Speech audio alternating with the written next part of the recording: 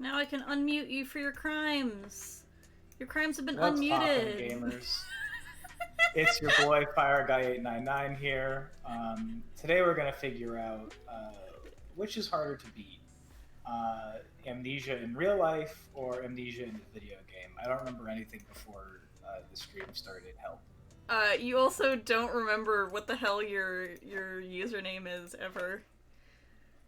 Although that's part of the bit. Username? Oh god. This might be a little... No. Is this loud enough? Like, how's it sound on your end, John? I just want to make sure it's not too loud. Oh no, now I'm listening to both of us in delay. Well, why are you... Don't watch the stream! What else am I supposed to do? That's why I'm streaming on Discord, John! You know what? You caught me. No, audio levels seem fine. Okay. There's a hard mode now? You may want to lower Amnesia slightly. Yeah, okay. Perhaps. Yeah. Volume-wise. That should probably be good. Wait, here's the problem is that... my magnificent voice slightly. Oh, yeah. I'm just gonna lean into the mic. No, that will make your audio worse. I just need to up your... louder. Yeah, I can make you louder myself, John. That's the magical thing I can do. Yeah, but I wouldn't want to burden my front of my birthday. I'll just lean real in there. Okay. Okay. Well, we got some time before we actually have to do anything, so we can just fuck around. That's the fun part of Amnesia, actually. So, welcome to... The fun part of playing Amnesia is the loading screens before you have to interact with the game? No, because, like, actually it's very fun to interact with the game at some points. You'll see what I mean. So, when was the last time you played this game? It is currently not responding, so we have to give it a second. Oh man, Amnesia crashing live on stream. Yeah. I guess the answer to my earlier question is that Amnesia in real life is harder because it doesn't crash. The last time I played Amnesia: The Dark Ascent was January 22nd in 2013, so it's almost the 8-year anniversary of me attempting to play this game. I played it last year. Very impressive. See, this is the fun part of the game. This is crazy. Hold on. No, Daniel. Daniel, let me pick things up. Focus. My name is... Come on, Daniel, you can do it. Where's no, get the suit of armor. Get to the helmet. Bastard man. Are these things you can really pick up? Yes. I just can't see anything because my gamma's too low right now. And I don't have any... you didn't turn the brightness all the way up? No! What are you, some kind of brave boy? No. I'm not at all a brave boy. Turning the brightness all the way up is the first step to playing any horror game. I mean, I might just do that because I do want to play a significant amount of this, but... Look, if the image is blown out, you can't be scared by anything because you just can't see it anymore. Yeah, true. Okay. Well, here... That's why I always look directly into the sun before playing a horror game. Yes, of course. Yeah, I only have a gamma at one point. You're supposed to do it so the right square is no longer visible. So you're actually supposed to play it, like, here. Darker, yeah. But I'm gonna play it up, like, here. That's not too bright. It'll still be dark. Oh, and mouse sensitivity is garbage. I need more... If you turn the mouse sensitivity up now, though, you're really going to regret it in the first-person shooting segments. Oh, yeah, true. When you need that fine aim control. What are you doing? What? Why did you do that? Me? No, I'm talking to Daniel. Our friendly friend. I think the thing about Amnesia: The Dark Ascent is that if you have amnesia, you're legally allowed to just kind of spin aimlessly. Yeah. Oh, Honestly, I think it might be because I don't have a mouse pad, and so, which I know is very foolish of me. I have a gaming pad on my actual desk that I have my computer on, but I don't have a mouse pad. So, let's see. The only mouse pad I've ever known was I got a mouse pad from Geico Insurance once at PAX, I think. I'm pretty sure Death Note Volume 1 worked pretty well as a mouse pad because it's old. Yeah, if it was a newer release of Death Note. No, genuinely, they're too slick.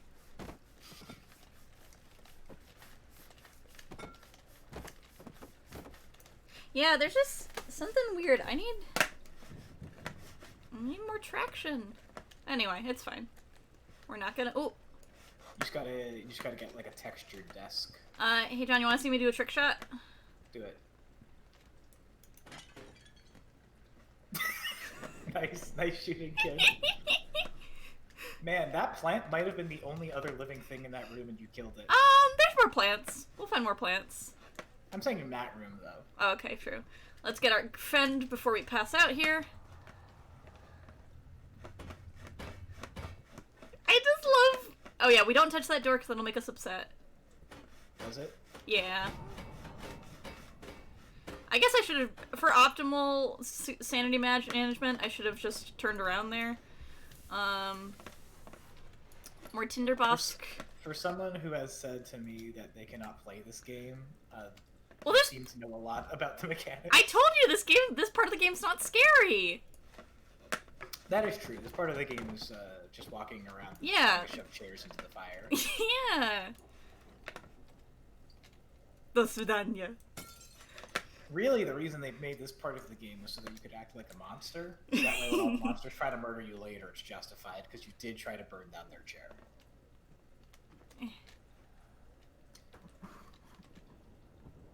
Baby Jesus. Baby Jesus. That's good. Yeah. It's good to know that Amnesia: The Dark Descent is a Christian video game. Well, it takes place in 1837, I want to say. Okay. Do I have a journal yet?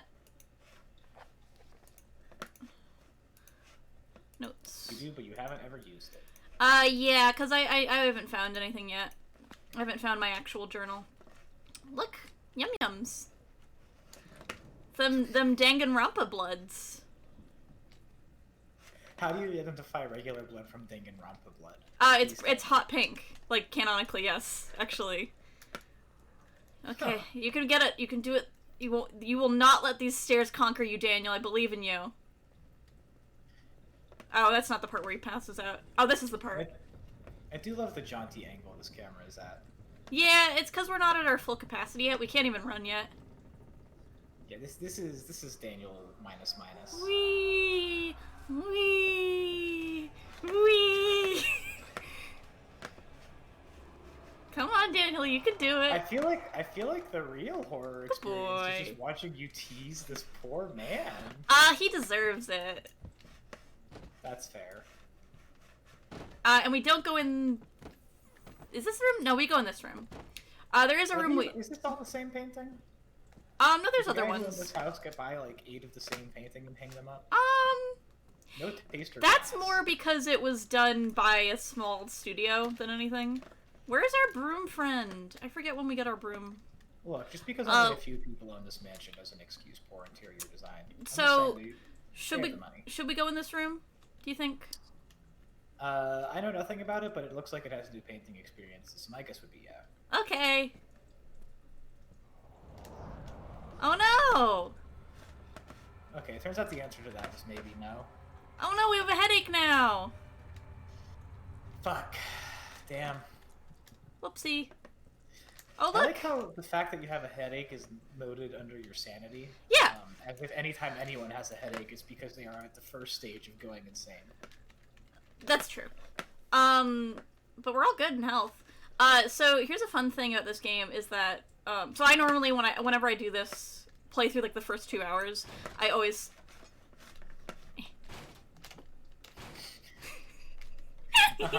I just like the sound design of this game, it's very clunky. Just trying to let all the monsters know where you are. Yeah, so here's a fun thing about the game, that, people would make jokes about in the past, is that in all these cupboards, there's always lots of shirts, but no pants. No pants for Daniel. So people would like to imagine that he's just walking around with a shirt on and no pants. When you say people, Gabe, do you mean you, or? I mean, I don't... You know me. I do know you. What I'm... Let me rephrase. That was not a real question. That was rhetorical. Okay. Come on. You can do it. Come on. No. I know that you think Daniel is capable of this, but a real human boy, would not be capable of throwing a chair into a window like that. A fragrant taste of rose lingered in his mouth. Turkish delights, he thought, just like the ones at the consulate in Constantinople.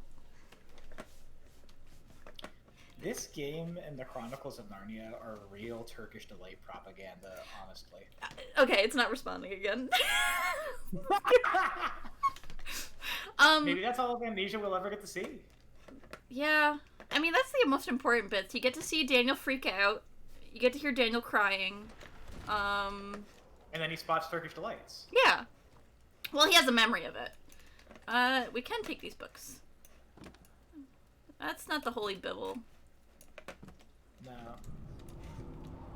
See, I like that it says witnessing unsettling events, but I was looking at this book, so I did not see this unsettling event.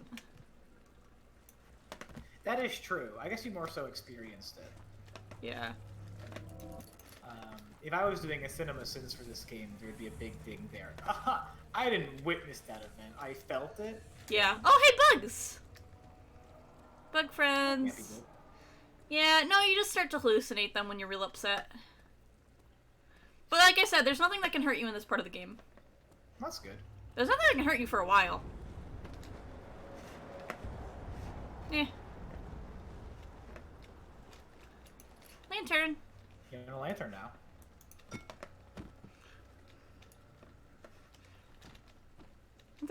This is a big plant. That's a big fern. That is like Yeah. a torso-sized fern.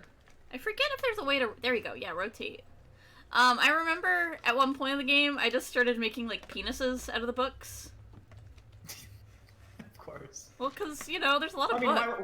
why else would they put them in the game? That's If not true. for that.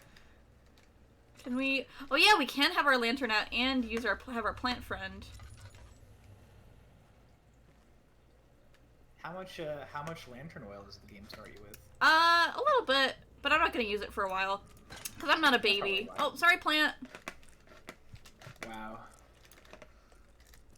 You're the opposite of whatever a vegan is.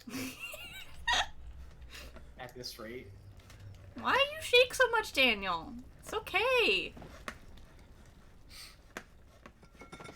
You know, this cocky teasing of Daniel for being frightened by nothing is gonna bite you in the ass in approximately Oh, yeah. 2 hours. Yeah. Ooh, broom. Yes, broom friend. Oh, and very importantly, always Why are we gotta... putting the carpet in the fire? You gotta put the carpet in the fire. It's where it goes. Hold on. It's just where it belongs. I gotta go in from an angle. Yeah, there we go. This is not what carpets were meant for. It is, actually. I don't think Okay. there's anything back here. Hi, Oh shit. Natalie! Oh, I'm so glad! See, that's why I was going to try to keep an eye on the stream. That way you could focus 100% on being scared, and I could vet any conversations.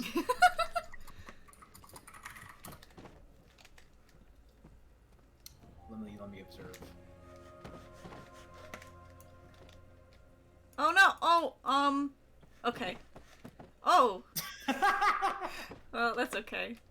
What's your sanity decrease? That was incredibly unsettling. Do you think we need to read this? I don't think so. Oh, is John quieter? Okay, let me think of how I can, mess with the audio so that John I mean, I did say I could just get closer to the microphone. Yeah, but then I have to hear that. I mean, you're gonna have to hear me one way or the other. No, the problem is That's not balancing... negotiable. No, the problem is balancing how loud the game is to... So maybe if I put it down to, like... 1.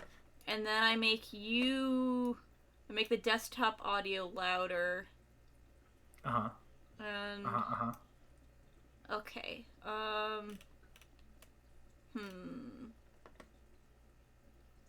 Actually, is there a way for me to control your sound directly in OBS? There probably is.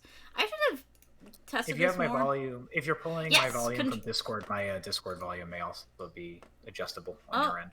Oh, no, if I control your audio via OBS, you just stop talking, so. Uh-oh. Uh-oh. Uh-oh. Uh-oh. Uh-oh. Uh-oh. There we go, we're back. Okay.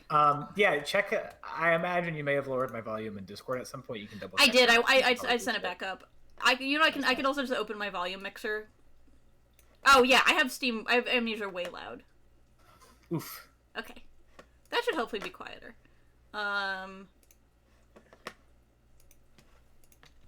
Okay. Because I can still hear the game. Here, let me make some good noises. How's that sound?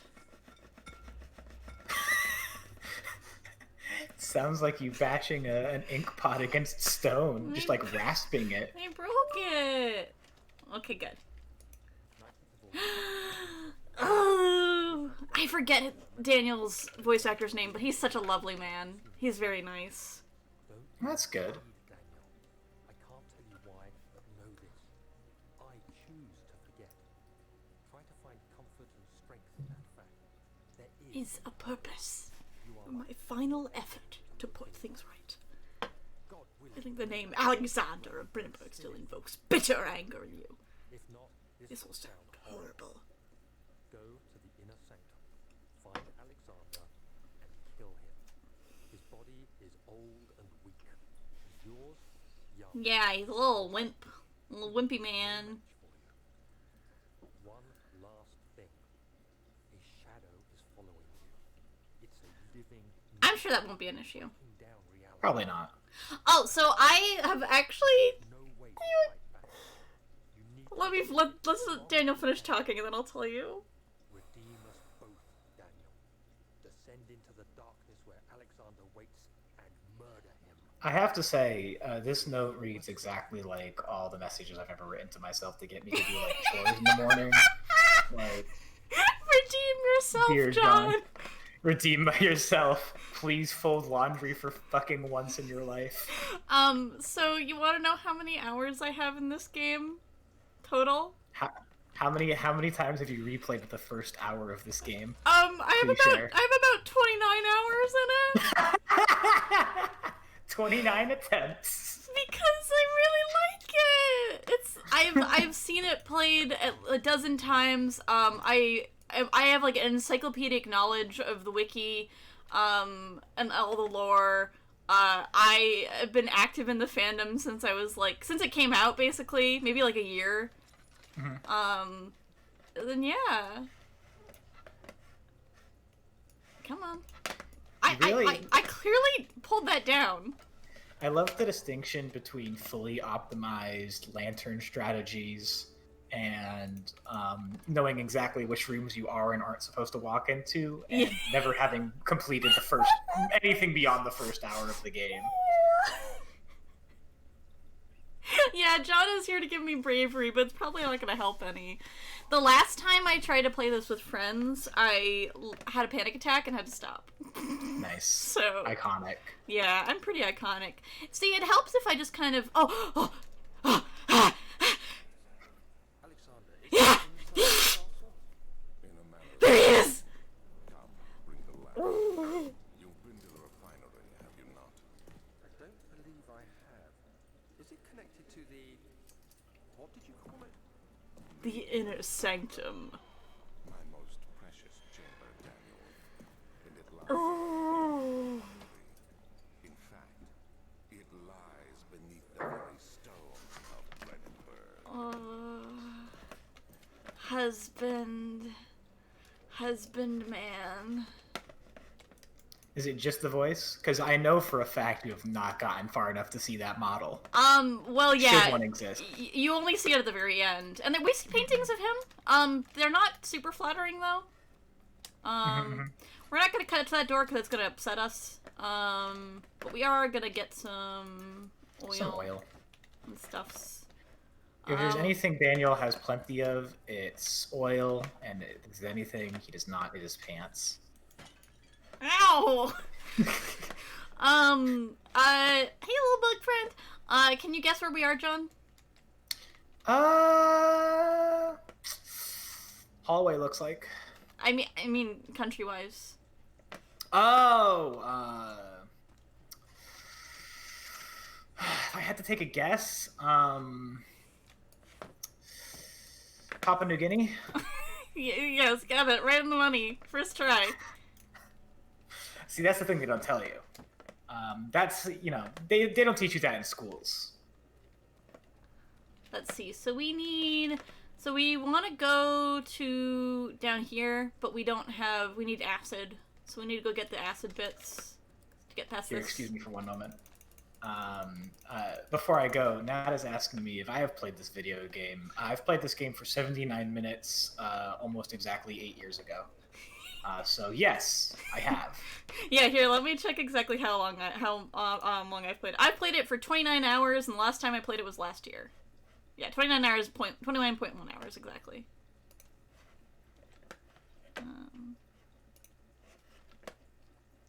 Yeah, John's a little baby boy. Could do this wines. I think we want to go to the laboratory first.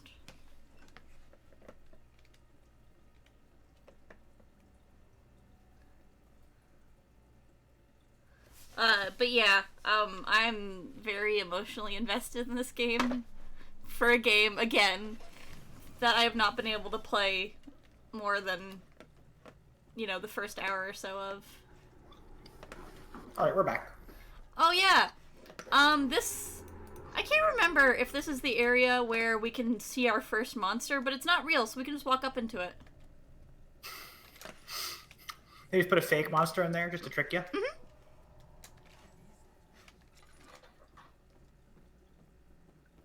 No, it's not here. This is the lab. I think it's the wine cellar. Thoughts on Resident Evil 8 foot tall vampire lady? Very good, very powerful, very poggers. Mm-hmm. I mean, I've said this before. The reason I like Amnesia is because it's basically just Dracula. Sad Englishman goes into a creepy castle in Eastern Europe, and is betrayed by a, weird Eastern European count who is not human. It is, in fact, Dracula. So it's basically just Dracula. And if we can see the little boy down there. It's our little boy! Daniel. Yeah. Yeah, Daniel doesn't like that, though. I mean, who would? It should be more Cooperite.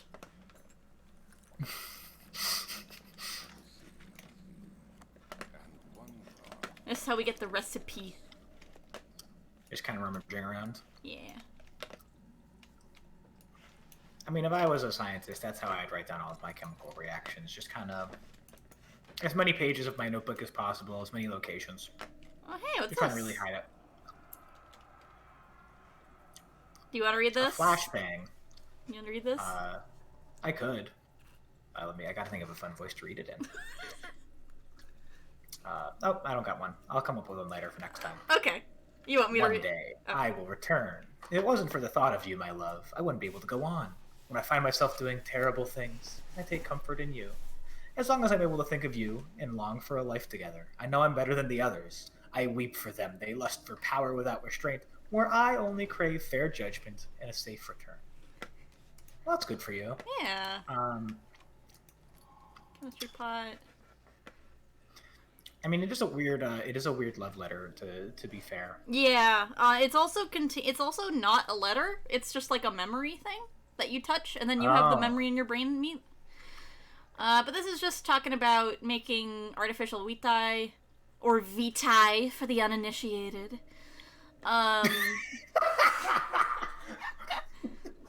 Calamine. Are you gatekeeping fake alchemy? I'm gatekeeping Latin pronunciation.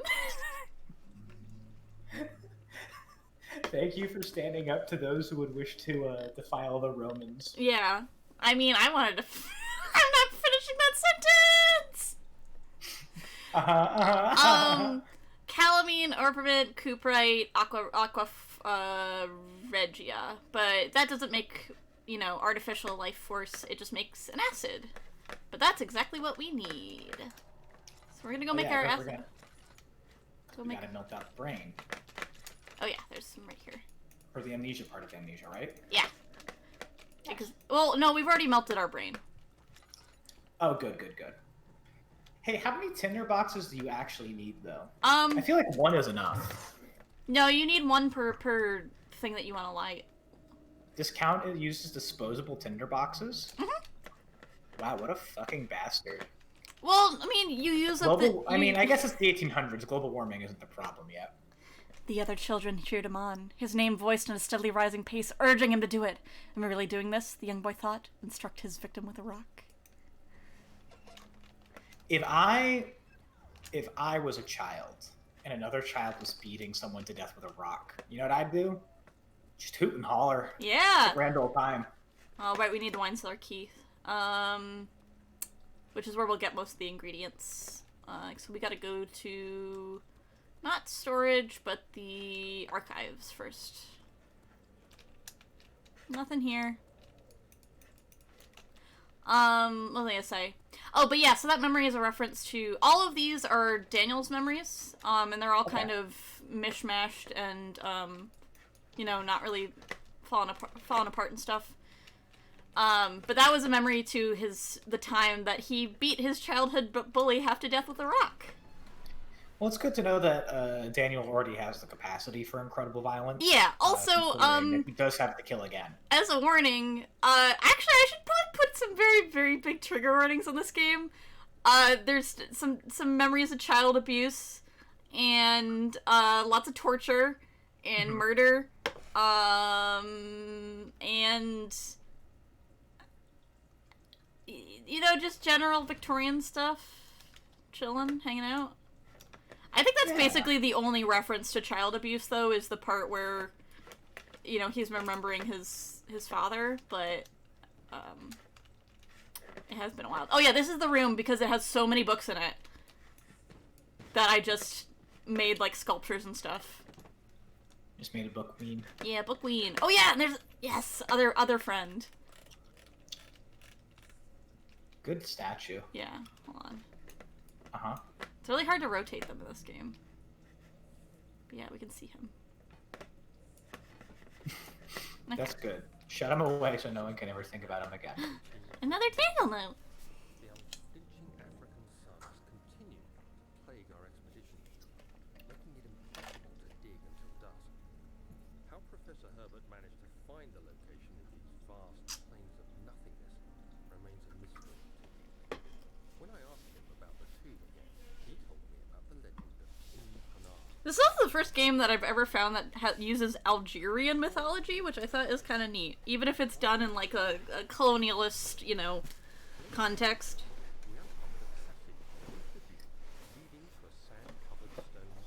More mythologies is always good. Yeah!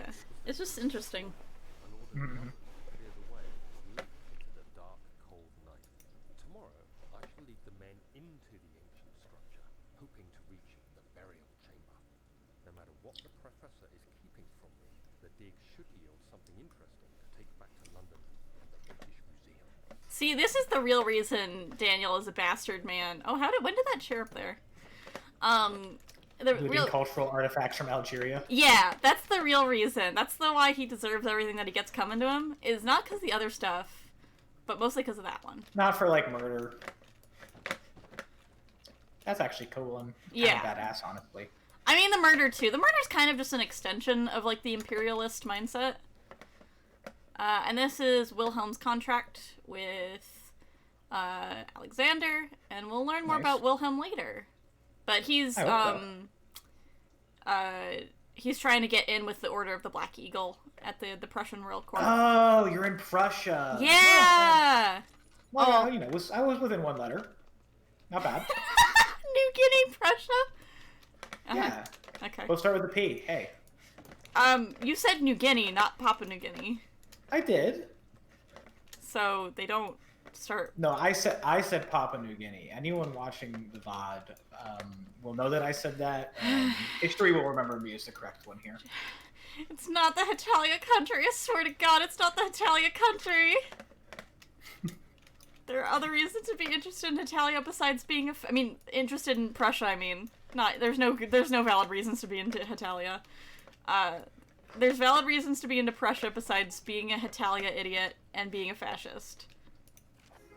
I was about to say, isn't every country the Hetalia country? Shut up, train! I'm doing stuff. Okay. Document my tribulation, for I fear that my memory. I will die before this becomes a Hetalia stream. Today, I took some men and ventured. I'm sorry. We now have to have a discussion over which countries we are. Oh no. I am the communist nation state of Yugoslavia because I completely evaporated after any strong leadership left me. They don't even exist in Yugoslavia is not basically most of Eastern Europe that isn't Russia is not referenced in Hetalia because Well, that's true. I guess it's after those things take place after the events of Hetalia. no, Hetalia has other stuff. It's just also Hetalia doesn't care about anything except the fascists. Despite their unearthly quality, I felt the Yeah, Ukraine is a big titty moe farm girl. which haunts me still. At the far end of the chamber, Anyway, Daniel tried to go into a tomb, and now he's trapped there. Why would they do that to the Ukraine? I have one simple answer.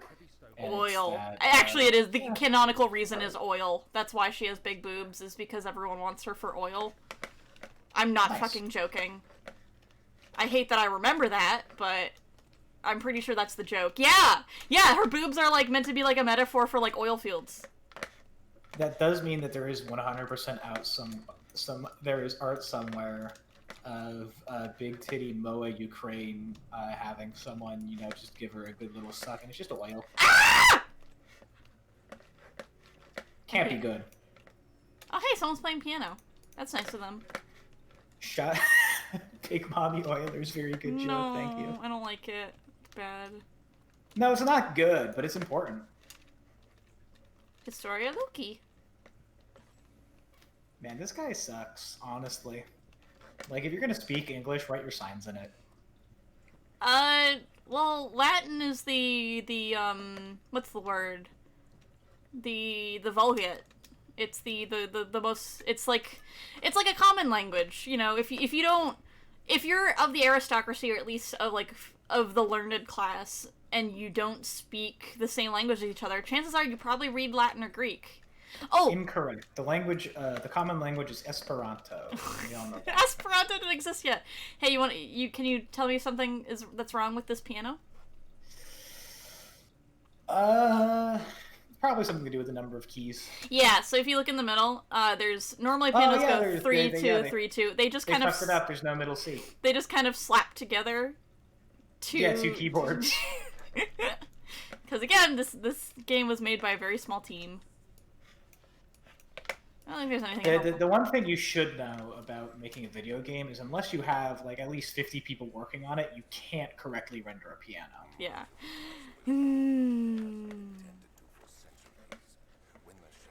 I just like hearing his voice. we're just buying time anyway. Let's do what we can. There isn't much to be done about the wars. I want you to know that Esperanto was created in the late 1870s, so depending on when this game is set, it could No, exist. it didn't exist yet. This is 1837, I think. 1839. Oh, 37? Damn it. It's either 37 or 39, yeah. Hey, you know what? This is an alternate history. My headcanon is that Esperanto exists and no one uses it. Okay, that's fair. I'm willing. I mean, wait. I say that's my headcanon as if that's not true of Esperanto now. Yeah. No one speaks Esperanto. Oh no! Uh-oh. Uh-oh. Jeez. Shucks. Well, nothing we I can do think this about is right that. about where, I think this is right about where I stopped playing the game because I got stuck. Oh, this part's really easy. I'll show you. Make sure there's nothing over here. Okay, now we can go into this memory. Here's the thing, it doesn't matter about how easy the game is. I get lost in literally every video game. Yeah, that's true. If I have to follow literally more than one direction, can't do it. To answer your question, Nat, John's VTuber Persona was a collaborative effort. because Yeah. actually I'm gonna pause this cutscene so I don't talk over it too much. But John obviously is a big fan of the good old hot dogs, horseshoes, and hand grenades. And he had this very good and funny bit when he figured out the different camera modes, where he pretended to be like a lifestyle vlogger, but a hot dog. Yeah, because the game renders your model as a hot dog. There are no human models in that game. Yeah, so then I was like, oh, a hot dog VTuber would be funny. And then I was like, I could just draw a hot dog and put clothes on it, but wouldn't it be funny if I did like a furry hot dog? Mm-hmm. So now you're a hot dog Clifford situation, where you're a red puppy. Yeah, and then Gabe asked me for any input or suggestions, and I gave only bad ideas. Yeah. My weakened body was heavy to carry. On a full moon, he turns into an actual hot dog. No, that would actually suck, though. Yeah. Because the thing normally with werewolves, right, is that 29 days out of the year, you're distinctly very murderable. You know, And then for one day a year, you're I'm just not gonna and touch then it. You become a hot dog. I'm just not gonna touch that, I don't think. I mean, honestly, what's the harm of living in this hallway for the rest of your life? I I cannot think of a single downside. can't move back any. Actually, no, I'm moving back a little bit. You are going to clip out of bounds and discover. I'll show you how to clip out of bounds later. I know how to do it. I discovered it. I discovered it completely organically. It's not helpful in any speedruns or anything, but I know how to clip out of bounds in one exact location. But yeah, Speaking of hot dogs. Have you guys seen the epoxy hot dog live stream?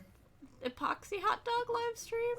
Someone made a hot dog and put it in a bun and then put it in epoxy resin, and it's just on like a little rotating Lazy Susan constantly on YouTube. I kind of love that. It's been in the resin for 6 months now. Wow, it'll probably be there forever. Yeah. You'll get to see all the exciting new Wait, mold wait, that wait, goes on shh, it. Alien memories of spiraling towers, endless deserts, and impossible geometry. Best line in the game. Next thing I Impossible geometry. grating sound of stone being lifted. The voices of the Arabs pulling Cause anyway, you can keep talking. I just love impossible geometry. was the broken pieces. Like in real life, or only when? Only when Daniel says it. Anyway, John, you want to see what you do to get out of here? Yes, please. Well, let's take something that is clearly very not, good at hitting things with. Uh-huh. Oh, I just lost it. There we go. I mean, we've all rolled up a piece of newspaper as a sword and walked. Wait a minute. Oh wait, no, actually, I don't think you can do it with your. Oh yeah, actually, no. Here's this thing: is it says fragile but not breakable by hand, so you're supposed to just go pick something up, but you can just kind of.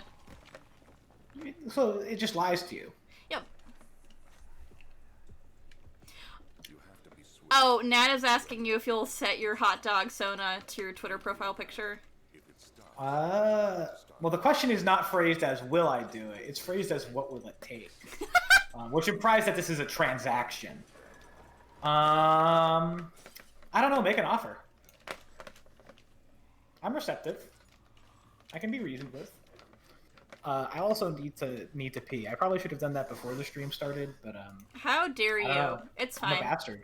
I'll just Alright. read this local folklore while you go pee. Yeah, nothing. Don't do anything scary in the next minute, because Okay. I won't be here to save you. Okay. Allstadt and Brennenburg Castle, 1801. Another region rich with lore is Allstadt, deep within the East Prussian woods. Allstadt, I think, just means, like, old town, basically. It's not very descriptive. For centuries, there have been stories surrounding the hamlet and its neighbor, Castle Brennenburg. The quiet, forest-clad mountains dressed with scattered lakes is as picturesque as can be, albeit the area is haunted by the dark.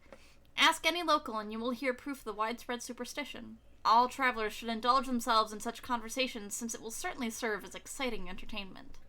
All of them have their own twists on the tales, but there are some motifs that keep reappearing. No, I'm not gonna make John piss in a bottle on stream! The Gatherers. This story reaches all the way back to the time of the 30 Years' War. It is said that soldiers who abandoned their duty got lost in the cold, dark woods and were forever damned to roam the grounds. Their bodies, wrought by their tainted souls, have left them disfigured and empty of essence. Many have cited them over the years and described them as horrid revenants. They move silently through the woods, shying away from any beholder. They are called gatherers, as they seem to follow some ambition to steal living creatures. It is their prey which can be heard struggling inside damp burlap sacks dragged behind them which reveal their presence. What dark scheme do they follow? A visit undone. Heinrich Cornelius Agrippa, the well-known erudite, visited Altstadt at the start of the 16th century. He resided in the local inn for a fortnight as he looked for remnants of kingdoms past. During his stay, all the prominent members of society paid notice, and he is mentioned in many records of the time. What do you mean hunters and oh, okay, I see, I understand. He's mentioned in many records of the time. One day he went to investigate a burrow in the northwestern glades, only to never be seen again. Heinrich is known to have passed away in Grenoble some 10 years later. He dismissed the notion of ever visiting Altstadt, which makes you wonder what really happened. Who was this mysterious man who visited the sleepy hamlet in the woods, and what happened to him? The immortal Baron.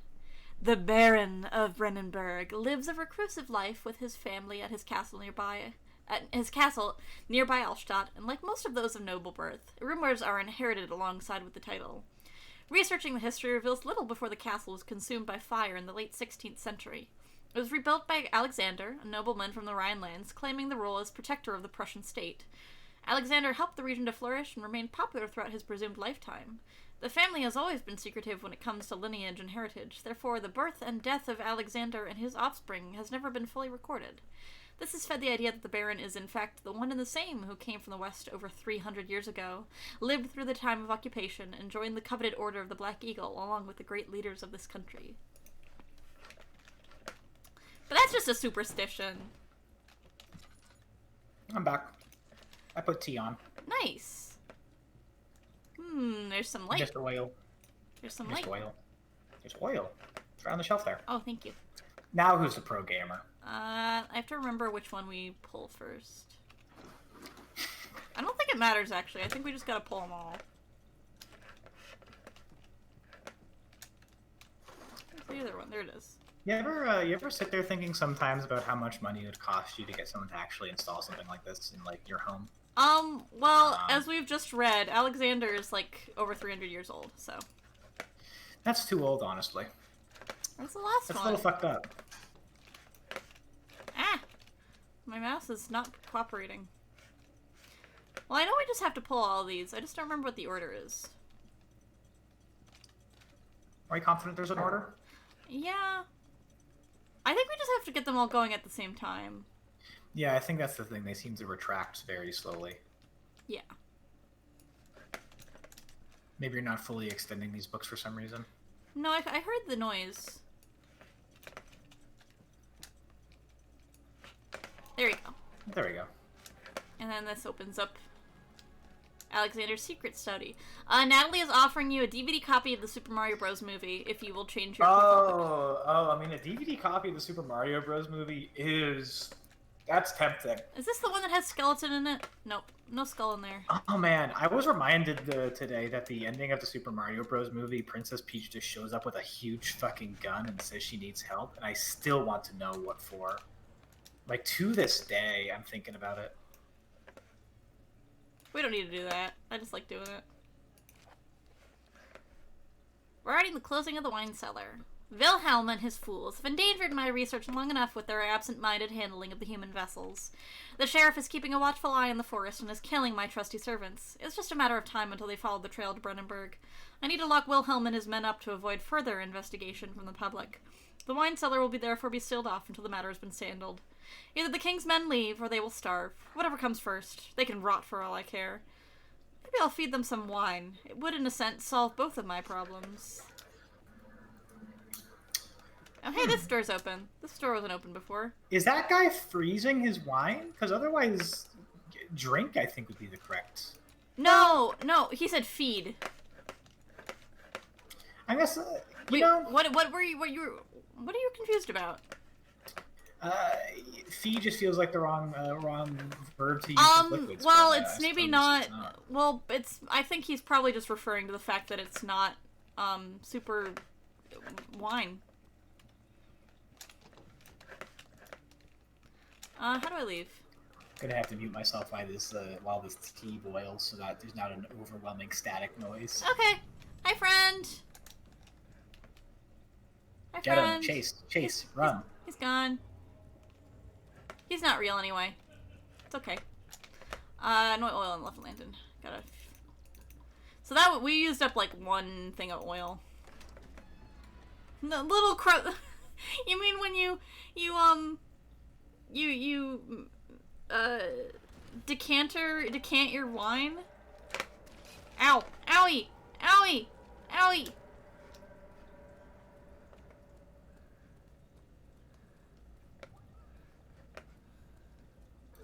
Were we just not just talking about how that guy wasn't real?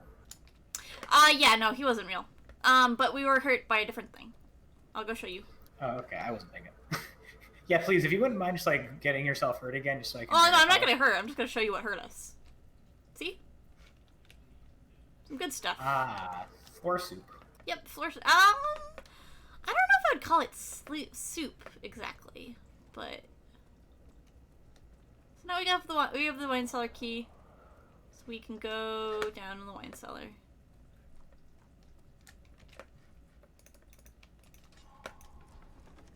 So you regain sanity whenever you solve puzzles. So that's why there's a little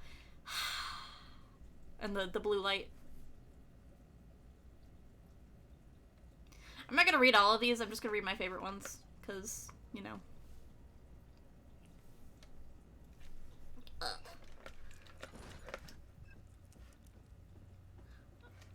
This part is where it gets starting to get a little scary.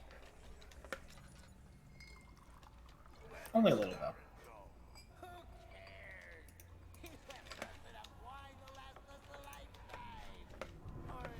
Until tomorrow! Man, if I was gonna get killed by a horrible monster, I hope my last words are just some dumb frat joke. Tools.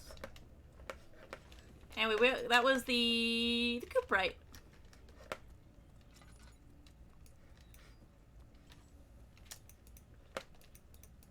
Oh hey! There's flies in here. That's good. And there's the calamine. And bonk! Shit. I think that actually also turns the light out, so it's a little bit dumb that I use my tinderbox, but it's fine.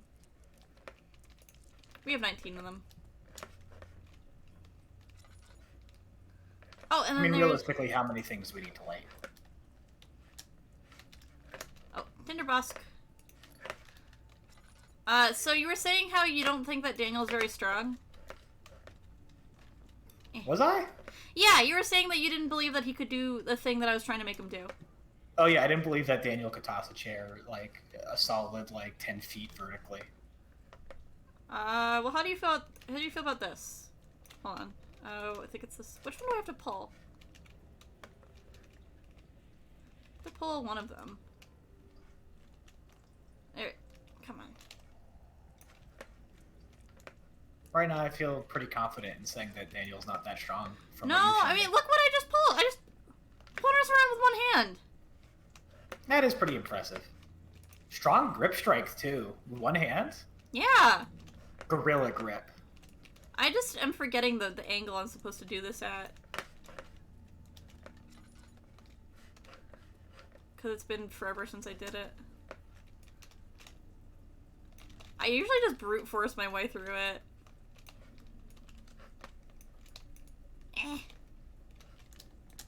Oh, there we go. Yeah, you can just see. Daniel's just able to... Man.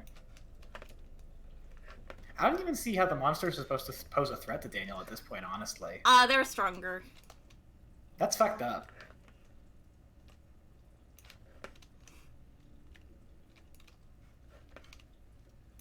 Okay.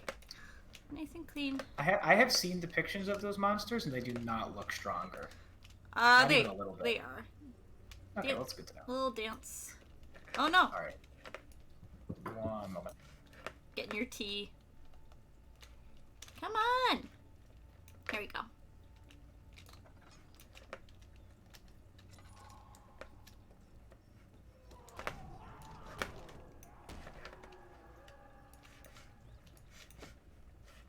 I'm sure that's just wine. Let me in! Touch, touch, touch.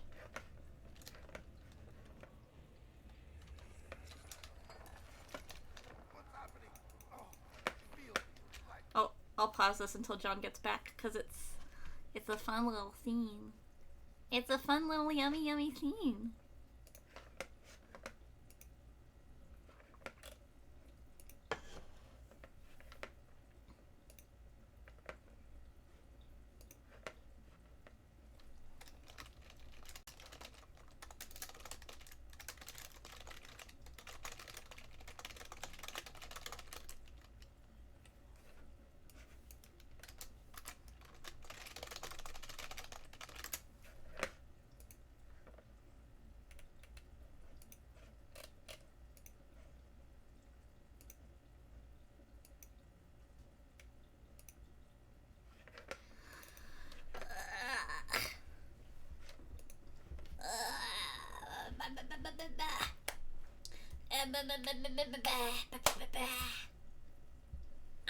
I'm gonna eat me some cheese boys. Oh hey, you're back just in time. I'm back. Yeah, I dropped. I was trying to make myself some tea, and I dropped the cap for the milk directly into the tea. I think that's the first time anyone's ever made that mistake. I do not believe that a human could possibly be that dumb. Extra flavor. For what? The milk or the tea? Take your pick. Anyway, here's a very good and appetizing scene. Mm-hmm. Oh. Ah, jeez, man. Wilhelm, do something! Kept it. We're not getting out of here.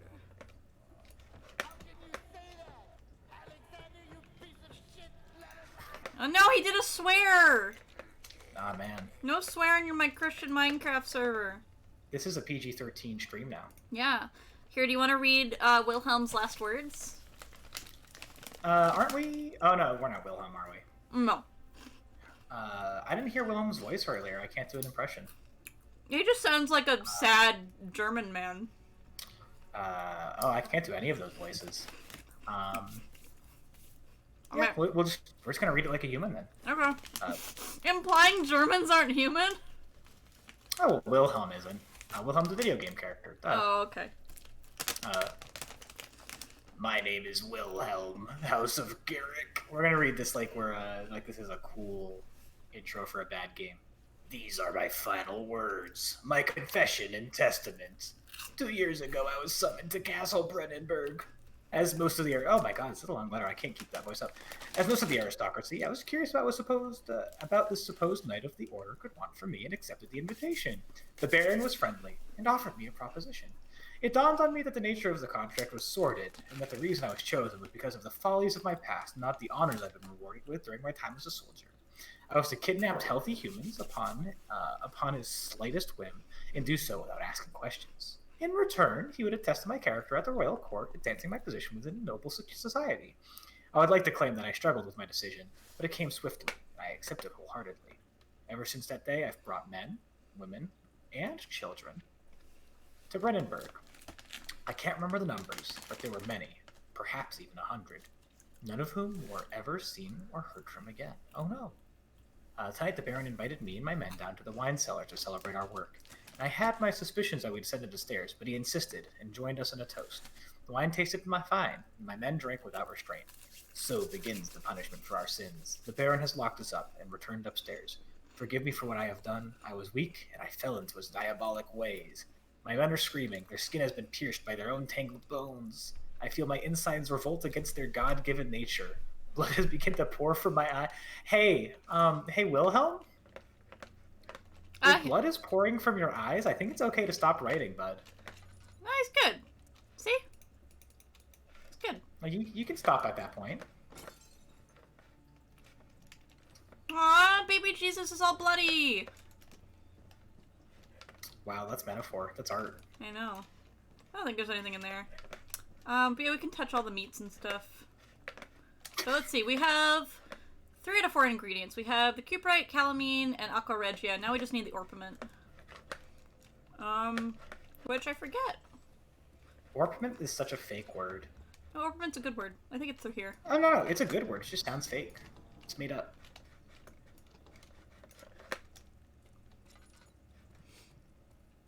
Oh yeah. It says that there's an enemy here, but there's not. It's fake. It's just reminding you. Or maybe it's not. Oh, wait, no, yes, it is. It is fake. Yep. See, I thought, the first time I played this, I thought it was real. Uh-huh. And I got real scared, and I hid in the corner for forever. But then it was not real. And I was not in any danger. No, you're not in danger until later. Yep. But we got all our ingredients. So we can go make our acid. My heart is racing already, though. Even though I know I'm not in danger. We're not even an hour into the game yet. You can't be scared for another 55 seconds. Mm. At that point, you can terrify yourself if you want, like... Ow. Ow. Ow. And then this is the laboratory, so we need to... Hup.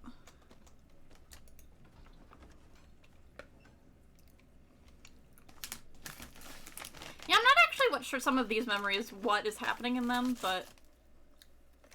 And I thought you were, you had encyclopedia knowledge of the wiki. I do. Well, just some of them aren't super, like, relevant. They're just kind of like... Oh. The thing Daniel saw once. Yeah. There was war in Algeria. It is being suggested that all enemies are fake enemies if you make them good friends instead. And that's a good point. Have you tried befriending the monsters? I have!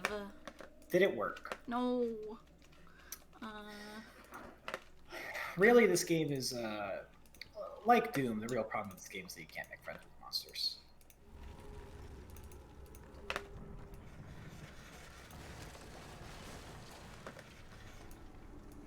I don't know why you're so upset, Daniel. Daniel just really hates, Chemistry. Chemistry. Least favorite subject in school. Yeah. Picked up a pot of acid. Yep, and then we got acid. I play pot of acid! This card lets me do, I don't know, some Yu-Gi-Oh shit. I really should have had a punchline for that joke before I started telling it. Yeah, probably would have helped. Look, I'm not a smart man. I just am. I knew this. I knew this before I invited you on the stream. And yet I invited you anyway. Really, that was the first mistake of this whole stream. The second one was thinking that I would help you play Amnesia at all. This is true. Yeah, we're getting very close to the scary bits. But we're gonna get to one of my other favorite Daniel lines, besides impossible geometry. Are they your favorite lines? I mean, the real thing that's fucked up is there might be a really good line later in the game that you'll just never hear. Oh no, I've watched, like I've said, I've watched playthroughs of it. Like the whole thing. True, yeah. I also have, okay, no, I don't own all the audio lines, but I own some of them. Like, just downloaded to my computer for fun. Because here's the fun thing about Amnesia, is that it just kind of lets you, so, yeah, here's the fun thing about Amnesia when it was released. It was kind of like how,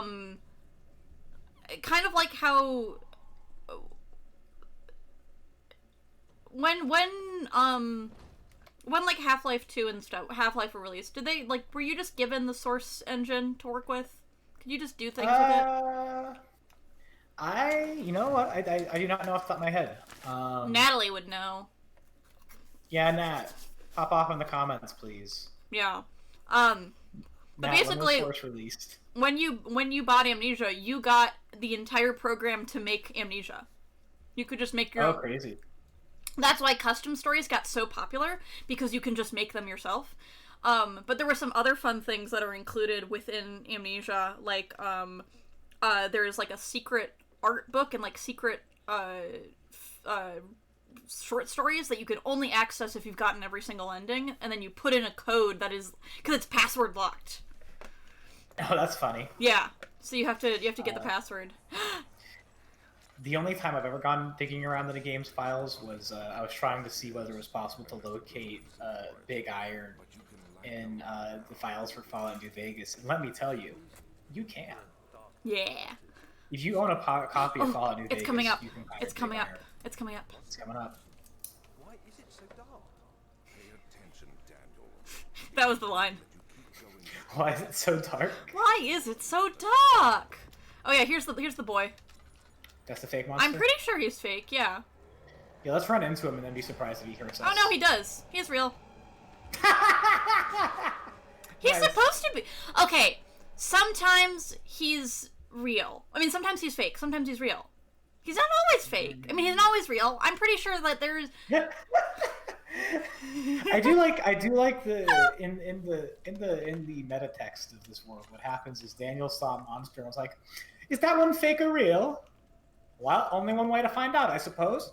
Oh, fuck! Okay. I'm being murdered, ain't I? But when you die and come back, he's not there. That is the important thing. So really, getting killed by the monster is a speedrunning strat. No. We're getting close to my limit on how much of I can play this game. Because Let's see how much farther we can get. I know. Professor Herbert insisted I return to England. He said he didn't want to risk forfeiting the entire. Maybe today is the day that we really just buckle up and. No. Here's what you do. You can close your eyes, right? Uh-huh. And you can mute the audio. Uh-huh. And I will describe Amnesia to you. Uh-huh. And that's how we'll beat it. You don't know how to play it, though. Like, you don't know, like, the last parts of it. Yeah, but I know how to see it. I have a I'll dating be a sim. seeing eye hot dog. I have a dating sim called Blind Men lined up, which is very good and fun. It is a you are. If you're familiar with the song Genghis Khan by Mike Snow, it was obviously heavily inspired by that. But you are a young and upcoming supervillain who has his first heist, his plans destroyed by either a handsome American spy or a handsome Russian spy. And then you can kiss them. But yeah, Natalie was asking what dating sim we're gonna play once I become too cowardly.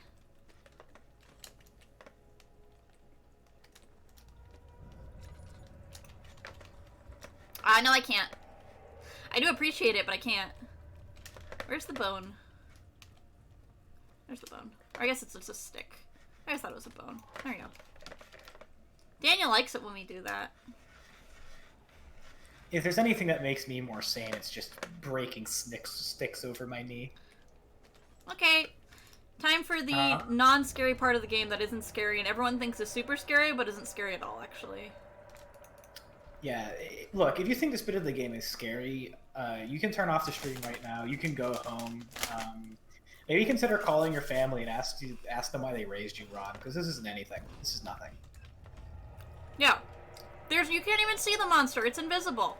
What's scary about that? Yeah, how can a monster be scary if you can't see it, fucking idiot? See? This is nothing. Yeah, look at that. What's that monster doing? Nothing. Yeah. Nothing. Just standing. So I believe... Honestly, that video game that is just a video game version of The Floor is Lava is just this part of Amnesia. And no one talks about that. Yeah. Oh my god! Sometimes I have trouble remembering which is the crouch key, and am I doing okay? Oh, I'm barely conscious. I've taken a lot of hits. That heart doesn't look so good. Yeah. I mean, it's okay. You can die to the not scary monster. That's not scary. Yeah. No. You think having a light on would help you here? Oh, yeah, maybe. I think there's some stuff in that room, but I don't think we need it. Nice. Yeah, I used to be really good at this section, but clearly I'm not anymore. Yeah, I need to go back and actually pull that lever properly. I didn't fully... Come on! You know, come to think of it, as someone who played 79 minutes of Amnesia and did not get this far, I'd always assumed that this part of the game was like way later into the game. Oh no! It's like your first actual genuinely dangerous encounter. Oh hey, we healed up a little bit. Okay, there we go.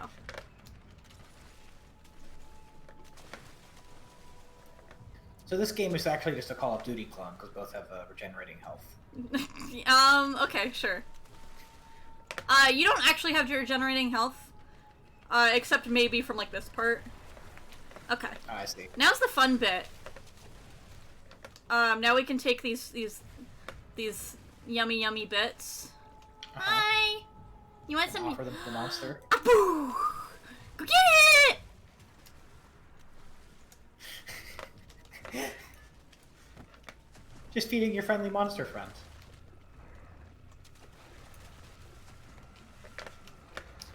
Those munching sounds aren't great, I do have to say. Yeah. But you know how it is. I do know how it is when you're eating a big torso. Hard to eat those things nice. What point do we get the justifications for the war crimes? I mean...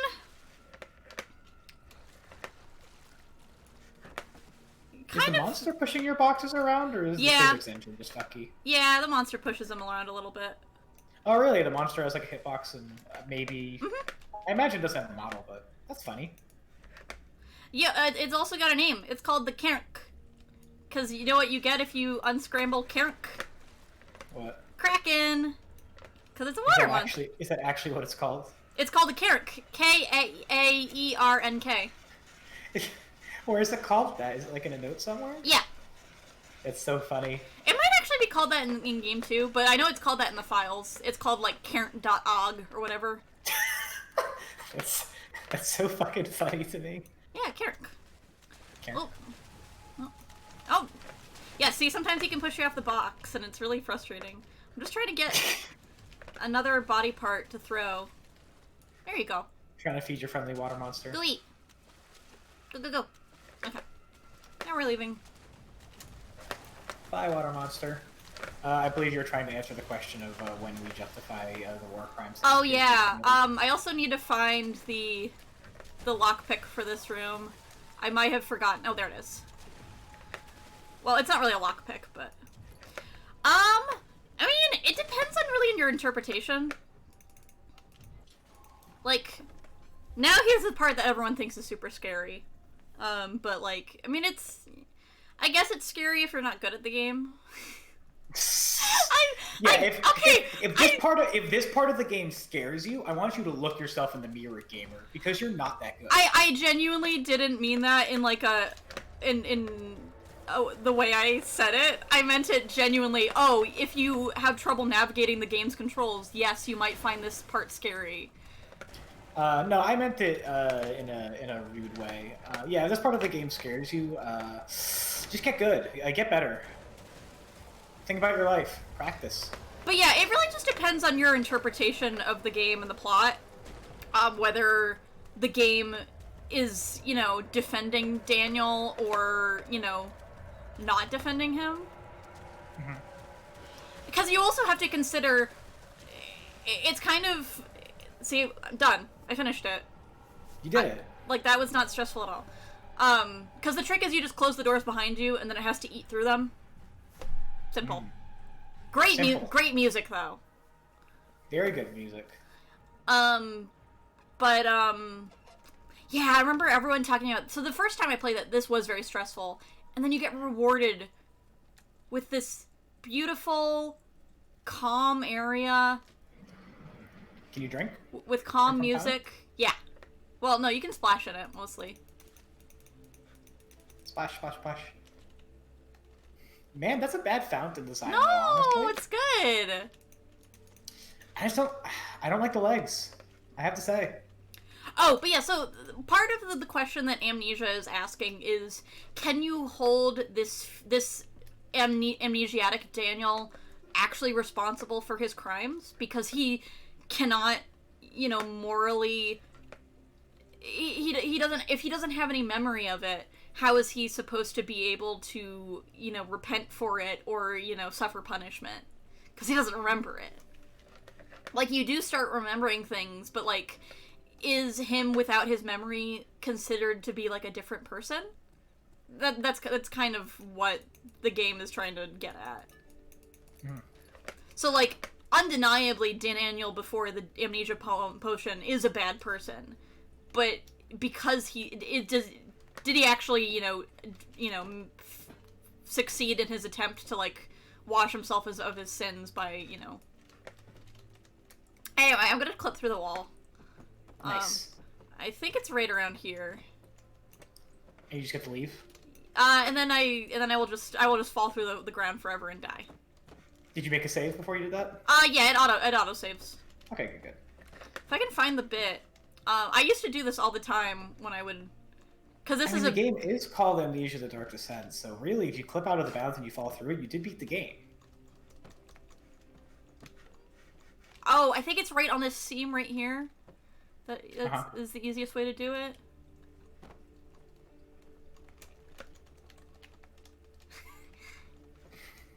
I'm determined. I believe in you. You might not even need a chair. You might just need to kind of like keep jumping at it. Jerk your face into the wall correctly. Yeah. Oh. Yeah, dying out of bounds is the true ending. Daniel's got schmovement. You got a little bit of schmovement. A little bit. What is having amnesia other than your brain falling out of bounds and dying? I guess that's true. Really, no. This is the truest metaphor for your experience. I'm pretty sure we do need the chair. There might be an easier place to do it. But I just remember this used to be super easy. They did at some point patch a hard mode into the game. They might have patched out the wall, the bad wall. No, inexcusable. But yeah, all the like fastest speed runs are out of bounds for Amnesia because it's really easy to get out of bounds. If you're not me, apparently. I'm determined though. I can't remember if we might need local cap play rubbing chair against wall insists it'll make sense eventually. I might need to do it over here. Oh, come on, come here, closer, cherub. We are getting some very good, like, gentle chair on window noises, though. We are. You think they rubbed the real chair against the real window to get that noise? I sure hope so. It's a commitment to the art is what it is. Look, I'm what we call a pro gamer, and if they didn't rub a real chair against a real window, I'm gonna have to go to their offices and speak to them. But yeah, I just remember you just kind of rub your face with the chair against, like, one of the seams. Or maybe you don't even need the chair, is what I'm... Like, you just keep jumping. I'm so mad that I used to do this all the time as a youth. And it's okay. Well, we'll splice footage back in later. Yeah, we'll fix it in the edit. I'll fix it in post. Anyway, this is where this game gets scary. Alright, so, let's do it. We're not going to storage first, because I'm a baby. Too scary. Storage is too scary, and also I want to get to the bit where, Alexander talk more. That is true. If you do play more of this game, you do get to hear Alexander talk. Yeah, so I can get to this area, I can complete guest room, study, and through some very stressful, effort, I can complete storage. And then you can go to the prison when you take the elevator, but I can't do the prison, it's too scary. So we can either go to the guest room first and have our first real encounter with a monster that is totally real and is not the one that I said was yeah, not fake. The one that you said was totally fake and then ran into and it murdered you without a moment's hesitation. Here's the reason why. In the demo, it's fake. Oh. In the demo, it's a hallucination. If you walk up to it, it disappears. In the real that's why I keep getting confused, because I used to play the demo also all the time. But yeah, so we can either go to the guest room and get some other very good Alexander and Daniel dialogue, or we can get some Alexander torturing small animals dialogue. It's really up to you, I think. We'll go to the study first. Okay. Let's become learned about the monsters. Yeah.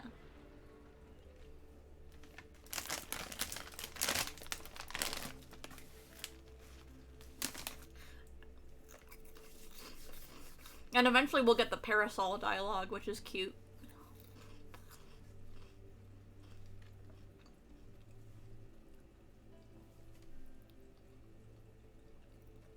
Yeah, I think, I really don't want to do storage is the thing. Because storage is scary. Oh yeah, I don't really want to read all of this, but we mentioned Heinrich Cornelius Agrippa before, which, if you don't know who he is, he was a 16th century occultist who was real into, like, figuring out, like, how to summon demons and shit. And he had a friend named Johann Weyer, and they're looking for an orb thing, which maybe is similar to the orb that you found in the tomb. And they say that there's a beast guardian, beast guarding it. Tries to kill them, until it gets the orb back. And what a coincidence! There's a weird beast trying to kill you. So maybe they're connected to this. So it seems to me that if we really wanted to beat Amnesia, all we'd have to do is just kind of drop the orb. We don't have it, is the thing. Alexander's got it. Yeah, Alexander's got it. Oh, is that we gotta go kill him? Yeah. Because he also, and also he betrayed us and we're angry. We gotta get revenge. Mm-hmm.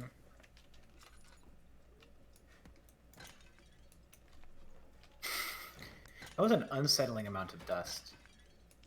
Oh no! I didn't mean to light that. Well. Why didn't that... Oh, that doesn't... That's glued there. Yeah, I can't pick that up. Oh, it just... Oh, it clipped into the...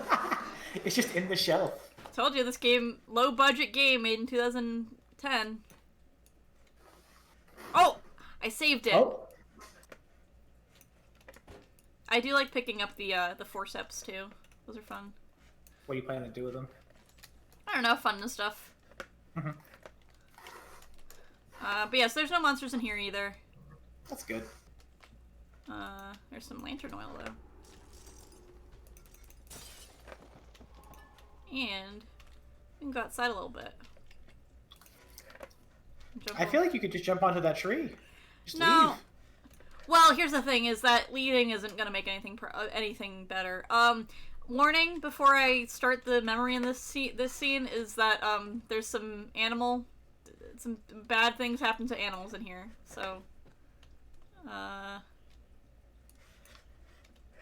Close your eyes and ears if you like animals. Yeah, if you like dogs in particular. Sorry. Oh, but way to toss that dog head, yeah. Alexander's just taking notes on dogs and what you Just can like do. what they do. Yeah, what you can do to dogs and some birds. Hey, what's that dog do? Yeah, a rabbit. Oh, here it is. Hey, another dog head.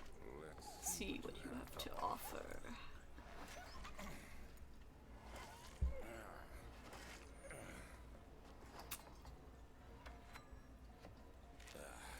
What a mess. I should have sharpened the saw. Lazy. I can sense it. It's definitely there. And I don't have any feelings about that scene whatsoever, so we're moving on. Not a one. Not a one. Hey, look at this fun penis statue. Nice. Pog. Oh, yeah, no, never mind. Can't pog anymore. There he is! There he is. Mwah! Mwah! Had to get just far enough into the game to smooch your boss. Yeah. Old apple. Further disappointment. The antiquarian's latest findings yielded nothing. I'm still unable to grasp the inner workings of of life and its relation to the power I sense within it. I shall pursue more books on the subject, but I suspect it will be in vain. Since no research has been made in my particular interest, I must attempt to fill that void myself. Clearly, humans emanate more of the energy I seek, but I hope animals will suffice, as they would prove less of a hassle to acquire. Actually, let's clean up after him.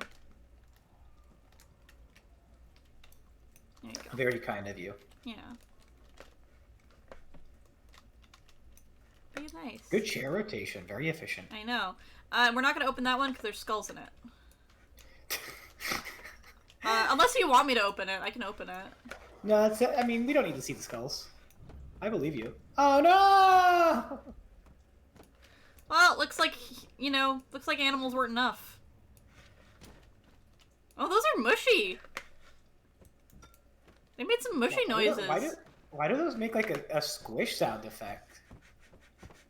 They don't all do that, but some of them made a mush. Huh. Damn. Anyway, oh no, it only gave us a slight headache. No big deal.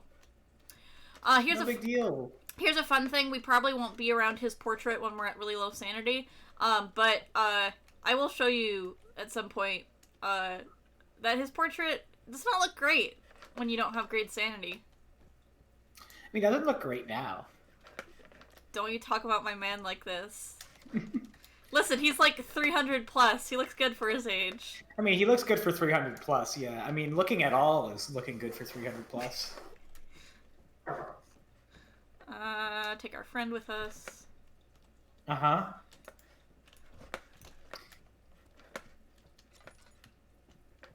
Right, this way is blocked off.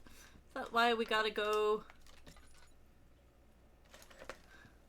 I forget what that story is. But we gotta go this way. And not fall.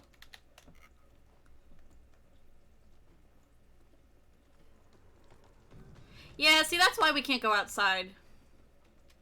You might notice all that goop that's doing some bad things.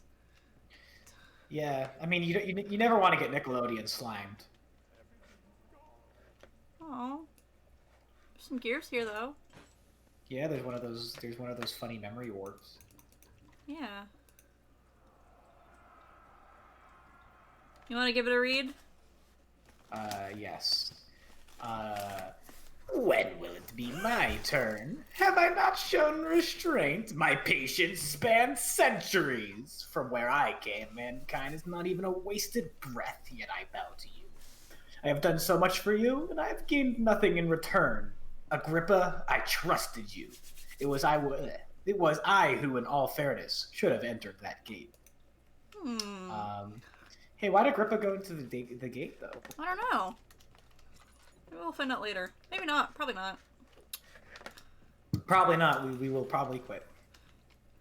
Hey, we did find a... Yeah. Yeah, we did find the instructions to fix the elevator, though. We can fix that later. We got the flow cycle rod. Oh, I thought that said flow cycle red for a second. I was trying to figure out what that would even mean. Some more tinder bosques. Yes, I do insist on calling them tinder bosques. That's just an old meme. An old meme. Really old Amnesia meme that I can't let go of. Those OG amnesiacs amongst you. Remember. We call them OAs, original amnesiacs. Yeah, I haven't had my memory since... Well, when this game came out. So I lost Every it. day I wake up and I go, oh, maybe I'll play this game again. And then I remember, oh no, it's scary. Yeah. Really, if anything, the testament that you have... This is a good is quote. just the fact you've played this game 30 times. Yeah. Well, like I said, I like it a lot. Let's go to the guest room.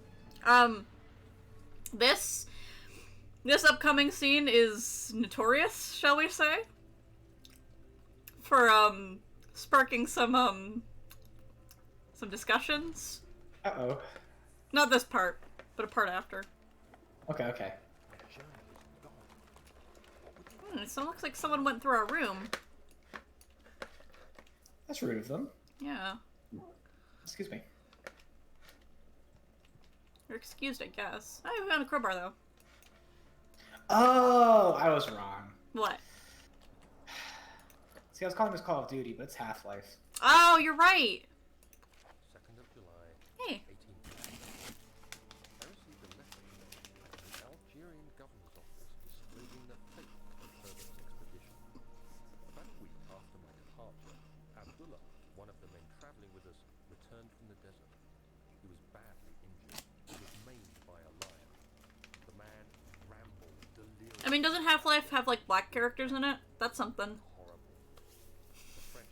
It does have at least one, thinking about it.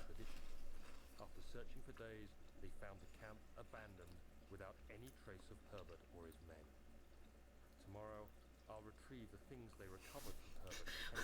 Well, because Kenny was saying that Amnesia is better than Half-Life 1. But I'm worried. But I was like, you know, Half-Life has black people. It actually has characters that aren't white, so...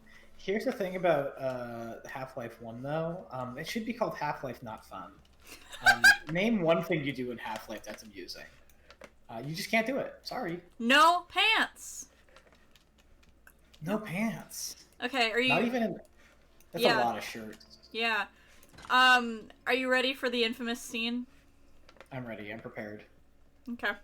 The question is, are you ready? Do you think you'll be okay? Can you manage? Well, it's gonna happen when we touch the bed. Touch bed. Daniel. What? Still having nightmares, I see. Yes. I can't shake them. They come every night. We'll put a stop to them. You'll see. That's it. That's it. That's it. That's it. Very controversial scene. And I mean that genuinely. Not controversial, I guess, but inspiring. Hey, look! A rabbit. Not very good not very good taxidermy job, though. This side looks good. Yeah. That side, not so much. Wonder if that's just a you have a slight headache thing. No. No. No, the rabbit always looks bad. No, rabbit always looks bad. Oh, right, we gotta... Did that break your crowbar? Yep. Why is it that every fucking video game has an obsession where crowbars break when you use them for your intended purpose? If crowbars worked like that in real life, people would not use them anymore. You ever think about stuff like that? Yeah. That really keeps me awake at night, like legitimately. I'll be sitting there trying to go to sleep, I'll have work in the morning, and it'll be really important that I get up. And I'll be sitting there thinking, hey, why'd that crowbar break in my video game earlier? That's fucked up. Now we just gotta wait here for a little bit. It's always good to spend some time in the closet, you know what I mean? Mm-hmm. Believe me, Daniel spends a lot of time in closets. I think it might be a metaphor for something. Just maybe.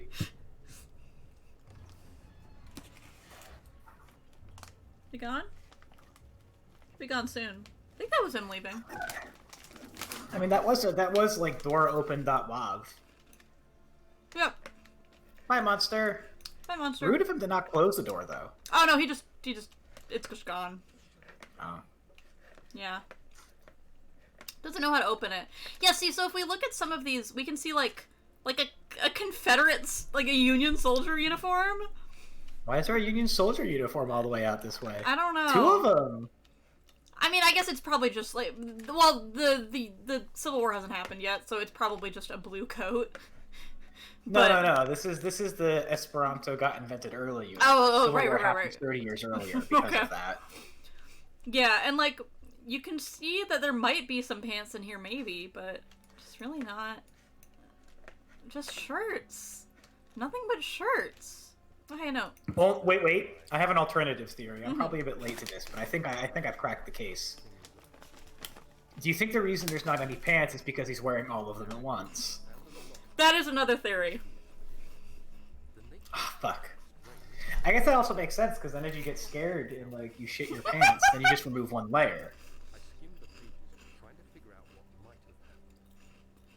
May 17th, the day I was... Oh, so I was right. It's 1839.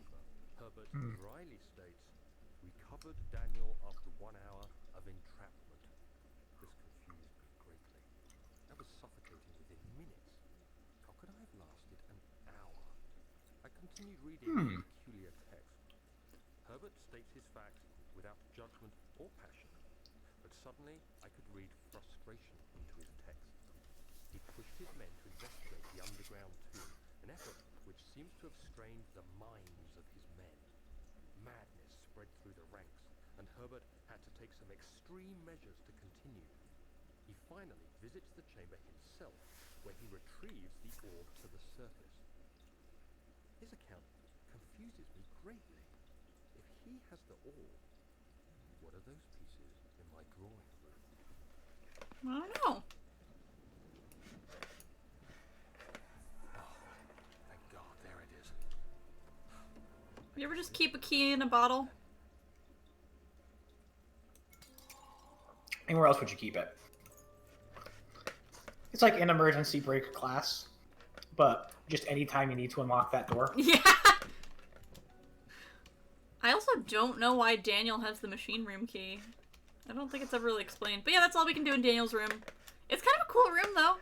I mean, he's got... It is a pretty cool room. Yeah, he's got, you know, like a... I mean, if this is all his space, hey, that's pretty yeah. good. Yeah, no, this is the full guest room. So he's got, you know, like Wow. a sitting area, big bedroom. Yeah, so much room for activities. Yeah. If you know what Daniel I mean. could fit a Whoop. full VR setup in literally any of these rooms. Yeah. Daniel could be playing Half-Life Alyx right now.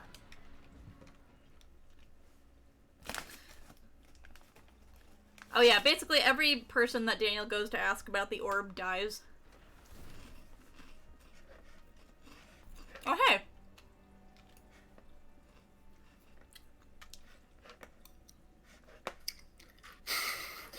Just, you know, rotating torso.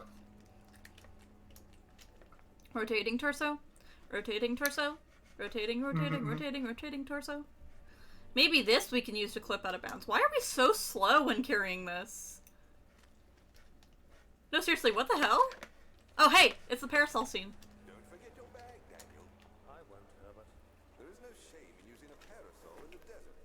As it happens, it's imperative to your survival. But it looks ridiculous. The shade will hurt much less than dying, I assure you. And from this day on, everyone drew Daniel with a pretty pink parasol. Also, yes, I would definitely be down for... I'll definitely join the the Dungeon Minecraft server at some point. Let me in!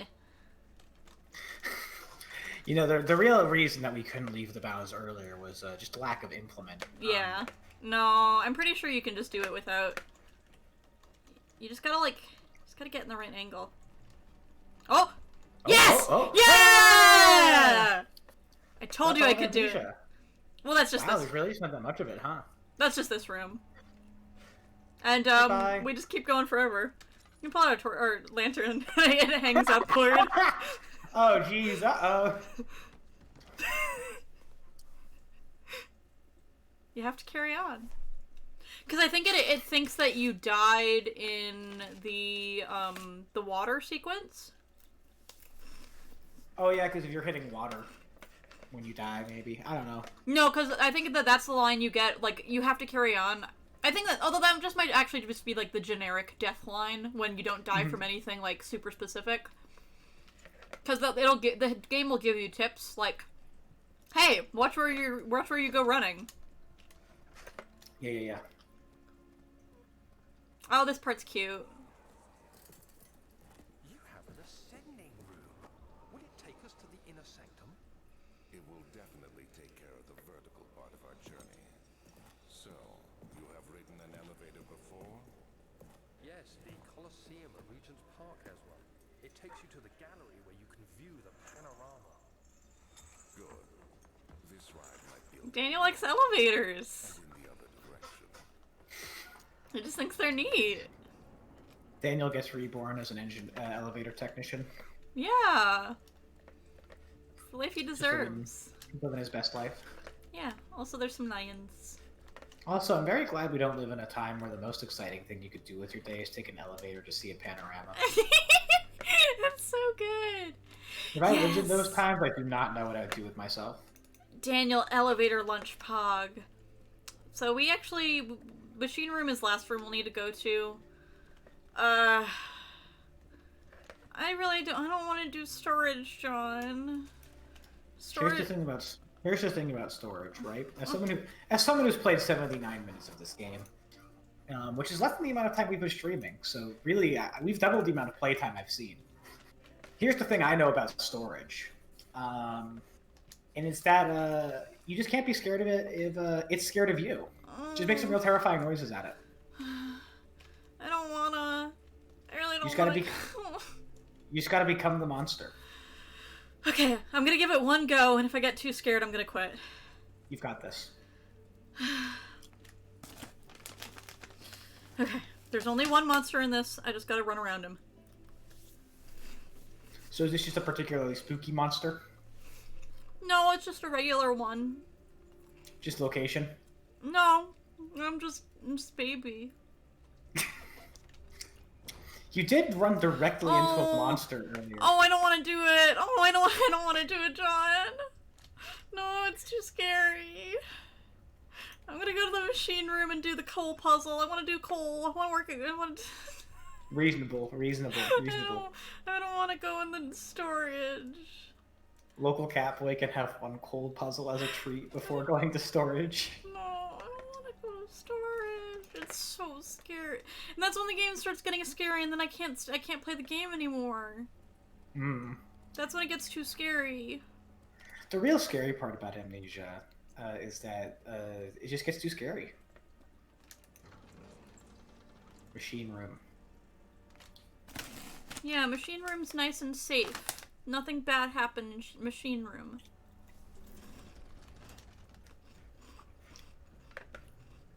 And we can do this puzzle. Oh no. Not a switch puzzle. No, it's easy. You just have to make sure Okay. it reads 8 up and 8 down. Okay. So...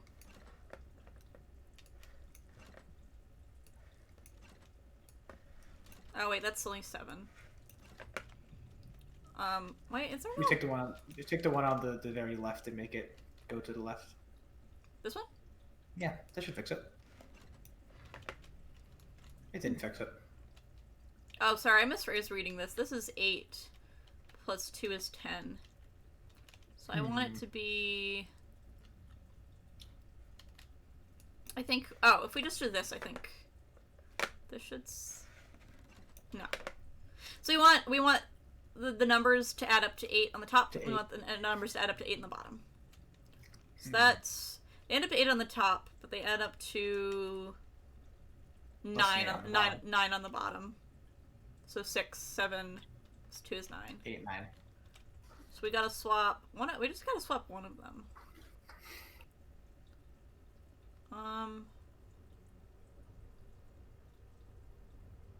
Oh, I think we do this.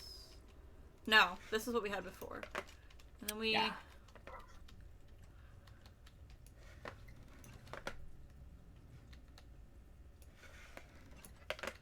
I just kind of zhuzh it until it behaves. Uh-huh. Yeah. Technical term, that. Zhuzhing. Yep. Let's see, that's 4. Yeah, the only way to make 8 on the bottom is to do either the 6 and a 2 or a 5, a 1, and a 2. So that limits your options a little bit. Spell what? Oh, zhuzhing? Zhuzhing is, yeah, I would spell it probably Jujing, but you could also spell it like zhuzh. I'm not sure how else you can spell it. I've seen it spelled as, let me see.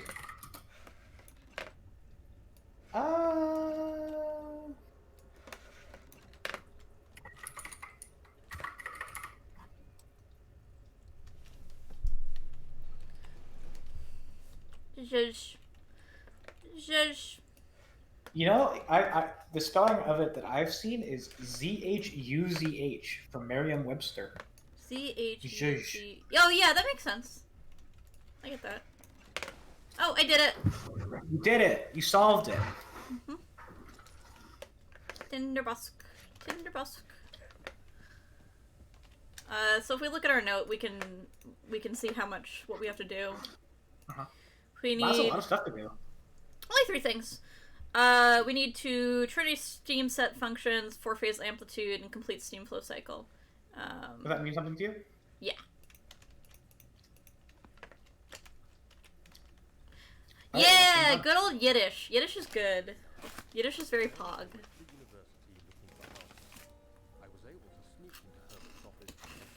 My second Amnesia AU is that the Herbert who was mentioned throughout is not some character in the game.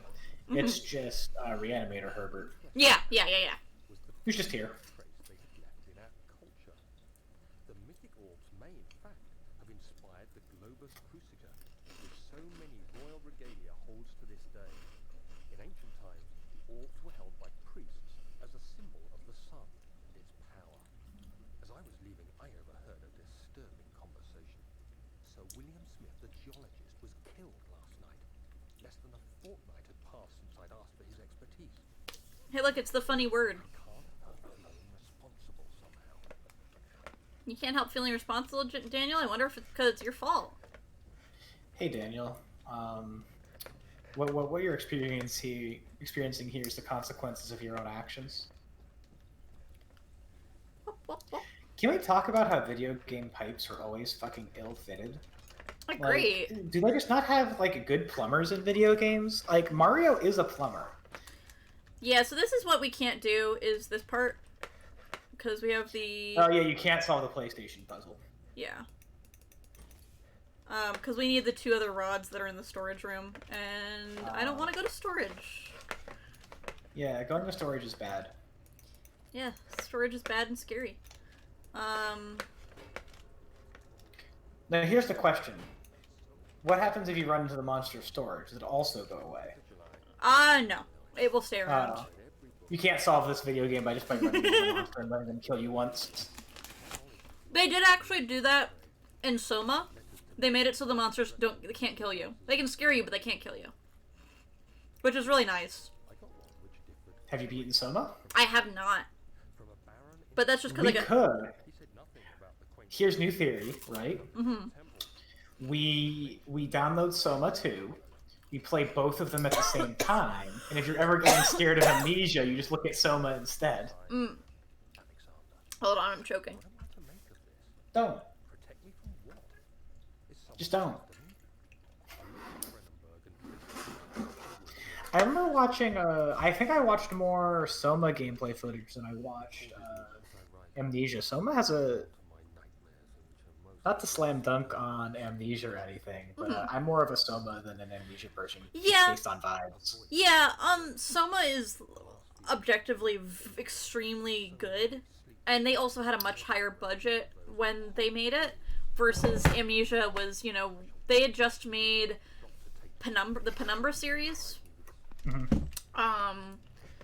And Penumbra was, I guess it's because, I'm trying to think of exactly the reason. They had, like I said, they had a bigger budget. They had more time to work on Soma. And they just had different writing staff, I think, because it had been a while. Are they making other video games? Yeah. They just released Amnesia Rebirth, actually, which is the Binding of Isaac crossover. Nope.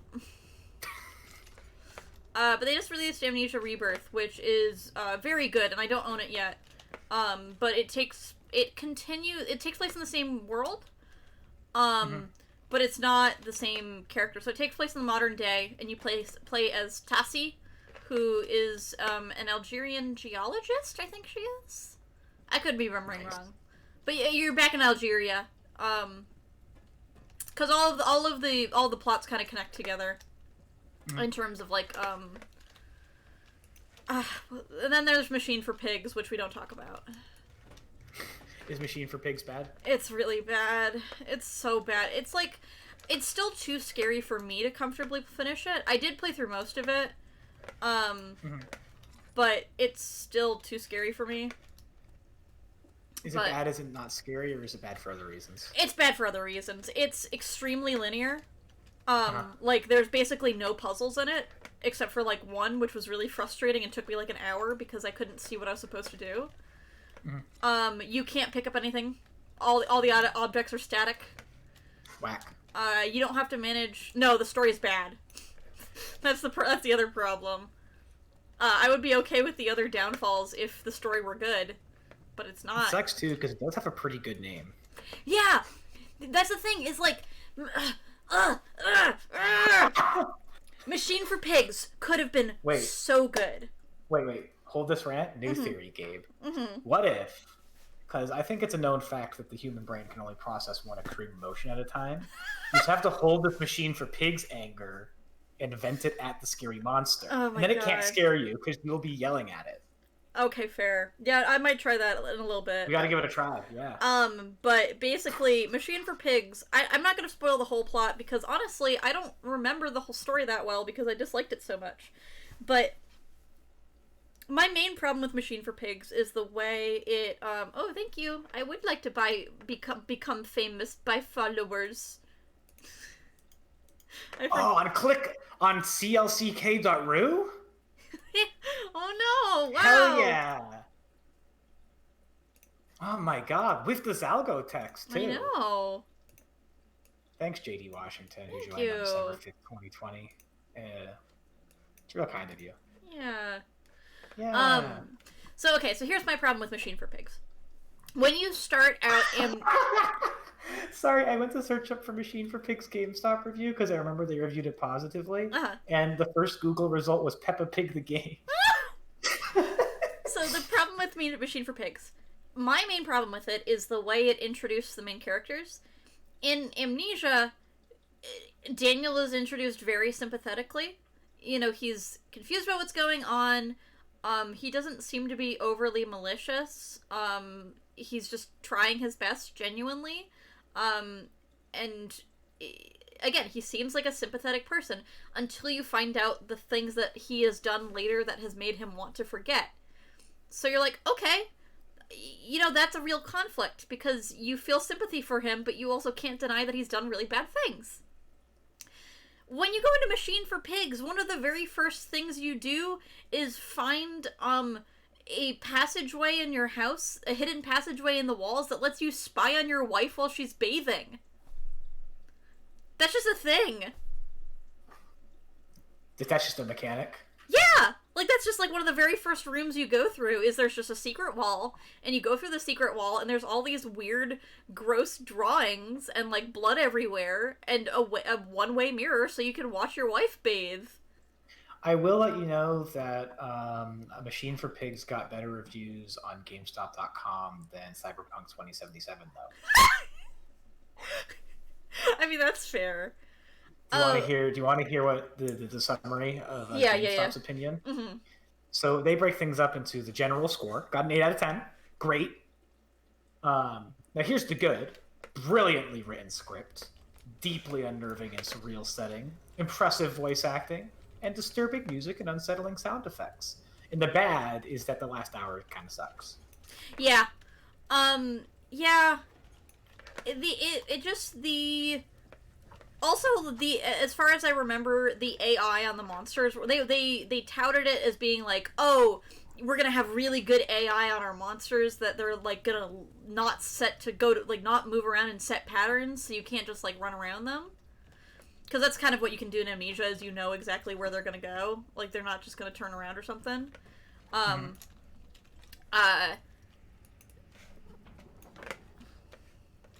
Needs more work. Got plenty of work. It's important to know that the name of your character in that game, though, is Mandus. Yeah. Mandus is a great game name. Mandus is the name of my my OC based on Mandark, my Dexter's Lab OC. Oh, okay. Mandus is the long lost brother of Mandark. Yeah, so, like, the basic plot is, like... I'll get this note in a second. Is, like, you're trying to find your little boys, you have two boys, two young boys, your sons. And you're trying to find them, but they've been eaten by a machine, and, like... There's so many places it could have done as, like, a critique of, like, Amnesia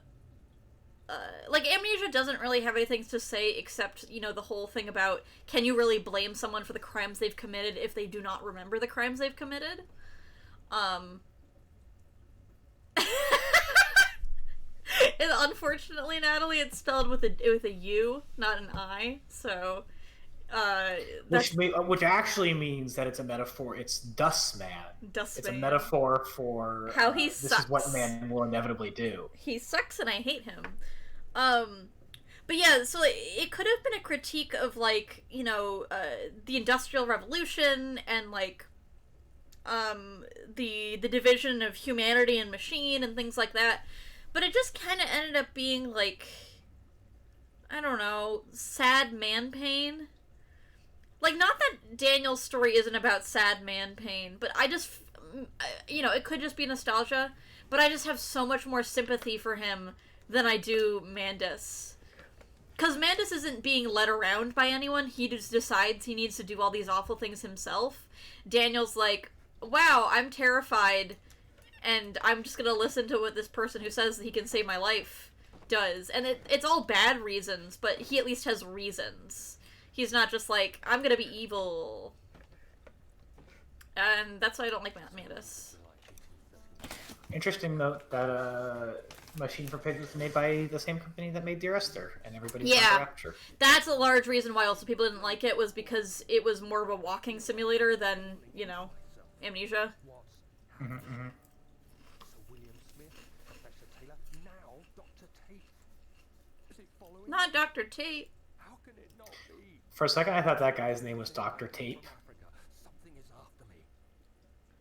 Oh God, Daniel, what'd you do? But to trust the Baron, he better know what he claims. If he is wrong, I suspect he'll regret it as well. I think a large part of it also just, Daniel's voice actor is, like, he's very goofy and over the top at times, but when he's, like, genuinely, I think that just makes him more charming. When he's genuinely upset at later points in the game, like when he writes his confession about all the horrible things he's done and why he's going to drink the amnesia potion, it's, you know, it's, you really feel for him, even though he is objectively not a good person who has done bad things. Mantis, I'm just like, you suck, and I hate you. You should die and feel bad. Mm-hmm.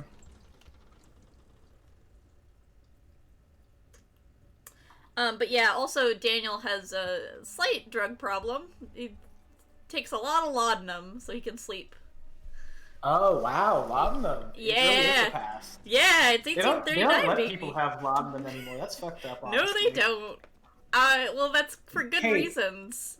Hey, can we talk about how you can't get any of the fun drugs anymore at like CVS? Like, when can we go? I just want to return to the past where you could just get whatever the fuck you wanted, just at like a pharmacy. It'd just be like, can I get like some incredibly hard opiates? And they'd be like, what for, a baby? And you'd be like, yeah. Yeah. Okay. I hate Machine for Pigs. I hate Machine for Pigs. It's a stupid game. It's stupid and bad. Perfect. You're inoculated against any terror that could potentially manifest here. Oh god, my heart's pounding. That's just the anger. That's the rage flowing through you. Yeah. It's not, yeah, it isn't even like Parasite, where because he's trying to be upwardly mobile, he's just already rich and wants to be richer. Like, or not even richer, but like, I don't remember. Are there any other things that you hate that we've discussed today? I don't know, I have to think while I do this. Yeah. Put explosives you need for, alright, I need to make the explosives. Oh, hell yeah, let's make a bomb. Let's yeah, just blast we it. are gonna make a Yeah. bomb. Hell yeah. Bombs are good and not scary. Bombs I are don't good know. and fun. Honestly? Bombs are good are not scary. Honestly, though, storage kind of fucks if you get to make bombs here. I mean, yeah, but also we do have to run from a monster at times. We do have to run from a monster, which is not ideal, honestly. Yeah. Tinderbusk. Tinderbusk, Tinderbusk, Tinderbusk, Tinderbusk, Tinderbusk. Can you tell that I'm anxious already? I haven't even triggered the monster's appearance yet. Yeah. Like, I know when the monster will appear. And then I just have So to... there's no risk to you right now. No, not technically, but, I don't want to trust my memory. Oh, yeah. In case it's bad. Okay, we have, the drill part. The drill part. So basically, the explosives are in a, okay. So we Hey, need... while you're here, you might want to put a little oil in lamp so you don't run out. Yeah, mid-run. Mid scary bit. Yeah, so we need to get the other part of the drill, and then we need to put the explosive in the chemistry pot, and then we need to throw a rock, and then we need to throw a rock at it and make it go boom.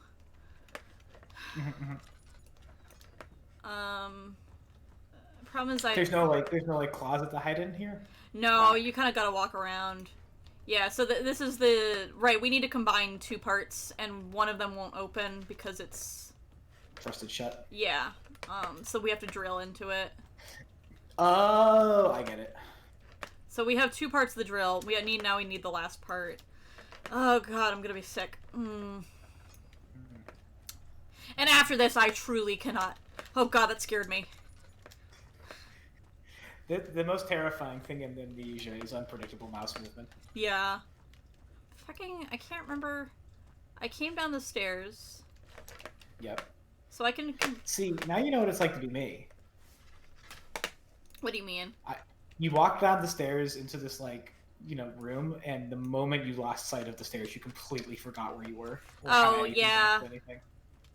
So we need to find a room that's got a note in it. It's very, very famous, funny room of people play Amnesia and get scared. Oh, because they pick up the note and they turn around and big monster. Yeah, they turn around big monster. So we've been in here. And then you're dead. So, here's the goal. Pick up the note, turn around, no big monster. Yeah.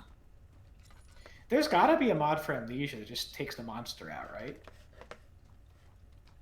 I have so many tinder boxes, I'm just gonna light up this whole area. Yeah, monster can't get you then.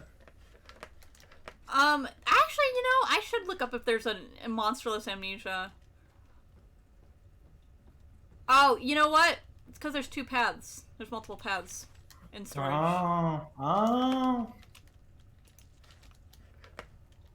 Here's the problem, though, is when we are running from the monster later, it will be easier for... Yeah, okay, this is the room where we get the bit, and the monster starts coming.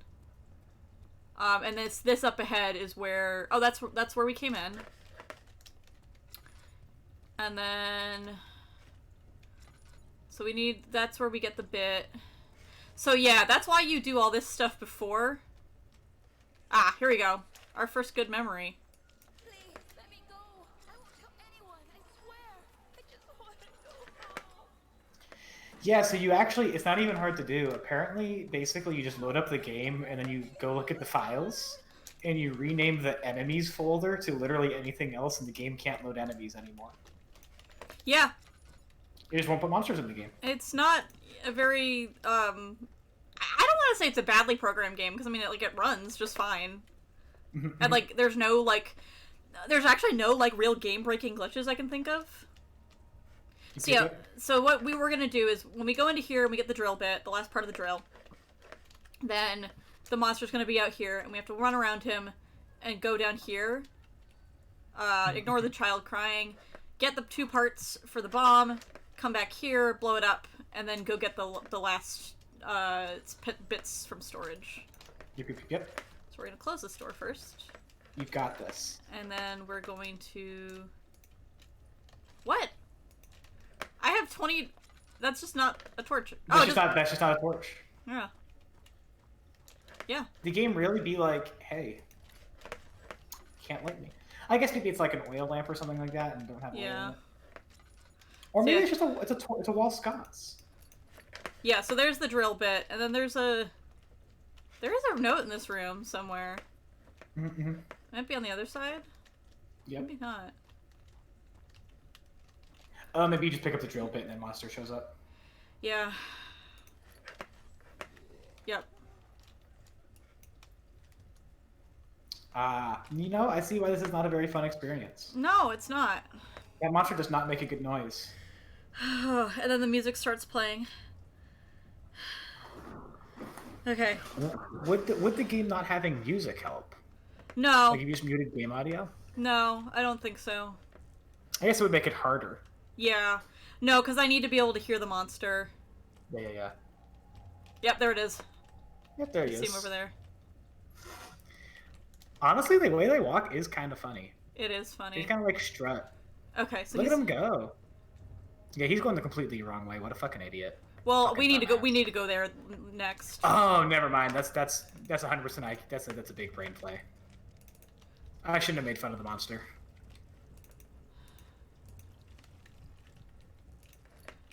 Okay, so we have the first part. What did you just put in that in that pot? Explosive. That, like, glows bright red. Explosive juice. Lava. And then we need to get the other one in this corner. Hot Cheeto pea. Yeah.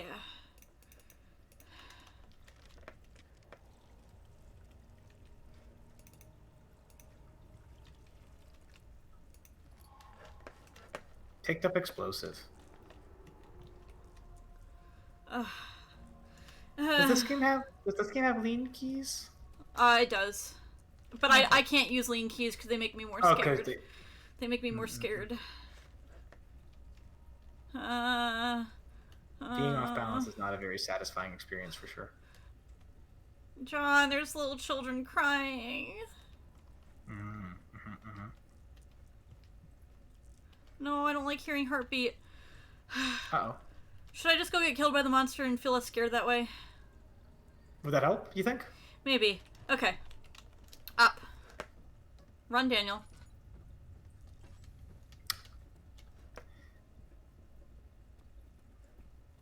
I mean, that is true. The worst thing that this monster can do to you is hit you. Yeah. Worst Okay. case scenario, you get touched. Mister! Mr. a monster. Oh, hey, he's not here. Fucking dumbass. This is the worst monster of all time. So it says don't stand too close to the blast, so we're not gonna do that. We're gonna, you know. Toss something at it. Yeah. Weak. Not you. The butt. Wow. Daniel just really can't throw. Daniel can't throw. Daniel can't throw. Daniel just cannot throw. Daniel just does not have strength anymore. Okay, it's going. That worked. And I imagine you just run through that hole. Because mayhaps the monster heard that. Oh. Oh, shit. Not a flashback, not a flashback. Why are you doing this? Get away from me! Oh, I can't. You have a lot of tinder boxes. Yeah, I hoard them. I don't remember which way to go. Do you just not remember which way you entered? Okay, machine parts. Oh, Yes. there's gonna be a monster this way. I think. There will likely be a monster this way. It is a spooky game. Oh, I don't want there to be a monster this way.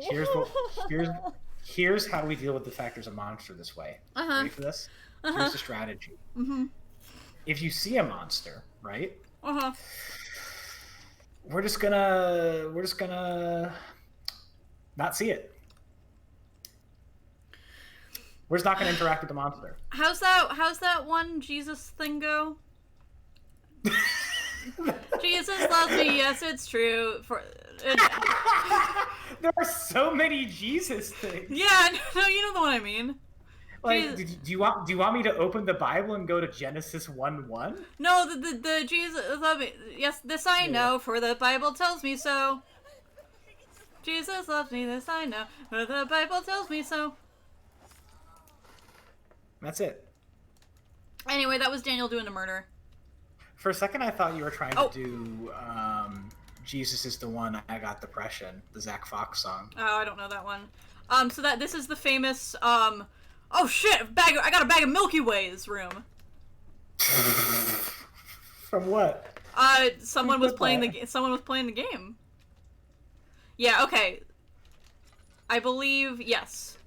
So we take these two parts, and You then pick up the note, and then a monster might scare you. Yeah. Oh, does it pop out of like that box there? No, it's not the box. It'll just be like roaming around that area, so we have to run past him. Do you have to pick up the note? No, the note's not what triggers it. It's getting these parts. I see. Do you want to pick up the note first? Let's pick up the note first.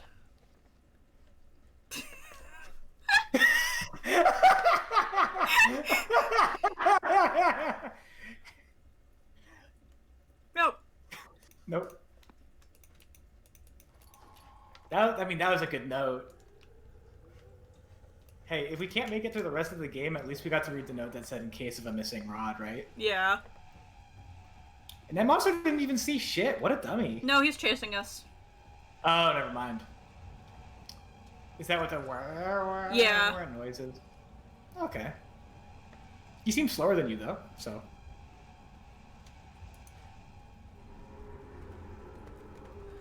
Okay. Nice. Easy. But then there's this guy. Oh, jeez. Juke him. We juked him. Juked! God, you just broke that monster's ankles. Oh god, storage is so... And this is because I... Okay. Oop. And I know the game super well, so I know exactly when these are going to trigger. Imagine you don't know. Yeah, that would be a little bit more spooky. Also, you don't remember that room that was so nice and calming and cool? Ah, dang. Now it's blood room. Oh, ouch. Ouch, hey. Can you still splash the blood? I think it hurts us if we try. Oh! The dead body. Oh, jeez. When did that get there? Dead body. Sneaky. I don't know. Yeah, we're barely conscious. Just little things. Well, Hey, come on. I'm trying not to get hit on the shadow goop. Yeah, that would, I think, kill you at this point. Yeah. I mean, if you die to the shadow goop, though, it's no big. Jesus loves me, this I know, for the Bible tells me so. Don't you hate it when you have to become a Christian to beat Amnesia? They don't tell you that when you start the game at the outset. They don't. Okay, You have to go get baptized. It's the whole fucking thing. I mean, isn't that what we just did? We got the baptisms. You know, come to think of it, I guess standing in a fountain of blood does count. Like, Yeah, heart is pounding, hands are shaking. So they were originally going to have in the game sanity potions, but then they were like, no, that's too simple. So you how can do you get your sanity back? We just have not gotten any laudanum. Normally you get laudanum and that's what you use to recover health. There's not a lot of it, but there is some. Like less than tinderboxes, but anyway, now I just need to remember. Oh wait, actually it might just say them on. Let's see. This is the flow cycle, so that's the round one. Trinity, the triangle, 4-phase amplitude. That's the square. Okay.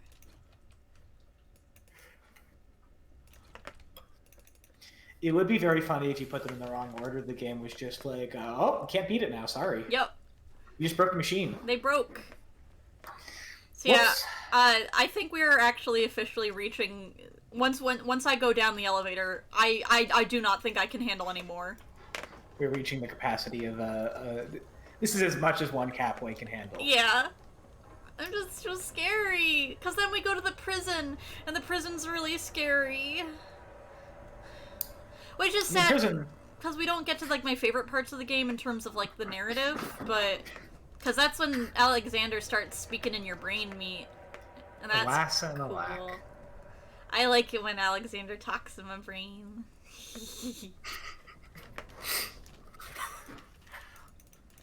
Local Capway does not want to experience the horrors of having someone talk in his head, just wants to have someone talk in his head. Yeah.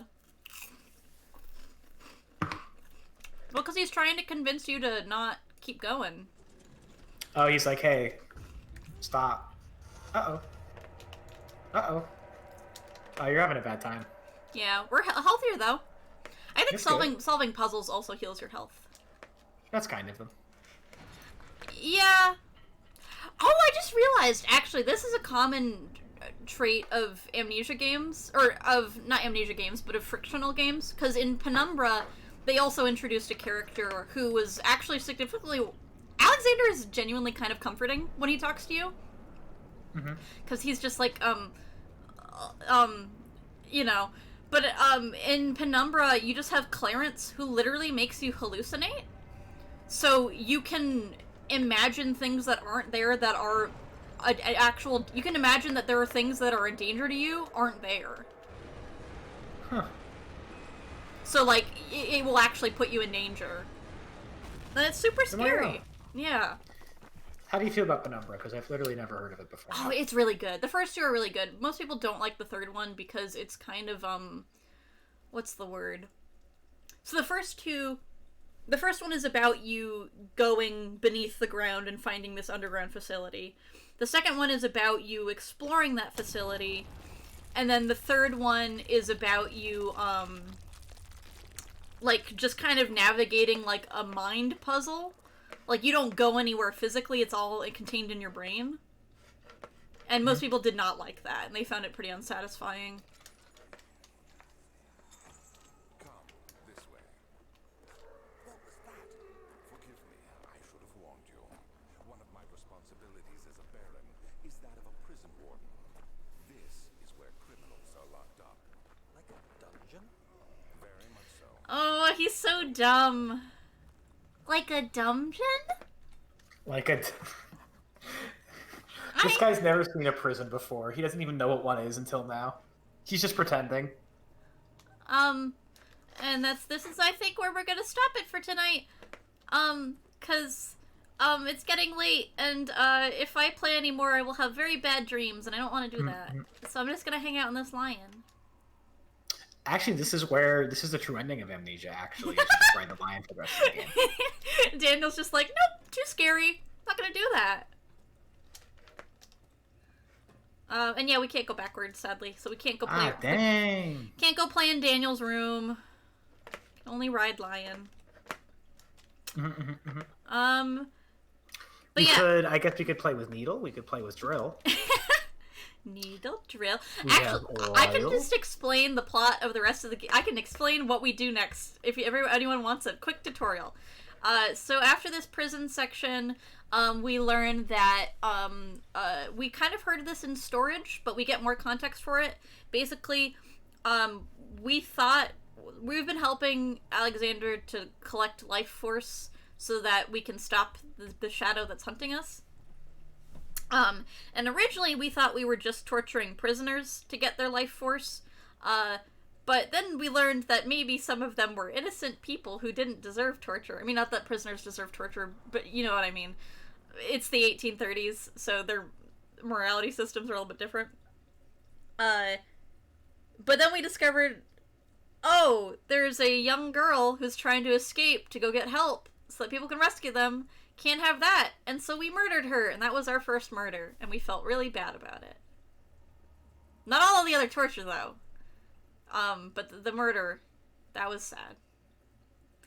Anyway, so then we go through the rest of the game, and we find Agrippa, who is still alive. He's just, he has, oh, Jesus! Did the candlestick hurt you? Yes!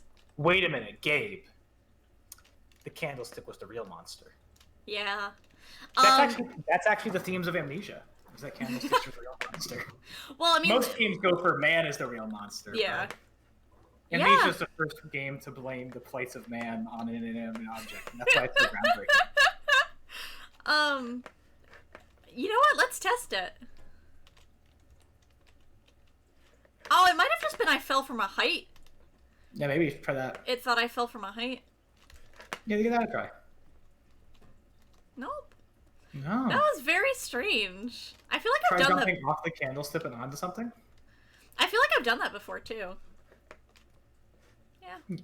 Man. Daniel just has weak ankles. Don't be mean. Don't judge. Daniel used all of his ankle strength running away from two monsters, and now jumping even from... Oh, that's it, yeah. Yep. Ouch, now you have red vision.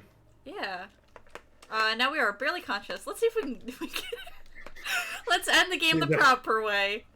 The true ending of Amnesia is jumping off a lion's head enough times until you die. That's how Daniel did it in real life. This is gonna take a while. Daniel's broken his legs 8 times. They are just powder now.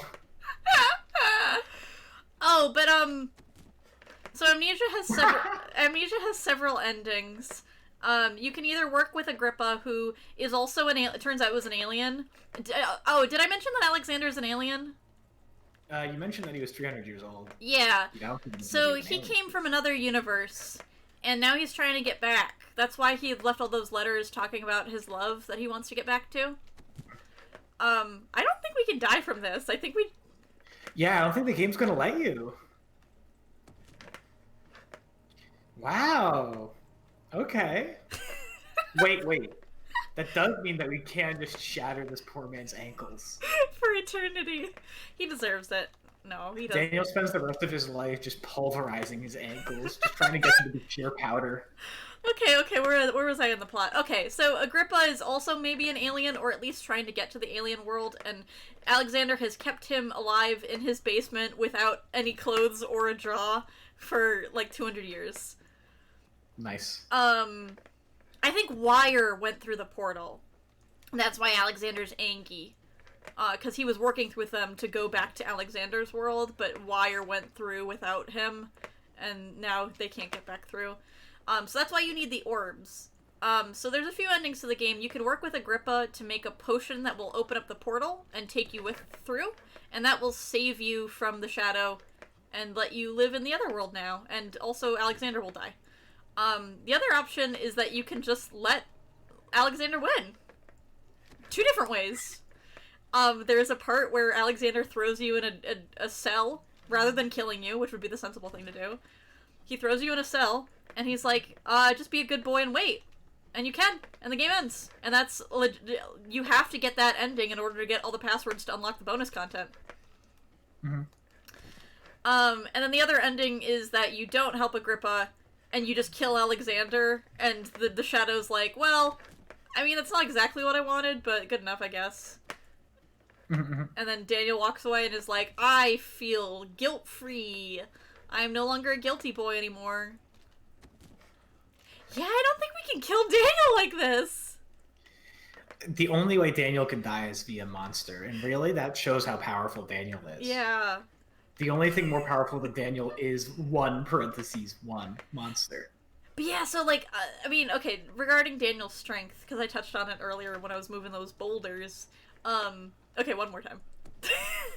Does the game explain why Daniel has super strength? No, it doesn't. But the thing is that everyone in fandom characterizes him as being, you know, I mean, he's the young, innocent dude, so of course he's gotta be waifish and weak and effeminate. But the truth is he is very strong. Because he helps haul around prisoners to torture. Mm-hmm. Let's go see a monster and then we'll die. It'll be less scary if I'm looking for them. Probably. But yeah, see, look! One hand. One hand! Honestly, very, very mean of the monsters to be rude to you. Yeah. We're just gonna pull all the stuff out in front of the door and then just not open it. Oh, we're open it. Come Are we here. gonna run into a monster? Come here. Come kill me. Give hug. Kill me. Give I don't want to hug! die. I don't have ankles anymore, please. Big hug, where are you? I think he's this way. Oh, I hear him. It's a grunt. Is that good? Yeah, they kill you in like one hit. Well, I mean, anything would kill you in one hit at this point. You're a broken man. Where is he? They also make fun noises.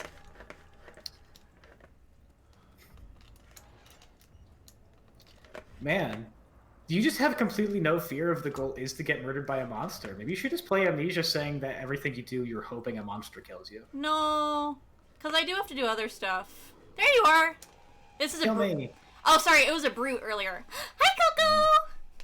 I am intentionally getting murdered because this part of the game is too scary for me to play, so I'm quitting and switching to another one. Quitting. Yep. Yeah, so here's the fun thing about your sanity is that, you start hallucinating. Oh, hey! Wait! I don't remember there being rats! Oh, Oh, fake! they were fake rats! That is the cruelest thing for this game to do to you. I know, the bugs are real. I love the bugs. I don't know what they are, but they're... What? It's like a hissing cockroach or some kind, maybe? Yeah, but they don't have any legs. They're just little worms. They're just tucked in there. Okay, so I'm gonna save and exit, and I'm gonna open up, a nice game that will make me feel nice and relaxed on my birthday! On my birthday, which is in 2 hours. In 2 hours? Yeah. I will be 223. That's pretty good. Yeah. I think I look pretty good for my age. That being said, if you're 223 and Alexander's 300, is that a problematic age gap? Are you allowed to be horny for him? Shut up, shut up, shut up! No, answer the question. I refuse. You can't escape from this one.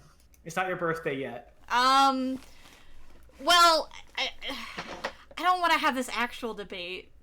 Because I think once you've reached, like, once you have reached an age which humans could not attain, I think any relationship you have is gonna be not good. Like, it's gonna be... This game is not sexy, by the way. Like, there's no sex stuffs in it. It's just that the loading screen is sexy. It just has a sexy loading screen. Sorry, Yeah. Twitch. There's no pee-pee. There's no Yeah, pee-pee. but, it was implied. And then I gotta change... Oops. I gotta remember how I... No, I don't want to grab the overlay. Gosh darn it. Okay. Really, this game is just making it difficult for you to smooch these secret agents. I know. I'm just trying to get it right. Okay, that's good enough. Honestly, video game alignment is scarier than Amnesia. Let me see if I can remember how to change, my, what I'm streaming right now. I think I gotta go, oh. Mm-hmm. Just so I can, like, write down that I am, you know,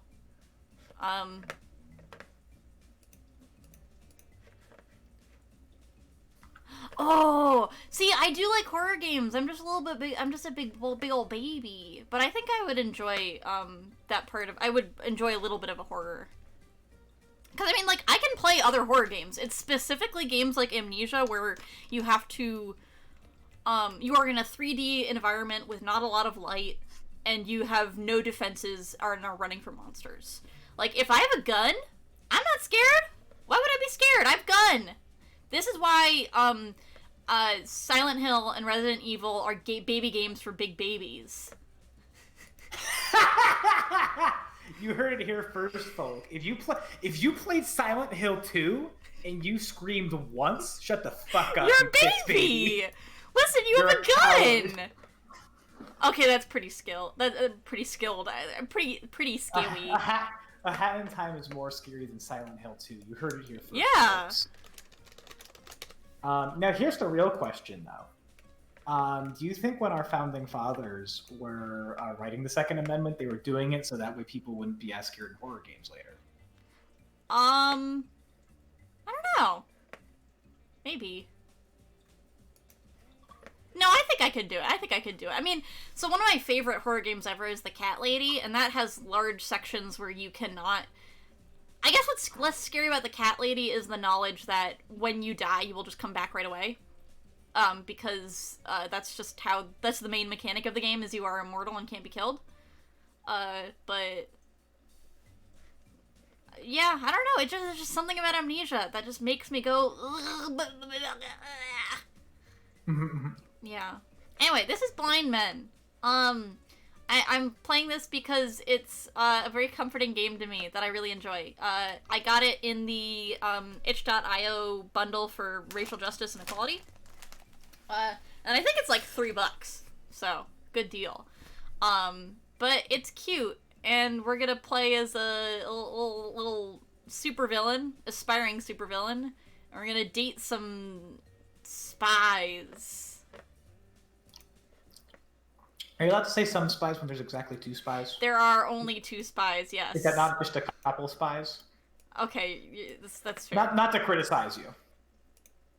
Wait, your name's Keegan? Yeah. I can see why you became a supervillain. That's a thing to name a child. Well, like... okay. Sorry, Keegan Michael Key. I figure that I can do the narration, and then... here's the thing, if we date the Russian spy, you can do a funny Russian accent. Can I? Do you not know how to do a funny Russian accent? I don't know how to do many funny accents. Wow, why did I invite you? I mean, I guess because you're almost as big of a fuck up as I am, really? Like, is that the answer you want to hear? Maybe. I'm sorry, I'm not cool. I mean, okay, if you want to do the main character, I can do the. I can do a comedy Southern accent that's not good. He's not Southern. I think everyone can. He is when I'll do it. Okay, I'll do all the NPCs, and you can do the main character and narration. How about that? Perfect. Okay. So I gotta read this now? Yeah. What do you think Keegan sounds like, other than like a dweeb? Well, he is technically German. These are all... look. It's a spy game! It takes place during the Cold War. Of course everyone's got fun accents.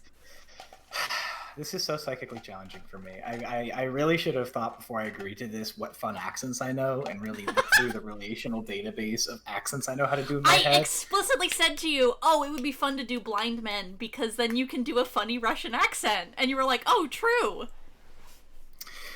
Sometimes I say things without thinking. You mean most times? Most times, yeah. Okay.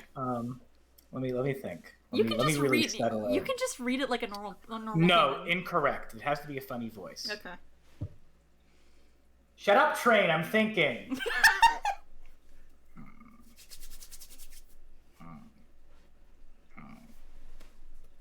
Alternative.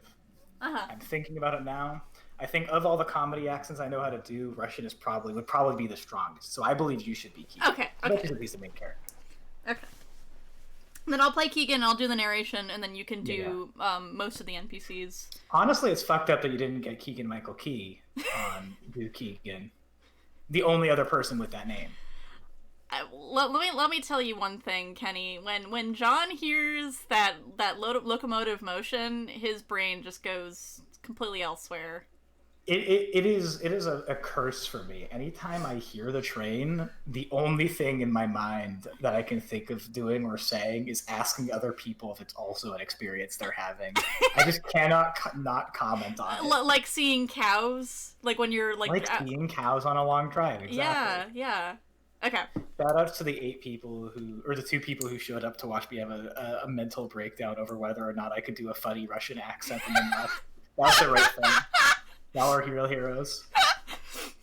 When I was 7, I was sent to live with my uncle. I had just lost my parents to a car accident, the same one that left the right side of my face disfigured. He did his best to make me feel welcome, but it wasn't enough.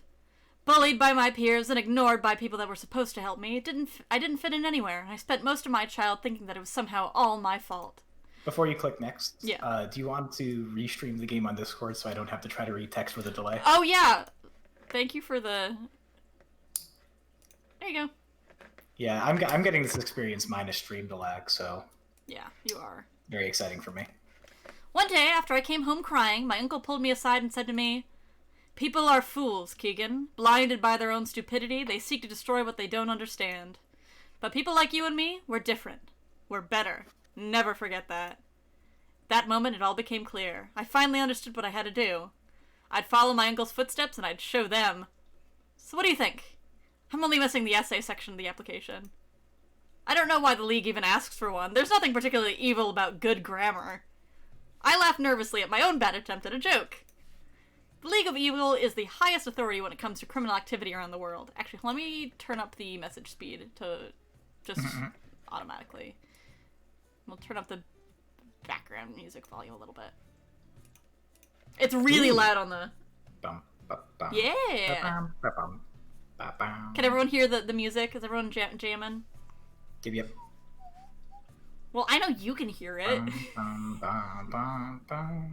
mean, it's not doing a bass walk, but I wish it was. Oh, okay.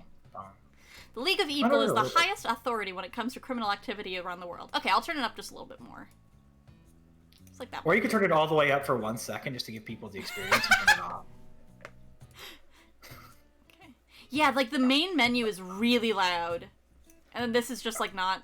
I mean, it's just chill, so... They can make or destroy a supervillain's career with a single word, and even those that don't answer them know better than to oppose them. Membership is for life, and vacancies are rare and far in between. Even getting the opportunity to apply is difficult enough. I'm perfectly confident in my ability to deliver a flawless application, of course, but one can never be too sure. Which is exactly how I ended up asking one of my uncle's henchmen for his opinion on my application. Here's you, John. Oh shit! I gotta think of what does this henchman sound like. Well, you're gonna be doing a lot of them. There's a lot of henchmen. Fuck. We're just gonna read this. This one's me. It's about passion. Common criminals are a dime a dozen, but being a supervillain requires true dedication. Says the henchman. He claps his hands together in excitement. He's almost as enthusiastic as I am about the idea of me getting to join the League, which makes the fact that I have no idea what his name is rather embarrassing. It's not that I don't care, it's just that after a while, henchmen just sort of blend in together. During training, we were shown the videos of the boss's speech at the Allied Nations. It was wonderful! Half the room was in tears by the end of it. It's the one about how powerful countries abuse the voting system of the organization to legitimize their actions, isn't it? I've seen it too, it's really good.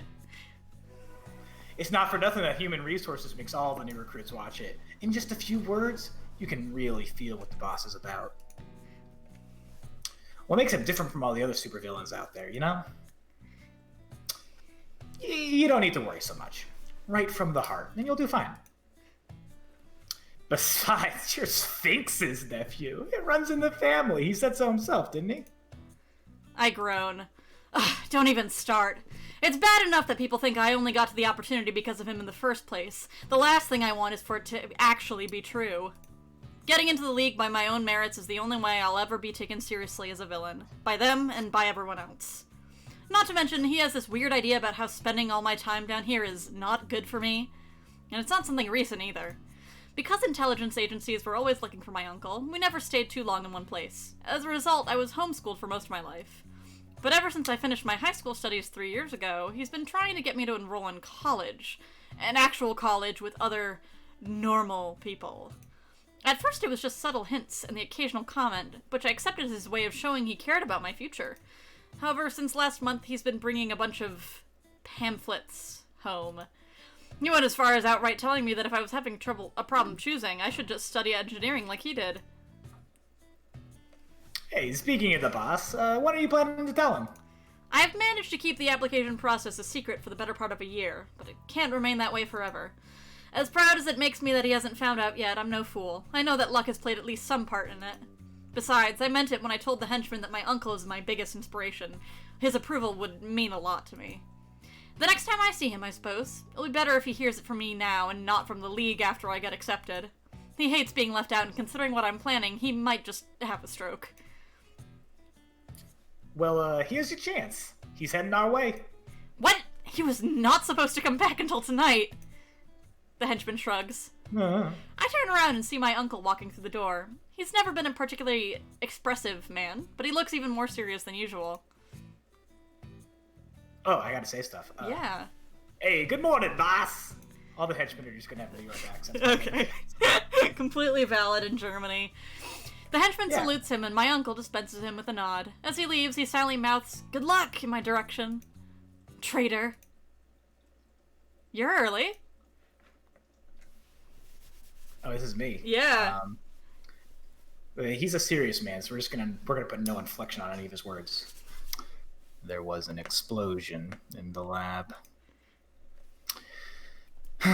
There's toxic material everywhere, and since it will take the cleanup crew a few hours to get rid of it, I told everyone to go home for the day. I look down and notice that his clothes are stained with some kind of black substance. Instinctively, I take a step back. He looks down as well, shakes his head, and waves his hand in a dismissive gesture. This is just oil. I was working on some of my old prototypes when I was informed of the explosion. Wow, this is riveting dialogue to listen to. Look, he's a boring man. I'm sorry. Anything I can help with, boss? Luckily, he won't be showing up much after this. Good. No, I want to clear up some space in the storage room. I'll get rid of whatever I can't get in working condition. And how many times do I have to tell you that you don't need to call me that? Sorry, I spend so much time with the henchman it rubs off after a while. Among other things. Uncle, really? That was years ago, and it only happened once. As far as I know, only because he got eaten by a shark before it could happen again. Yes. The time the feeding cage malfunctioned and our perfectly trained sharks decided to have him for lunch instead. What an unfortunate coincidence. The corner of his lips quirks up in an amused smile. I barely resist the urge to roll my eyes. Have you had time to go through the pamphlets? The entrance exams begin next month, so you'll have time to submit your papers as soon as possible. I spoke with Madame Mantis.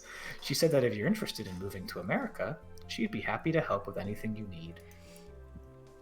Ever since she retired, she has amassed quite the list of contacts in the Board of Education. Yes, the nefarious and evil Board of Education. Board of Education. Okay, genuinely though, maybe. Sometimes. Maybe this is an Alcatraz and the evil librarians kind of situation. Mm-hmm. In fact, if you get everything else ready before next Friday, she'll personally write you a recommendation letter. Nepotism! Actually, Exactly. here's your Latin lesson for today. Nepotism comes from the Latin word nepos, which means grandson. So it literally means to give your grandson a job. Grandsonism. Yeah, grandsonism. Sounds like a disease. I've met her a couple of times. She was a proper villain, the kind of woman that never does things out of the kindness of her heart. Meaning that he either asked her for a favor, or she owed him one. Either way, I bet he's only telling me this so I feel pressured into enrolling.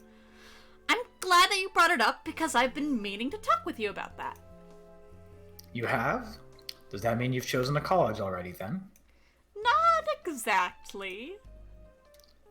Not exactly. Keegan. Cut to the chase. What if I didn't want to go to college? He stares at me in silence for what feels like an eternity. Finally, he closes his eyes and begins to rub his temples. We've been over this before. You need to do something with your life. You do a good job around here, but you can't keep running around with the henchmen forever. Wait, just hear me out. The reason I don't want to go to college is because I want to become a supervillain, just like you. In fact, I've already contacted the League. They think I've got a lot of potential, Uncle. They're just waiting for me to submit my full application. When did you even have the time to do that? Save it, that's not important. Helping me out and being an actual supervillain are two completely different things. The League's application process is infamously hard for a reason, Keegan. Many people have died trying to impress the Council. Reason, Keegan, reason, Keegan, reason, Keegan. Reason, Keegan. Why do you even want to be one? Uncle, please. I've gone through the curriculum of every major college in the world. Several times, actually. They've got nothing to teach me. I could go straight to a doctorate for about every field I'm interested in. Why should I waste my time with frivolities when I could be doing something that actually matters? You're the one that always says that people just don't know what's best for themselves. Well, I do.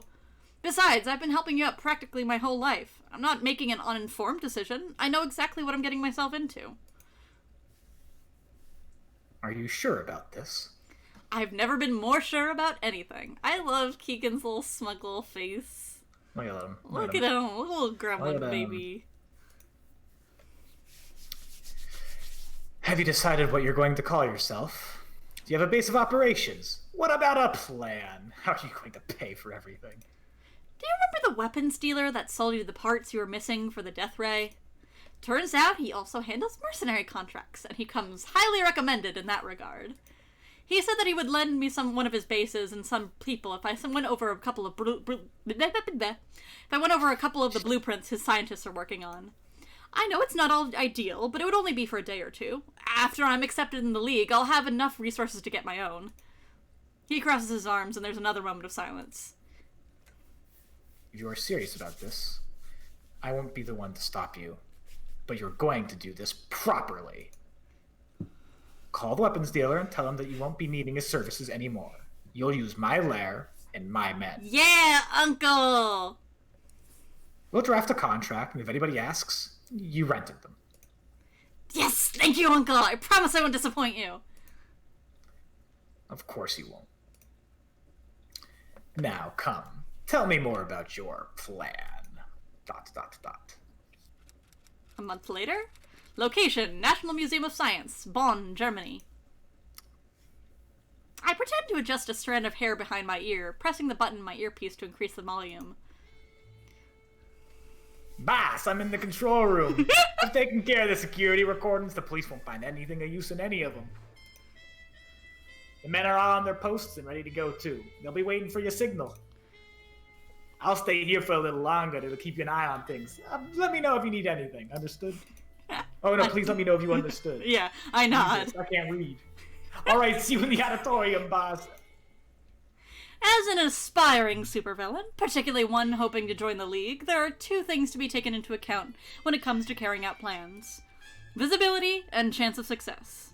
Just like there's no point in doing something so uninspired that it barely makes it to the local news, there's no point in getting arrested on national television.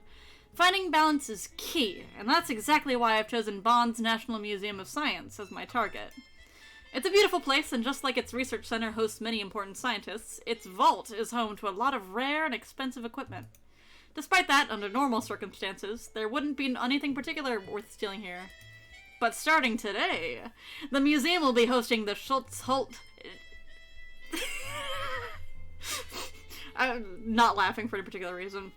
The Schultz-Holt collection of rare minerals. Its main piece being the famous Kenny, can I get a read on that? Engelauge. Engelauge. Engelauge. Engelauge. Engelauge? Engelag? Ongelag. Angelauge. Angelique. Angelauge. Yeah, okay, so I was almost right.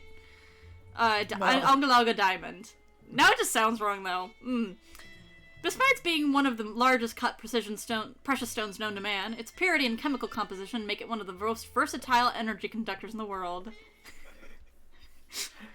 Narji Banoopdal! It's the Simlish diamond. Yeah. Oh my god! It's the one above their heads. Yeah! The plumb bob! We're stealing the plumb bob. In addition to the exhibit itself, the museum board has also invited Professor Schultz to give a conference at the end of the inauguration party. Schultz is both a geologist and a political activist, and he is greatly respected in both fields. To make sure that no other villain interferes, I told both the League and my uncle that I'd be planting bombs in the museum and holding the guests hostage for a ransom. Very few people are willing to risk getting blown up by a first-timer, after all. But actually, my real plan is... What's our real plan? I mean, isn't that up to you? I mean, yeah, but I've played every single route in this game. Yeah. Well, this is. I feel like if you are the villain in this case, you should get to choose the route you like the most. I don't remember. After all, you did have to go through storage. I did have to do storage. You did have to do storage. So we can date both the Russian and the American. It's just that they have different routes depending on what we do. Mm-hmm. But I think we're gonna steal the diamond. Stealing the Angelauge certainly won't get me any points for originality. It's changed hands so many times it has to be authenticated every time it shows up. But with so many important people here, a robbery is bound to get all the media attention I need, and then some.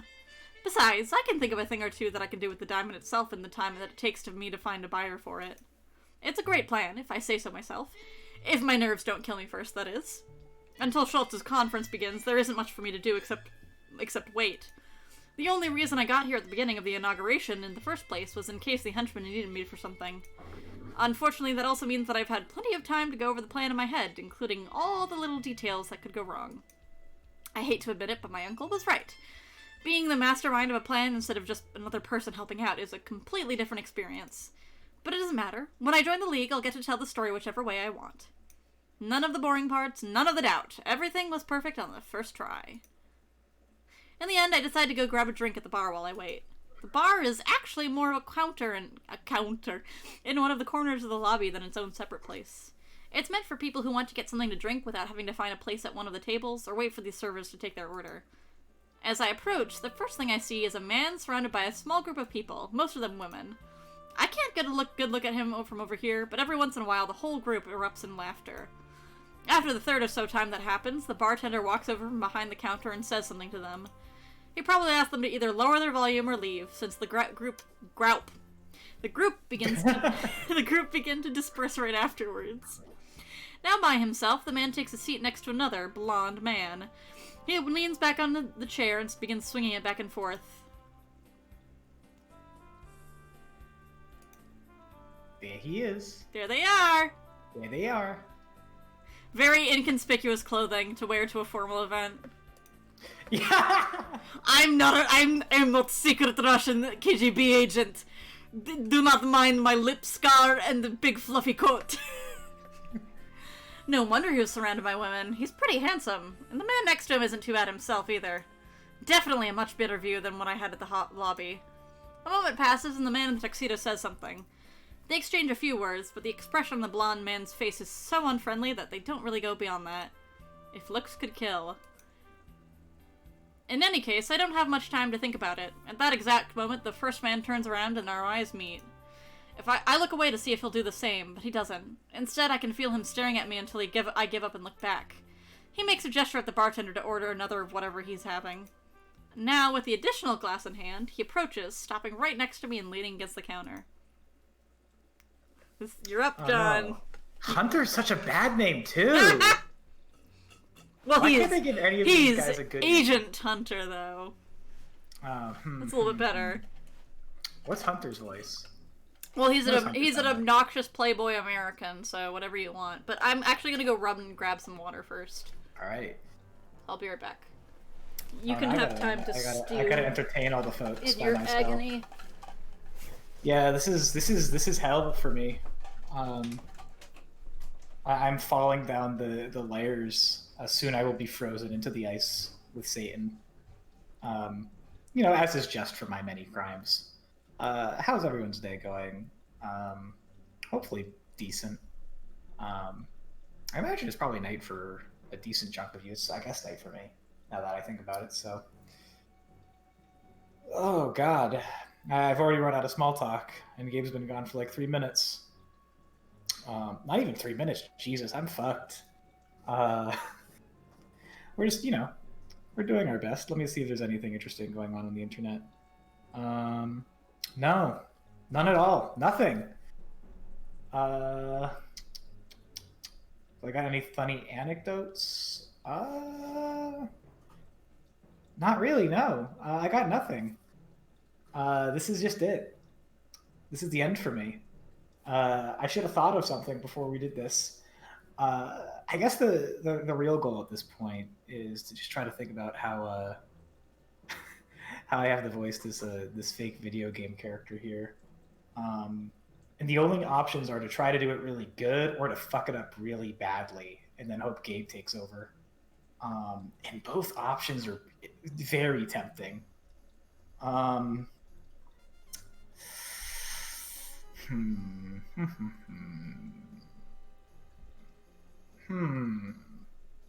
Or we could just give him a very silly, snooty voice, and that's always fun. I don't think it would be. I don't think it would be a good American voice, but it would be a funny voice to do, and I feel like I could at least do that voice consistently. Yeah, I think that's going to be the strategy. Let me see. We can close out of internet tabs. We can check Twitter while you wait.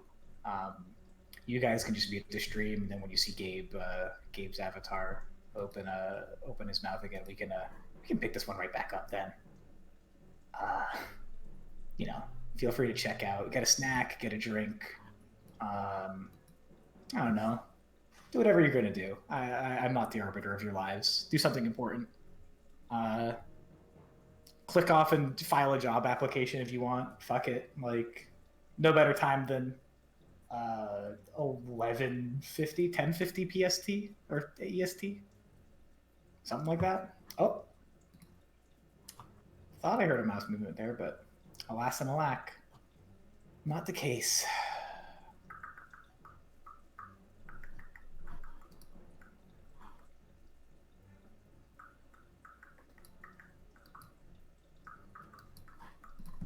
Yeah.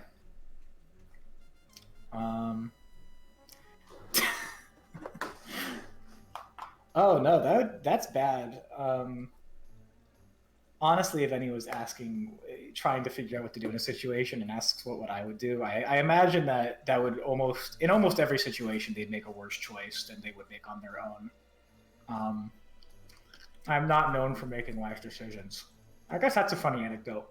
I was trying to think of what was the last big thing I did, but before the whole coronavirus thing, because that's no fun. I try to think of what the last funny thing I got to do in real life was. And then I realized the last thing I did was go to Disney World the week before it closed, which was probably the wrong choice in retrospect.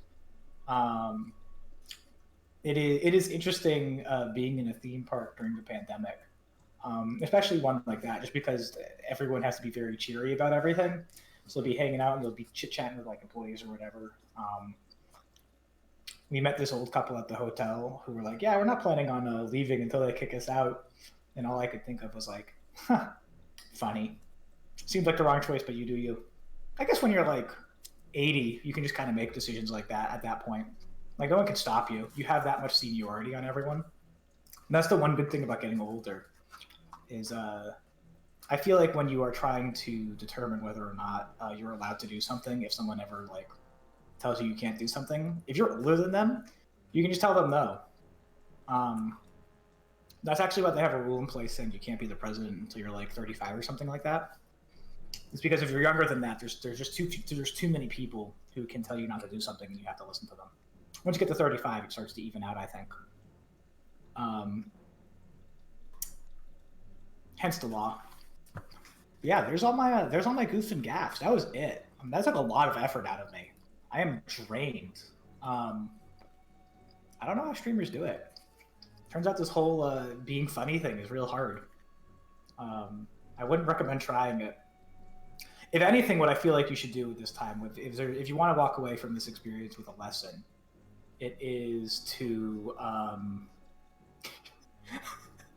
if you want to walk away with this with a lesson, is to not try to entertain or have any original thoughts in your life. You should just kind of like sit, and just survive this human experience. Don't try to participate in it too much, because that might make you have to like improvise or think on your feet a little. I think the person living the ideal life sits in one room and just has one food they really like, eats that, drinks a little bit of water, and that's it. The more variables in your life you can control, the less likely you'll end up in a situation like this, where you'll be suffering live on camera. Or I guess on Twitch. Twitch is the the modern day camera of the portal to the human experience. Let me just going through Twitter again. Yep, nothing. Nothing funny, nothing exciting. Let's see if I can think of anything topical to talk about. Anything funny happened recently? No.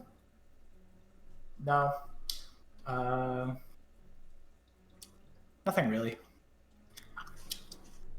Do I have any pets? No, I used to. I used to have several pets. Here's the problem. I had to move recently, and I'm living out in, I'm living. And since I'm living in a bigger city now, and pets have to pay rent here. This is something that I could talk about for hours, actually. So thank you, you've saved me. Hey, this is a fucked up thing. So I was reading my lease contract the other day, because I don't know, I get bored when I read my lease, because isn't that what millennials do? They read their lease. Wake up, eat hot shit, read lease. I was reading through my lease, and it was like, I got to the section about how pets work, and you have to contact the landlord and all that, which is whack. But you're allowed to have like a dog or a cat or whatever, which is cool. But cats have to pay $50 in rent a month, and dogs have to pay $70 in rent a month. And I don't even know how either of those animals is supposed to get a job, let alone a job that pays like $50 a month at a minimum. I have no idea what the fuck a cat is supposed to do. Like, I guess, here's the thing. I can understand almost for a cat, right? Because if you're a cat, you could maybe open up some kind of like butcher shop where you just sell small rodents, and like pigeons and stuff, I guess. Yeah, OnlyFans for cat beans. Cats have a lot of like viability for like ways to get income. But then, like, what's a dog gonna fucking do? First of all, like, if I get a golden retriever, no offense to golden retrievers, but they're dumb as hell. What the fuck is that dog gonna do? That dog is, I don't even think, if I dedicated my life to breeding a golden retriever that could understand the human concept of money, and I spent like generations upon generations doing it, like I trained my children to do only that, I do not think the end result would be a dog that could understand money. I think we would make no progress. So how's a dog supposed to get $70 a month, first of all? And second of all, why does a dog have to pay more money than a cat? That's just like, are dogs expected to be more rich? I do not get it. It's fucked up and evil. Oh, hey, Gabe. Welcome back. You missed a solid 10 minutes of dead air and waffling. Oh no, I'm sorry.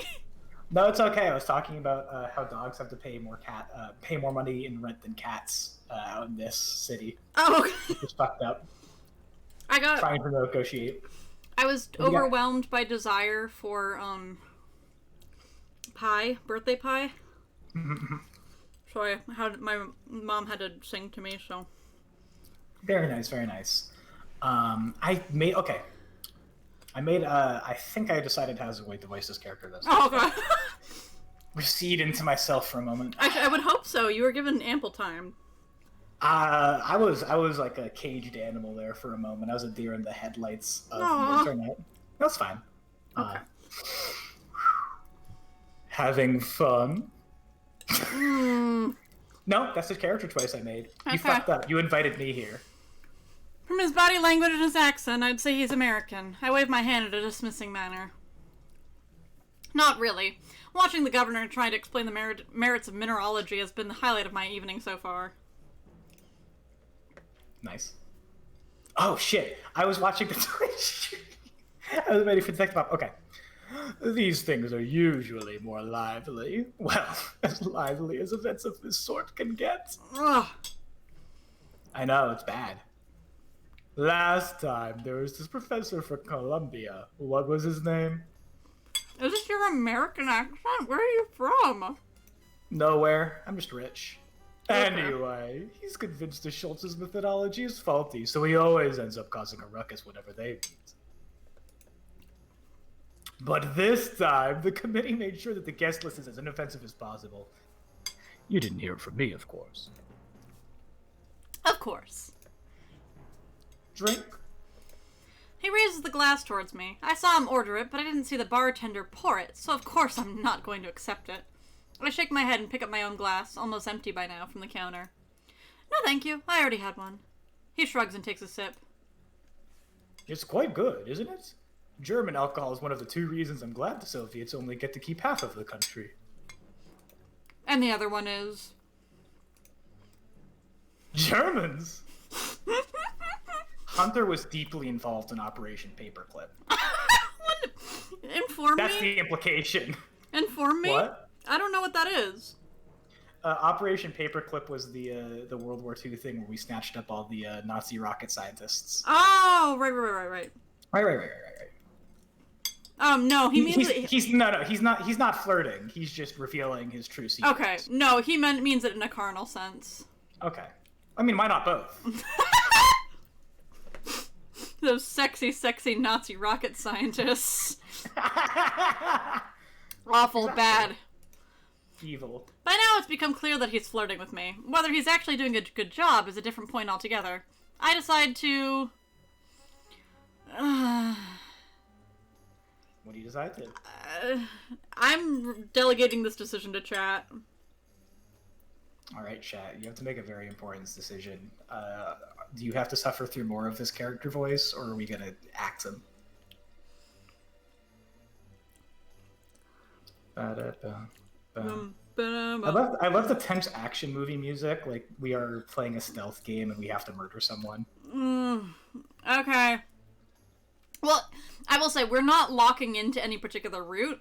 We are just getting more points before we are locked into a route. You'll know when we're locking into a route. I've seen 2 answers for flirt and a question on whether the other boy is cuter. I think Sergei is cuter, but they're both pretty good. They both got good elements to them. So we'll flirt. Well, 2 can play the same game. Let's see him put his money where his mouth is. Of course, one of those things is much more fun than the other. He laughs, puts down one of the glasses, and offers me his free hand. I take it and give him a grin in return. The handshake lasts a couple of seconds more than strictly necessary, and instead of simply letting go at the end, he slides his fingers across my palm. I curl my fingers slightly so they interlock briefly at the end. That does it. He begins ogling me in what's not possibly the least subtle manner known to man. He pulls out binoculars. I'm not Jones, a fucking bird! It's a pleasure to meet you. The pleasure's all mine. Don't take this the wrong way, but you look kind of young for an academic. Why are you doing Russian now? I'm not. You were getting there. I'm bad at this. I'm still an undergrad. I'm hoping for a chance to discuss my thesis with Schultz before I submit it. Asking Schultz for his opinion about an undergrad thesis? That's quite a high bar you've set for yourself. The thing is that you chose to do this. I did. Trust me, you don't even know the half of it. So, what is it about? In simple terms, I'm researching ways to improve the accuracy of the tools used to locate and harvest petroleum deposits. It would make extraction quicker, cheaper, and more environmentally friendly. Right now it's all theory, but I'm pretty sure that my calculations will lead it to being applicable. That's quite impressive. All the better for me. I like them smart. With a grin, he puts a hand on my shoulder and leans closer to me until his face is practically touching mine. His breath feels hot against my ear and mixed with the faint smell of alcohol coming from Maybe we could discuss some of your ideas in private? I'm tempted. So very tempted. And you do sound it, to be fair. But if I miss Schultz, my thesis supervisor will have my head. I take a step back and he lets go of my arm. What a shame, but I understand. Next time, then. He picks up the glass, chugs down the rest of the drink, and winks at me before turning around and walking away. As soon as he's out of my sight, I let out a sigh. What gall! If I had been anyone else, this could have ended badly for him. Well, it doesn't matter. I'm not planning to see him again anytime soon. There's a buzzing sound from one of the nearby speakers, and I turn my attention to it. First call, please proceed to take your seats. The conference will begin in 15 minutes. When the announcement is done, I head towards the auditorium. Other than the first 2 rows, which have been reserved for politicians and the press, the seats aren't numbered. Terribly inconvenient for people that would rather secure a good place without having to enter early or wait too long in a line for it. On the other hand, it's perfect for someone like me that would rather not have a name attached to their ticket. When one of the ushers takes my ticket, I recognize him as one of my uncle's men, just like the henchman said. He directs me towards a free seat at the corner of one of the middle rows. Perfect. Nothing would ruin a dramatic entrance like having to ask people to stand up so I can get to the stage. Once I'm at the seat, it's quickly obvious why no one has taken it. Bleh. I need a sippy. My mouth is a little sticky. My mouth is sticky. From pie! Pie makes mouth sticky. From pie. Once I'm at the seat, it quickly becomes obvious why no one has taken it yet. Can you guess what character we're about to talk to? I cannot. Based on the music? No. Sitting next to me is the blonde man from the hall, reading the program with an expression on his face just as unfriendly as the one he had back there. Excuse me, is this seat taken? He looks at me, shakes his head, and goes back to reading without a single word. Under any other circumstances, I wouldn't care, but come on. He talked to the other man at the bar, and I don't get more than a side glance? It's entirely possible for him to just be some regular guy with bad social skills, and poor German, but he didn't even attempt to answer in English either. I decide to give my gut feeling a try, and leaning closer to him and lowering my voice so that no one else will hear, I begin to speak to him in Russian, which I of course know, because I'm brilliant. He does not look... Clarification, because I know you are the master of Danganronpa lore. Is this not just the original Danganronpa man? They look nothing... The only similarity is that they are blonde and green-ish colored suit. I mean, that's pretty much everything. Yeah, I guess so. Same hair color, same clothing color. Yeah. Same guy. Also,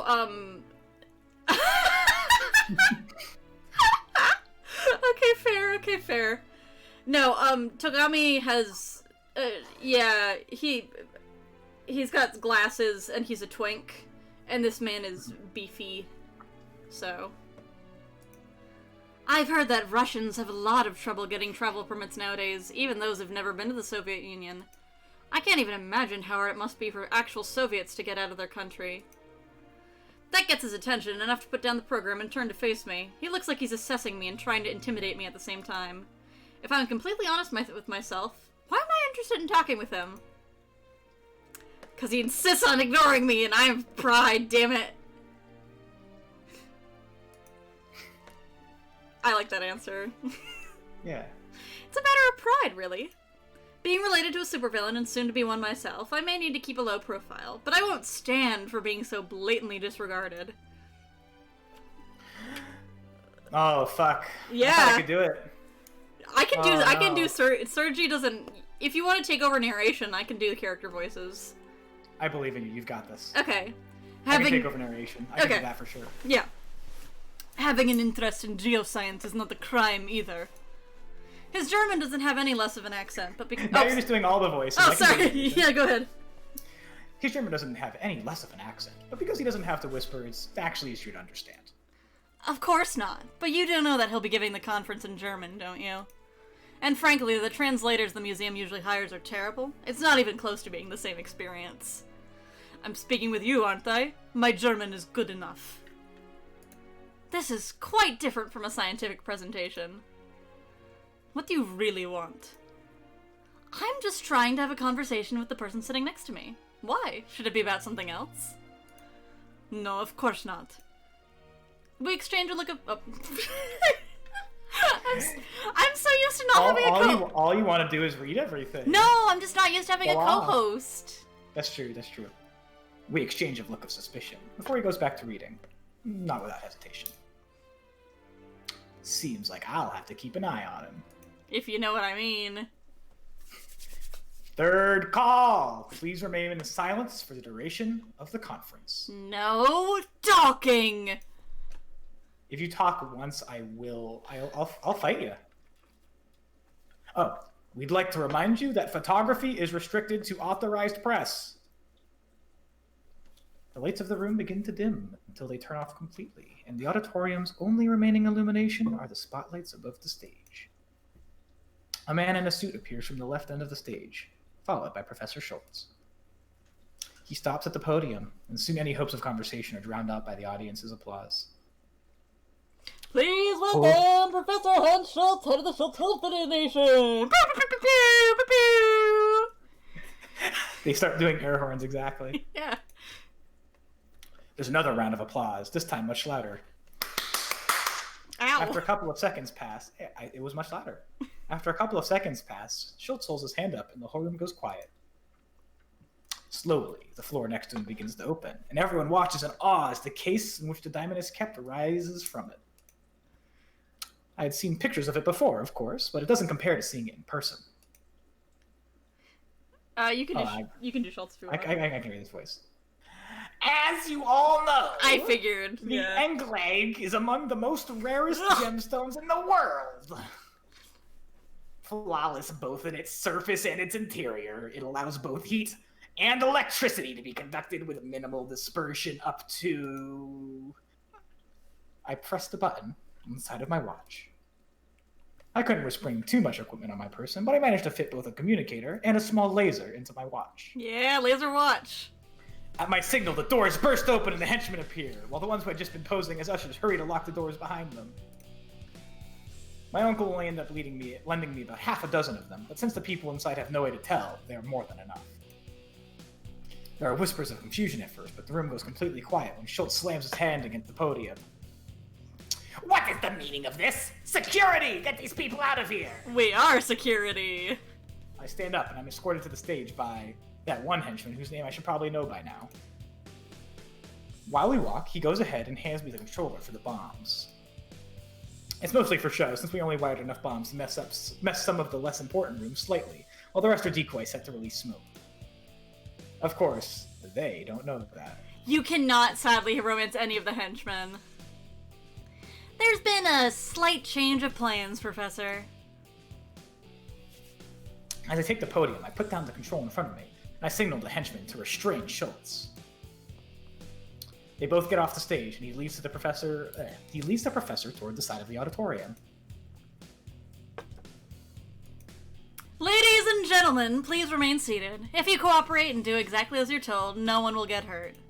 When you look back to this moment in a few years, you'll realize that it was the most important day of your lives. Scientific achievements, political careers, everything you've done will pale in comparison to this instant. And that is because today, you'll become part of history. You'll have the honor of witnessing the birth of one of the greatest supervillains known to man, Dr. Cyclops! That's a good name. It's awful. It's a bad name. Better than fucking Keegan. Do you think his uncle is named Sphinx because he's bald? I hope so. Like yeah. a cat, like a Sphinx cat. Yeah. As of right now, you also have the honor of being my hostages. Hopefully the government values your lives. I'm briefly interrupted by the sound of talking coming from amongst the seats. I decide to ignore it and continue. The only character voice I know how to do is just total ham. Yeah, go for it. Enough to pay the When it happens again, I stop speaking and begin to look over the crowd, searching for the source of the interruption. Most of the guests have either a look of fear or discomfort on their faces, and some of them shake their heads when they notice me looking at them. What do I have henchmen for if they can't even keep people from talking at the same time as me? Finally, I notice that the henchman is out of place, sitting in the other row rather than at his place next to Schultz. He seems to be arguing with someone. I step down from the stage to get a better look, and I recognize the other person as the man from the lobby. Hey, what are you doing? Sit down! Yeah, I could never take away your henchman voice from you. I'll do Hunter. I just have to get. Let me get into the. I need to psych yourself up. I know. I need to get into the transatlantic voice because it's exactly how I imagine him having. Mm-hmm. I'm going to the bathroom unless you want me to get sick all over the floor. He stands up and takes a few steps forward. Actually, it's more of an awkward stumbling. He looks really drunk. Hey, I said you aren't going anywhere. The henchman grabs his arm to stop him. Suddenly, the man turns around and punches him square on the nose, knocking him out cold in the process. Whoop. I accidentally went backwards. You aren't going anywhere, he says, getting punched. Stepping around the henchman's unconscious body, he puts a hand inside his jacket and takes out a gun. At first, I'm amused by the idea of getting shot by an overeager drunk. But he manages to point it right at me just fine. Agent Hunter, Global, you're all under arrest. Shit. People begin to turn to look at him, whispering to each other, until the crowd's attention is divided between the two of us. He does realize that there's one of him and, like, 7 of us. Yeah, but he has a gun. Meanwhile, none of the henchmen move, unsure of what to do. Useless. The only security on site was supposed to be the museum's guards and some of the local police stations outside. There was nothing to make us think that an agent Global would be here, let alone armed. The henchmen could deal with him through sheer numbers alone, but I need them to keep control of the crowd. Everyone with mechanics not going to be good for any of us. I decided to try and bluff, so I shrug and laugh it off. Nice try, but you wouldn't risk a shootout in a room full of civilians, or for me to blow this place sky high. I pick up the control and put my finger on the big red button in the middle of it. It's the index finger specifically. Thank you. Thank you for. You guys are confused. No, not the middle finger, not the thumb. Okay. Not ring or pinky. Okay. What about the flagel? Yeah, not that either. Didn't go for the toes either. Just a standard index finger. Really keeping it traditional. See this? My men have put bombs all around the museum. One false move and I'll push it. With you still inside? No, I don't think so. As for your henchmen, my aim's pretty good, and something tells me none of them want to be the one that gets their boss shot. Guess we'll have to see who's faster. Get him! Are you ready? Go get John. Ready to fire. John, get him! By a flash of white light. John, you're my henchman. Get him! Oh, I gotta make. Oh, I'm gonna get you! Oh, God! Oh, God! That was a real glut. Oh, fuck. Oh, jeez. No cursing on my Christian stream. I already did. Out of instinct, I drop the control and raise my arm to cover my good eye, but the movement makes me lose my balance, and I end up falling back. Grenade! Everyone get down! He said in a different voice for no reason. Different henchman. Hold your fire. My vision is blurry, so much that I barely see the second flash of light when it goes off. I hear the people begin to scream, but the noise sounds distant, as if I was in another room altogether. It's not much of a relief, but at least that means they were flash grenades rather than fragmentation ones. It takes a couple of seconds for my eyesight to come back completely, and a couple more for me to regain enough strength to be able to stand up. I look around. Half of the henchmen are on the floor, covering their ears in pain, and the other half still look too confused to do anything. What do you mean want to do about it? This is fucked. This is fucked up. Hey, I didn't pay for this. I'm just a dumb henchman. I don't know what to do. Upon realizing that no one is blocking their way anymore, the people in the seats begin to run towards the exits in a panic, pushing each other and screaming. Ah! By the time the henchmen try to regain control of the situation, the whole room has descended into chaos. In front of me, Agent Hunter points his gun in my direction and begins to approach. Or at least, he's trying to. His hand is shaking so much that it's obvious that he's just as disoriented as I am. I frown. If it wasn't him, then who? He looks at me, then at the floor, and stops. I look down as well and realize why. It's the control! He hurls himself forward and grabs it. I take the opportunity to kick the gun out of his other hand, but he holds onto my leg and pulls me down with him. We both end up on the floor, trying to wrestle the control out of each other's hands. Perfect time for there to be no music in this very dramatic, intense situation. Well, Agent Hunter may be stronger. Right now I'm the one in better condition, so I managed to hold my own against him. We keep rolling around on the floor until I manage to flip him over and pin him down. Has anyone ever told you that this is your best angle? Shut up and give it back! As we continue to struggle for the control, I notice something get on the stage out of the corner of my eye.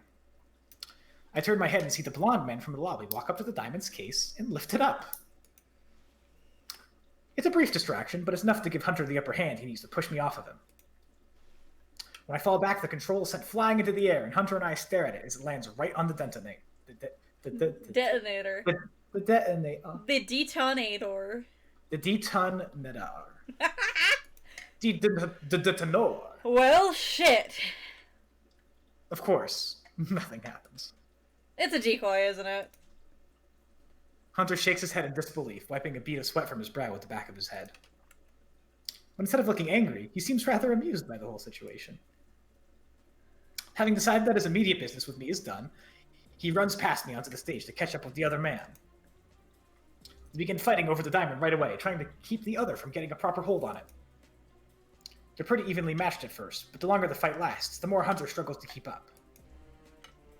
Whoever the Russian is, it's clear that he's not just a random guest or some opportunistic thief. It will be an easy mission, they said. No one cares about that old rock anymore, they said. What does the KGB even want with it? Don't you commie just like everything that may be worth more than a ruble? Be quiet. That diamond is the property of the Soviet government. I've come to take it back. Oh god, I've been... Global and the KGB? I knew there was something odd about these two. I feel someone pull my arm, and I turn to see that the henchman is finally regained consciousness. His nose is bleeding from Hunter's punch, and he has a split lip. He's pretty lucky that he didn't get trampled by people on their way out. Boss, we should leave! By now, the room is almost empty, and the only ones left here besides the four of us are the rest of the henchmen. At least they have enough common sense to not try to pick up their guns again. With how bad they look, I wouldn't trust any of them with one. I shake my head. Like hell we are. I'm not going back empty-handed. Get everyone out of here and meet me by the vehicle. I'll take care of this myself. He gives me a hesitant look. When he doesn't move, I snap my fingers to get him to hurry. What are you waiting for? Go! I can't snap very loudly. Thank you. Snap at home if you want. He doesn't look too convinced, but he doesn't say anything. He nods and goes to pass on my instructions to the rest of the henchmen. I walk back to the stage where the Russian managed to open the case's lock while also keeping Hunter away from it. I'm just imagining he's opening it with one hand and like just holding his face with the other. Yeah, exactly. There's no way I can take them out both on my... I can take them... No, that's the right way to read that. There's no way I can take them out both on my own and get away with the diamond. But if I wait for one to deal with the other and I corner whoever gets on his way to the exit, I may have a chance. They both reach out to grab the diamond at the same time, but instead they knock it over, and it rolls all the way behind the curtain. The Russian pushes Hunter out of the way and goes after, with Hunter following a second later. I lose him from sight for about a minute, my view obscured by the curtain. Finally, a hand pulls the curtain aside. It's... Who are we gonna go for? What boy are we gonna go for? What boy? What man's? The very rude men? Or the very angry men? Rude men or angry men? The two types of man. Okay, we got one vote for Agent Hunter. Yep. What do you think, John? Before I'm obviously gonna take more answers, but do you have an opinion? It's hard to say. On the pro side, Agent Hunter does have a gun, which could be useful later. Never know when you'll need one of those. Uh-huh. On the other side, the Russian does have a better coat. He does. He does. And he has the cool face scar, and you have a cool no eye, so you have that in common. I don't want to reveal anything too much, but I will say the Russian has a really fun secret. about his biology that is fun. I don't mean that in a sexual way.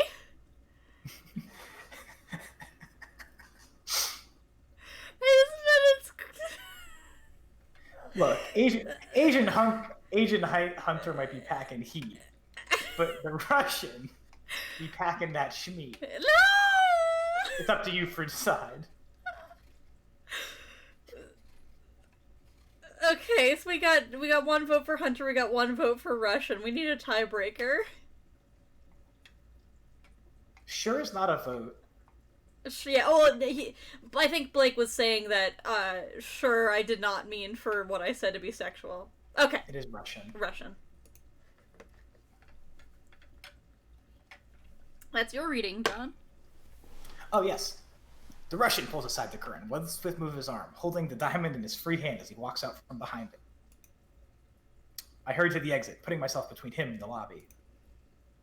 He stares at me with a mixture of incredulity and annoyance, as if my presence hadn't been something he'd been worth noting until this very moment. He puts the diamond inside his jacket and rolls back his shoulders. I have no business with you. I'm only here for the diamond.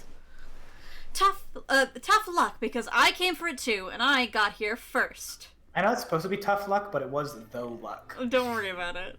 It was a game made by, like, one person.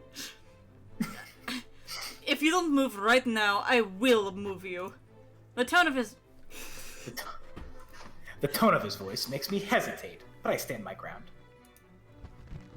He takes a step closer, but before he can make a good on his threat, we're interrupted by a crunching noise.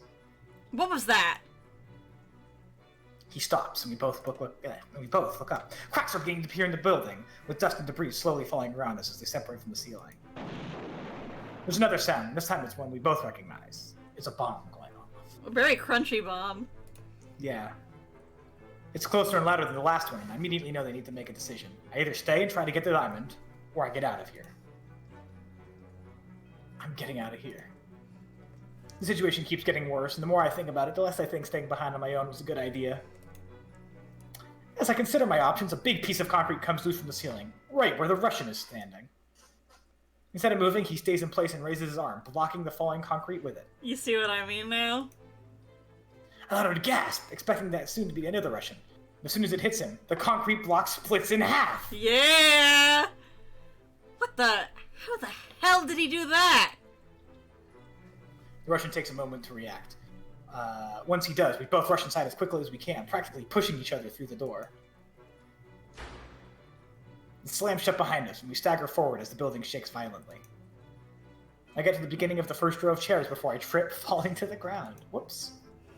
The Russian passes me by without a single worry for my situation. I'm left on the floor, covering my head with my hands in case something else falls from the ceiling. Bastard bitch man. Fortunately, that doesn't happen. After a few seconds, it's all over, and I get up as carefully as I can, just in time to see the Russian walking over to the door. Oh my god, if the Russian and Keegan had a kid, it would be Nadine Twin Peaks confirmed. Because right. you got the eye patch and you got the super strength. That's it. Except there is a reason why he has super strength. Unlike Nadine, who is just... And suddenly punch it, getting me to almost jump from the surprise. The door bends slightly, which is rather impressive in its own right, but not much happens other than that. Under any other circumstances, my mind would be racing with possibilities about the Russian, but for the moment, I'm more focused on the door. Museum doors aren't usually that strong, so there must be something on the other side applying pressure to it. Probably a steel beam. In that case, we won't be able to leave the building through there anymore. I'm so deep in my thought that I don't notice when he turns around, getting close enough to grab me by the neck of my shirt and slam me against the nearest wall. Ooh la la! You have 10 seconds to explain what happened before I decide whether to kill you. I begin to wave my hand, trying to get him to understand that he's grabbing me too tightly for me to speak. He seems to realize this and loosens his grip slightly, just enough for me to get some words out, but I still have trouble breathing. I can't explain it if I can't breathe! Then I suggest that you talk before you run out of air. I let out a strangled cough. The bombs are all decoys. I couldn't have set them off even if I wanted to. He lets me go and takes a step back to give me some space. I fall down, barely managing to prop myself up by leaning against the wall. I misread that as to give me my space. Would you like to have MySpace? We could be friends. With MySpace in the 1960s. 1960s I have, space.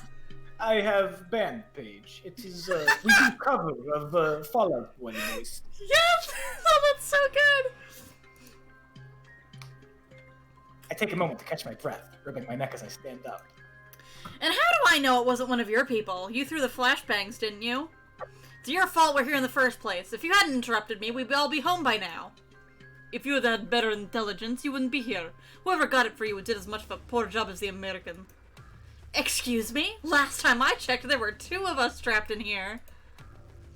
You must be a very poor agent if you got stuck in this situation despite having better intel than either of us. Get him, get his ass. Get his ass! He crosses his arms, giving me a silent frown. I can't help getting a smug sense of satisfaction from it. I turn around and walk away, trying to remember what other ways of getting out there are. My first idea is to try to climb the stage to get the... Oh, Jesus, why was that sentence hard? My first idea is to try to climb the stage to get to the stage door. But I discarded it as soon as I realized there's too much rubble for me to go through. Have you been taking sippies? Of what? Water? No. Get some sippies! No. Water's for cowards. How... Oh. Your voice is gonna kill you. Good. Okay. Even if I was more athletic, I don't trust my depth perception that much. I get it. I guess that's my only other option is looking for one of the air vents. Finding an air vent is easier said than done. Between the busted lights and having to be careful in general, it takes me about an hour to make any real progress. I think he's also overestimating how big air vents are. No, well, these are like die-hard Cold War spy movie air vents. Okay, fair. True. Because the vent I end up finding is barely above ground level, at least I don't have to climb on anything. Since it's partially covered by a wooden panel, I need to remove it before I can tell whether I'll be able to use it to get out. But just when I try to take the cover off, I feel my hand tingle with the sensation of an electric current. I move it away as fast as I can, and I realize there's a torn cable right next to the panel. Almost right away, the cable begins to let out sparks from its end. The cable has been right outside my field of vision until a moment ago, halfway covered by the panel. Fortunately, I'm no worse for wear other than the surprise, and I let out a sigh of relief. Damn it, that was close. If I hadn't reacted so fast, that would have been one very nasty burn. After that, I'm hesitant to try and keep going ahead by myself. I have no way to treat an injury, especially a bad one. Which means... I take a moment to consider whether working with the Russian is better than the possibility of electrocuting myself to death, and come to the conclusion that it is. If I'm lucky enough, he'll need me for something, and it'll spare me the moment of embarrassment. I decide to use the opportunity to change out of my suit and into my uniform. It's about as dirty, but it's a lot more comfortable. I wouldn't want to change in front of the Russian, that's for sure. Uh-huh. When I head back to the entrance, I see the Russian is still trying to get the door to open, to no avail. Now he has both hands on one of the sides, trying to get his fingers in the small space between it and the wall to get a better grip. Better that door than me. He stops and turns around. He seems to be just as frustrated as I am, so I suppose there won't be a better time for this. Listen, I've got the blueprints of this place memorized, but I can't look around all by myself. I make a vague gesture to the damaged side of my face. And it doesn't seem like you've gotten very far either. We should work together. He doesn't look too convinced. The other option is that we wait for my men to figure out where we are, and I have to clean up your blood for my brand new diamond. Unless you're confident that you can get out of it yourself, or that someone is going to get you before my henchmen get here. It's a bluff. I'm pretty sure the henchmen noticed I didn't make it out the moment I didn't meet them. I'm pretty sure the henchmen noticed I didn't make it out the moment I didn't meet them like I said I would. But if there's no easy way out, there's no easy way in. Besides, it's a matter of time before the police show up. And if the other man really was an agent from Global, they'll be here too. The Russian looks at the stage, then back at me. Even from this distance, it's easy to tell that it's not a place to just wander around aimlessly. Very well, but if you try anything... I look away and adjust the neck of my shirt. Yes, I know. One needless display of violence per day is enough. From now on, every time you look at me like this, I'll just assume you're picturing yourself choking me, alright? His lips quirk up slightly, as if he's just trying to fight back a smile. It's just mildly insulting. If we're gonna be working together, I think I need something else to call you besides the Russian. He doesn't answer. It's not like I was expecting him to tell me his real name, but an alias would have been enough. Or not. Suit yourself. Maybe it's better to keep it this way. I heard that once you name them, you can't get rid of them. That earns me a smile. You can call me Sergey. And apparently it's also enough to get a name. Haha, Sergey! Woo! Got him! Got him! Got Ended. him! Virtual high Got his five! ass.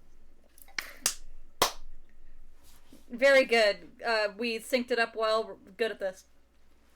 Very well, Sergey. I'm Cyclops. Yes, I heard. And he's back to being rude. I'm a little surprised to hear that he was paying attention to what I was saying when I got on stage. Now, lead the way. He waits until I begin to walk to follow me, and I lead him back to the side of the stage where I was a moment before. Despite the fact that it's just as dark as full of rubble as before, Sergey's presence makes it easier.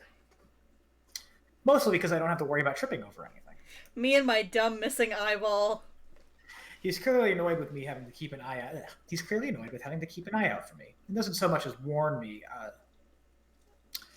He's clearly annoyed with having to keep an eye out for me. He doesn't so much as warn me as push me out of harm's way, but he does a fine enough job. Here it is. The additional air vent should be somewhere on this wall, behind a fake wooden panel. I need you to knock on the wall until you find one that sounds hollow, then remove it. Is that what you're doing? He gives me a look of slight incredulity, as if he was expecting me to give him a series of really complicated instructions or a long explanation. The implication is not lost on me, and I frown in return. Manual labor is a lot harder when you've poor depth perception. Besides, I did find an air vent, but it had live wires next to it, so it was useless either way. Stop looking at me like that and get to work already. I stand aside as Sergey begins to run his hands over the wall, starting at the top of his height, and knocking on it as he goes down. As he continues to examine the wall, I can't help but notice the way his sleeves keep creeping up his arm with every other movement. And not just because he has nice arms either. There's something odd about them. I'm not an expert in anatomy, but I know enough to notice the way his muscles move don't quite correspond to what he's doing. No matter how strong they are, normal people just don't use their arms to block falling concrete. He held me against the wall so effortlessly, too. He isn't some ordinary agent. I just know it. I could easily ignore it, since it's not directly related to our situation, but human modification of any kind requires pretty high-end technology. It's not the first thing that comes to my mind when I think of the Soviet Union. My curiosity won't let me be until I get some sort of information out of him. Considering that he almost couldn't be bothered to give me a name, the chances that he tells me something about him just because I ask are slim. I have an idea that doesn't require his cooperation, but the downside is that if for some reason I'm wrong, he's gonna be really pissed. Really, really pissed. You don't have to sound so excited, John! Are you gonna throw a rock at him? I don't know. Ask, like a polite I forget which is the better option. guy named Keegan. Yeah, I'm gonna just ask him. Okay. Since when did the Soviets have the technology to modify humans? Sergey stops what he's doing and turns around to face me. He's still frowning, but now there's something else in his expression, too. Like he's trying to decide whether it's worth lying to me now that I've asked him. Your whole upper body has too much strength for someone of your build. I consider that it might be some sort of performance-enhancing drug, but no, you move with too much clarity for you to be under the effect of one. And that wouldn't explain how your arm didn't break back there. I wasn't sure what else it could be, but the face you made right now just confirmed my suspicion. If I had to guess, I'd say that they did something to your right arm, most of your spine, and your left shoulder. I had heard of the experiments, but I thought they were only rumors. Human experimentation of this kind isn't that common. What did you hear? That the government has been experimenting on humans for quite some time now. Many German scientists disappeared after the war. Some eventually turned up in America or at the League with new identities, but not all of them. You're actually kind of right, John. Caught you. Told you. You're like paperclip. Exactly. Even the efforts to find them stopped after a while. The scientists that went missing were the ones whose research involved people. Put two and together, and you've got yourself a rumor. That's not too far off. They are specially designed prosthetics. Of course, you understand that if I tell you anything more, I'll have to kill you. Forget I even asked then. That effectively ends the conversation, and he goes back to working on the wall. Takes Sergei a couple more minutes to finally find the correct panel. It's a little higher than the one I found, but it's not unreachable. He raises his arms, putting a foot against the wall while he grabs the side of the vent with his hands. But no matter how hard he pulls, the vent doesn't give in. It's no use. The screws are partially melted. They won't come out. Do you think there could be fire on the other side? The metal is not hot, so it's not likely. I think for a moment. I've got an idea, but something tells me you are not going to like it. He frowns slightly, but since he doesn't say anything, I decide to continue. I think your arm... His frown gets worse. It's basically a scowl. Wait until I'm finished, alright? As I was saying, your arm may be strong enough to break a chip off the diamond. I could use the piece to amplify the potency of my watch. That way, the laser in it would be able to cut through the air vent, and we could remove it without causing damage to the wall itself. And even if the way out turns out to be blocked, it would also make the watch's radio signal stronger, and I could call my henchmen. But there's a good chance that your arm will stop working? You keep fiddling with it, and now that I know it's not your actual arm, I can tell that something damaged it. My guess would be the concrete block. Sergei has one arm folded over his chest, and as I speak, he keeps absentmindedly rubbing his fingers over the opposing arm. He looks down and, realizing what I mean, straightens immediately. Depending on how it's connected to your body, further damage to it could be... well... Since your fine motor skills obviously work well, my guess is that your arm is directly connected to your nervous system. Worst case scenario, you'll pass out from the pain. Even if everything goes perfectly, that would leave you pretty much unable to do anything with it. And what guarantee do I have that you won't take advantage of it and leave me here? Or that you won't just run off with the diamond? I shrug, trying to pass it off like an unimportant detail. Whatever. It's not like I was planning to do it, but put it like that, it sounds exactly like the kind of thing a supervillain would do. None. You're going to have to trust me. We already agreed to work together. This just needs a little bit more trust. You're a scientist, aren't you? You could also repair my arm. While I am incredibly smart and an expert in many different fields, I can't just start working on something done by someone else just like that, not without the proper tools or at least a blueprint. You can try. Are you sure? Because I could have sworn that you said that knowing too much about it would get me killed. Now I'm saying that not doing it will also get you killed. What are you gonna do? I wanna take a look at that boy's arms. I wanna see what's going on in there. Sneak a peek at those arms? Yeah.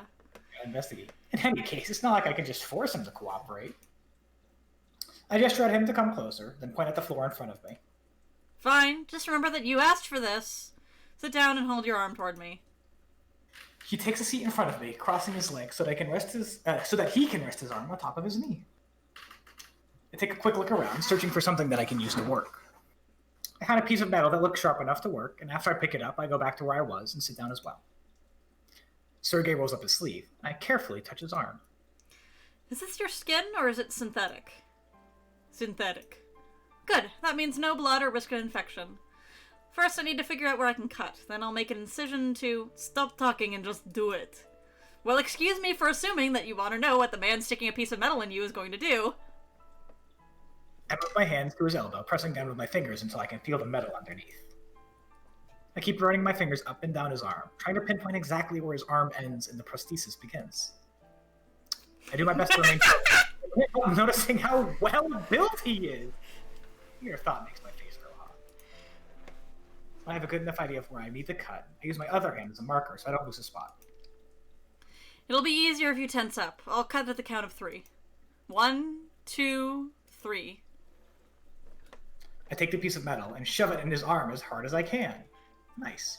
It doesn't cut so much as it pushes apart, the upper layer of material peeling back to reveal the metal and wire underneath. Sergei closes his eyes and takes a deep breath, but he doesn't even flinch. I can't help but let out a gasp. Metal arm! Metal arm!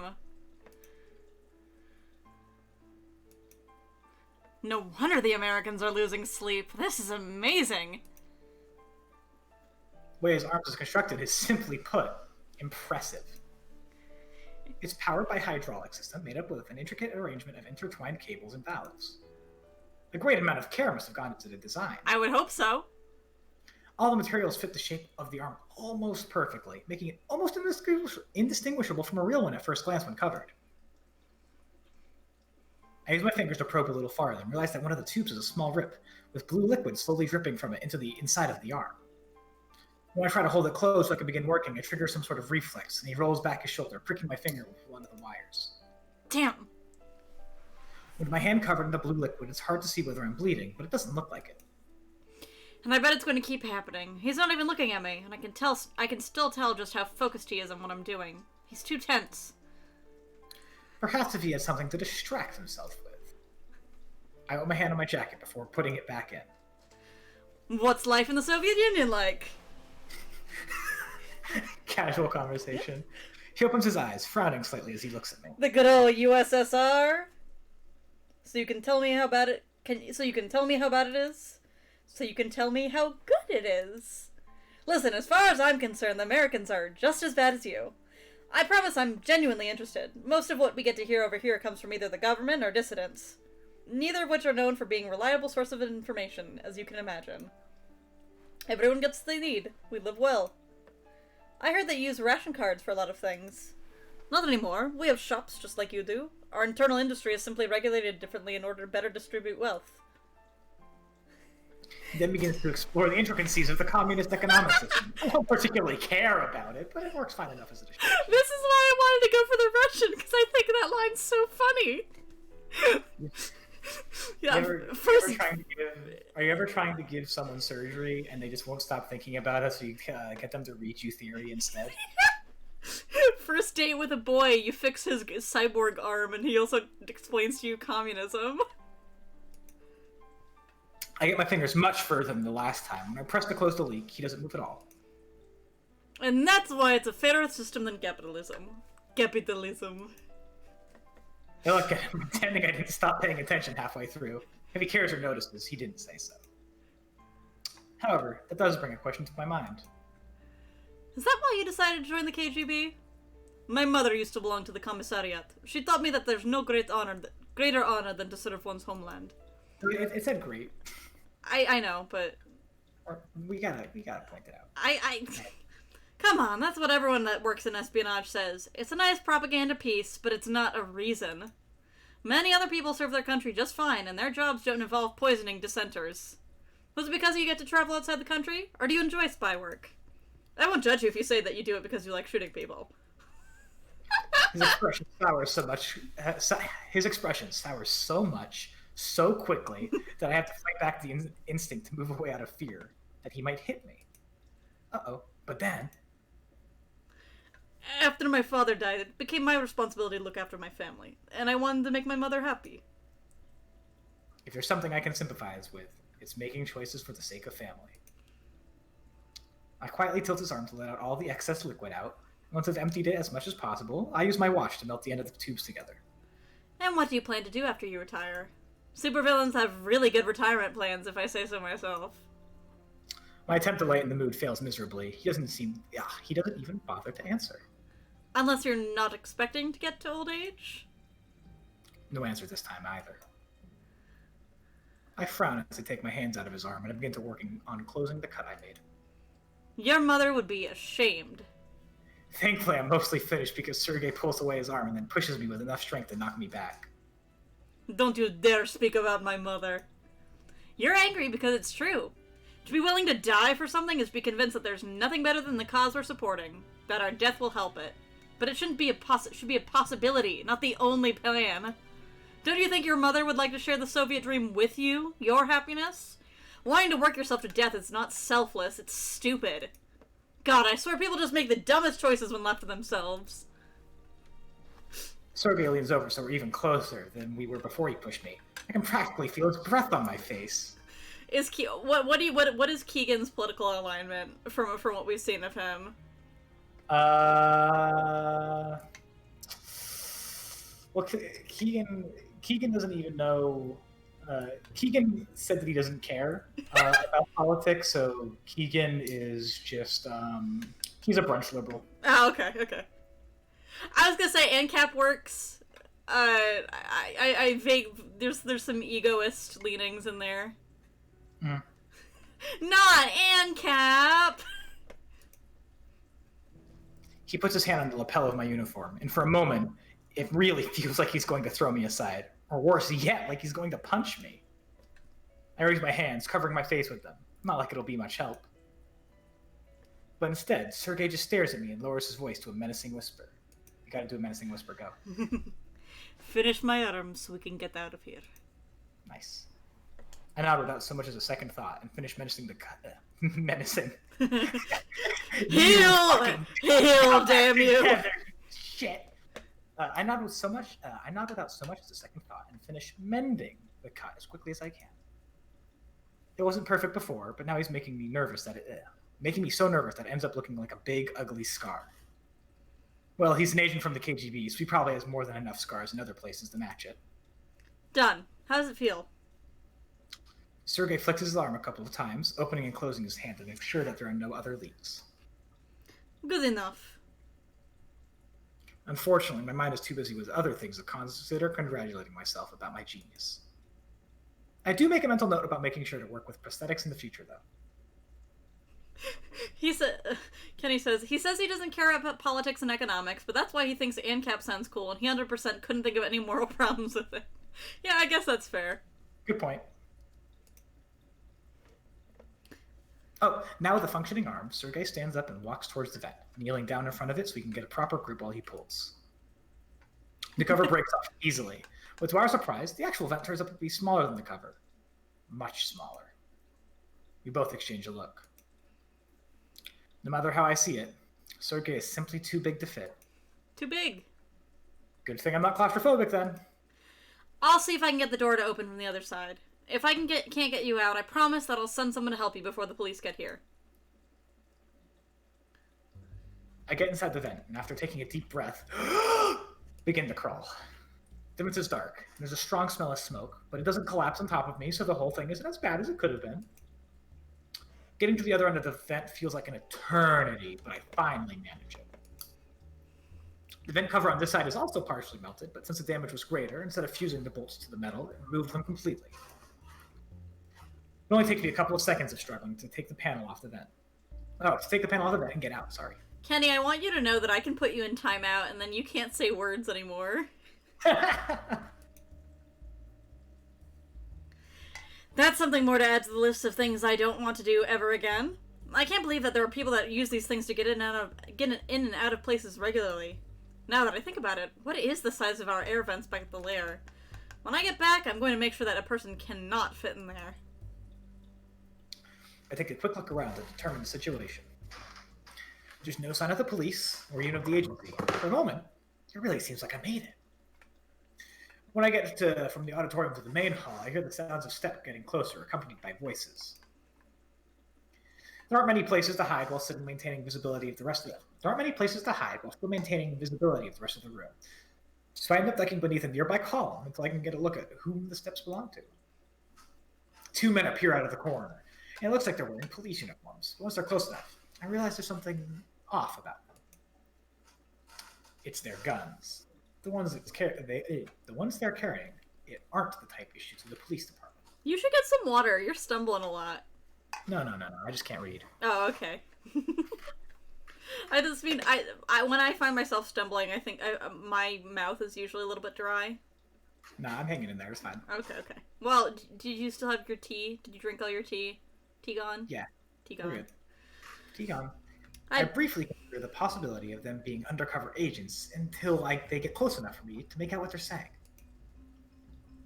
I wish they had sent someone else. Have you seen Sergei's record? He's a killing machine! I hear he once fought a bear with his bare hands, and won. They're Soviets. There's two of us and we're armed. He's not getting out of here alive. Besides, it's his own fault. He knows the rules. We all do. Failure during a mission in foreign territory equals immediate termination. They were very clear when they said that under no circumstances Sergei should be allowed to fall into enemy hands. They sound exactly like the kind of people that make sure not to leave any witnesses. With some luck, I might be able to outrun them, but that would mean that I wouldn't be able to go back to the auditorium. I decide to...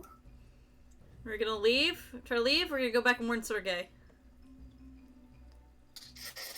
We gotta go warn him. Also, we're probably just gonna get shot to death. Nice. I can't leave Sergei just like this. I don't consider myself a decent person by any means, but if Sergei hadn't trusted me back there, I'd still be trapped inside the auditorium. Oh, you're roboting real hard. Uh-oh. You wanna try leaving the call for 2 seconds, then coming back? Yeah, sure.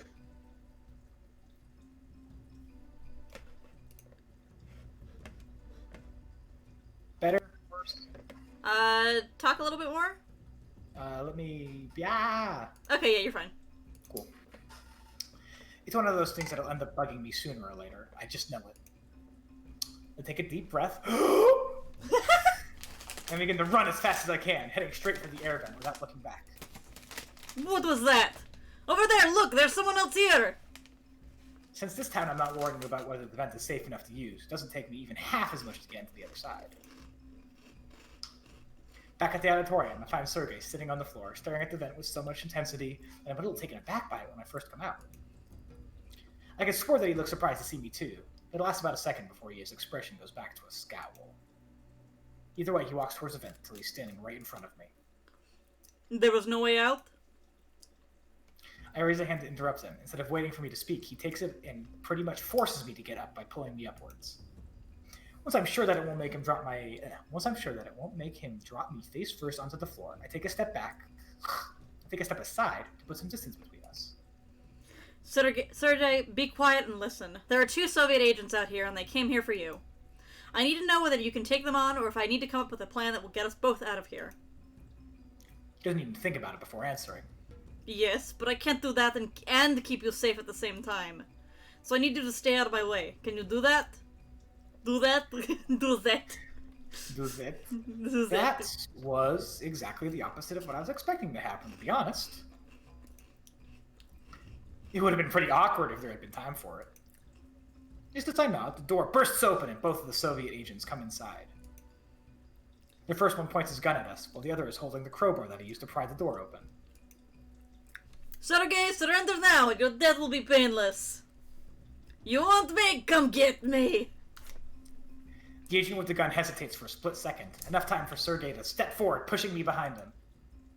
My first instinct is to do something, anything, but I remember what Sergei said, and so I remain perfectly still, even as the Soviet begins to fire.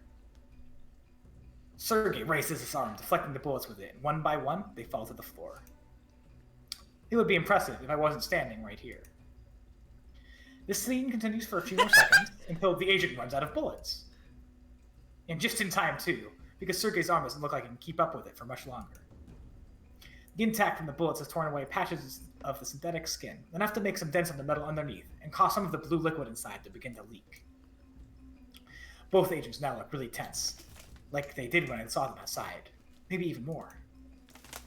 While the one holding the gun attempts to reload it, Sergei runs forward, closing the distance between them. They struggle for a bit, but even after being shot, Sergei is considerably stronger than the agent.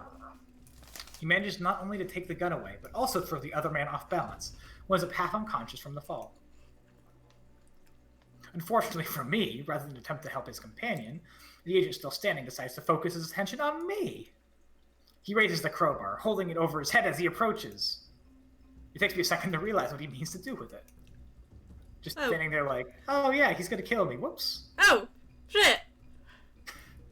I begin to step back away at roughly the same pace and glance at Sergei, only to see him too busy to notice that I'm in trouble. The Soviet then begins to swing the crowbar, and I barely manage to avoid getting hit by it the first time. By a third or so attempt, my back is already against the wall, and I have nowhere else to move. He presses the crowbar against my neck too quickly for me to be able to put my hands between him and relieve some of the pressure. Soon I start grasping for breath, and my vision goes blurry. The last thing I see before I fall unconscious is the agent stepping away. ...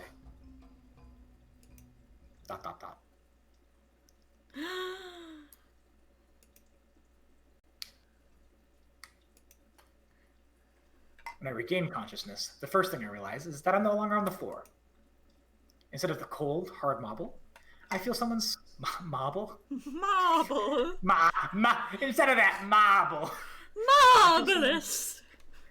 I feel someone's skin against mine. I'm being carried. My first instinct is to struggle, but the grip around me gets tighter to keep me in place. Stop it or you'll make me drop you. I go limp at the sound of Sergei's voice, and the memory of what happened comes back to me in a rush. Oh yeah, I got choked out. And just what do you think you're doing? A woman called. Said her name was Mantis. You answered my communicator. I touch my wrist to confirm my suspicion. My watch is not there. Yes, I did. Was I supposed to wait for you to wake up? She's coming to pick us up. For what it's worth, she sounds really worried about you. Right, I bet she just wants to have cleaned up Keegan's mess on her side when Uncle thinks about who to chew out first. Wait a second. Us. When I told her what had happened, she became quite interested in meeting me. I can't even begin to imagine how that conversation must have been like for Mantis, to agree that the best course of action to meet was with a complete stranger. Yeah. Just like that! For all you know, she's going to shoot you the moment she sees you! You're a Soviet spy! Not anymore, no. There's a moment of silence as he continues to carry me through the auditorium. You know, I can walk. Hold on, I'm eating. I got a Cheeto in my mouth. Oh. Sergei's eating Cheetos. I know that. I'm carrying you like this in case they get any ideas about shooting me. I raise my head slightly to look at him, and see that he's smiling. I frown in return, but as soon as he's not looking, I rest my head against his chest. All things considered, the day could have turned out worse. The end. Hmm? Let's see what we got. Yeah, we just got the... This one's from Sergei's End.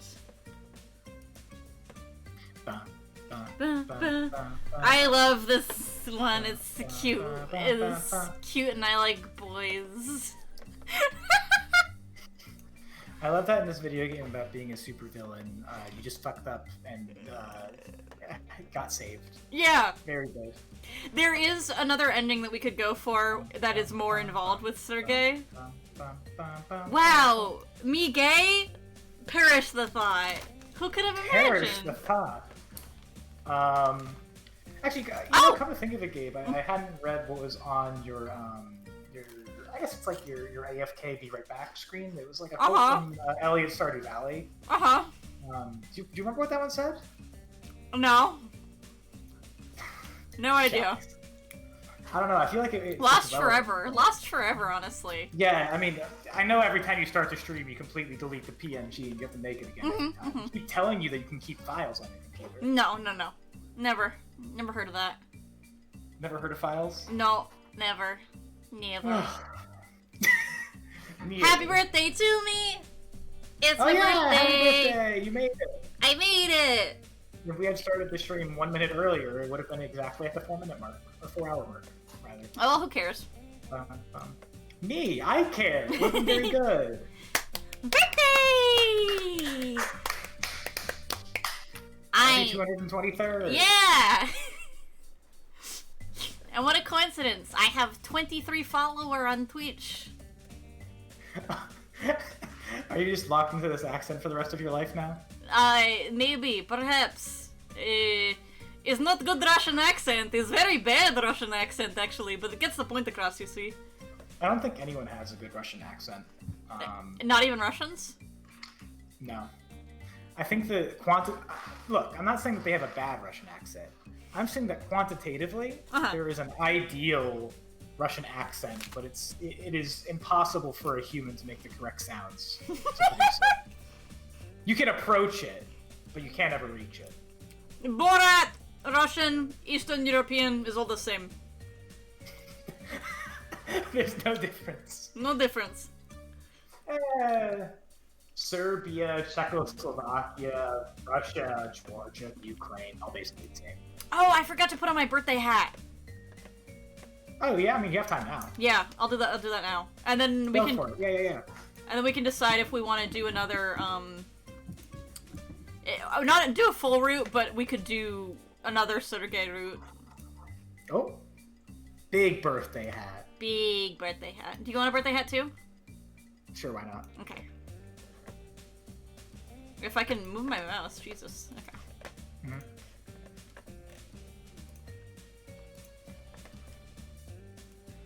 Yes. Birthday hats! Birthday hats! Birthday hats. Hold on, I can add balloons too. Because now it's actually my birthday, so... Yeah. Honestly, we could put the balloons up and just cover the game. I mean, they are really big, I forgot! Perfect. I really need to get another mouse pad. I need to get another Opie mouse pad because I hate them, but they're also really good for my wrist. But The question is, who's going to be the image on it? There's a Dio one I really want. Mm-hmm. Oh yeah, I mean, balloons are a game of their own if you're playing like Bloons Tower Defense. Oh my god, my mouse. Oh, please. Please, just... Oh my god, it just doesn't want to have any traction. Okay. There we go. I don't want to bother putting in another set of balloons.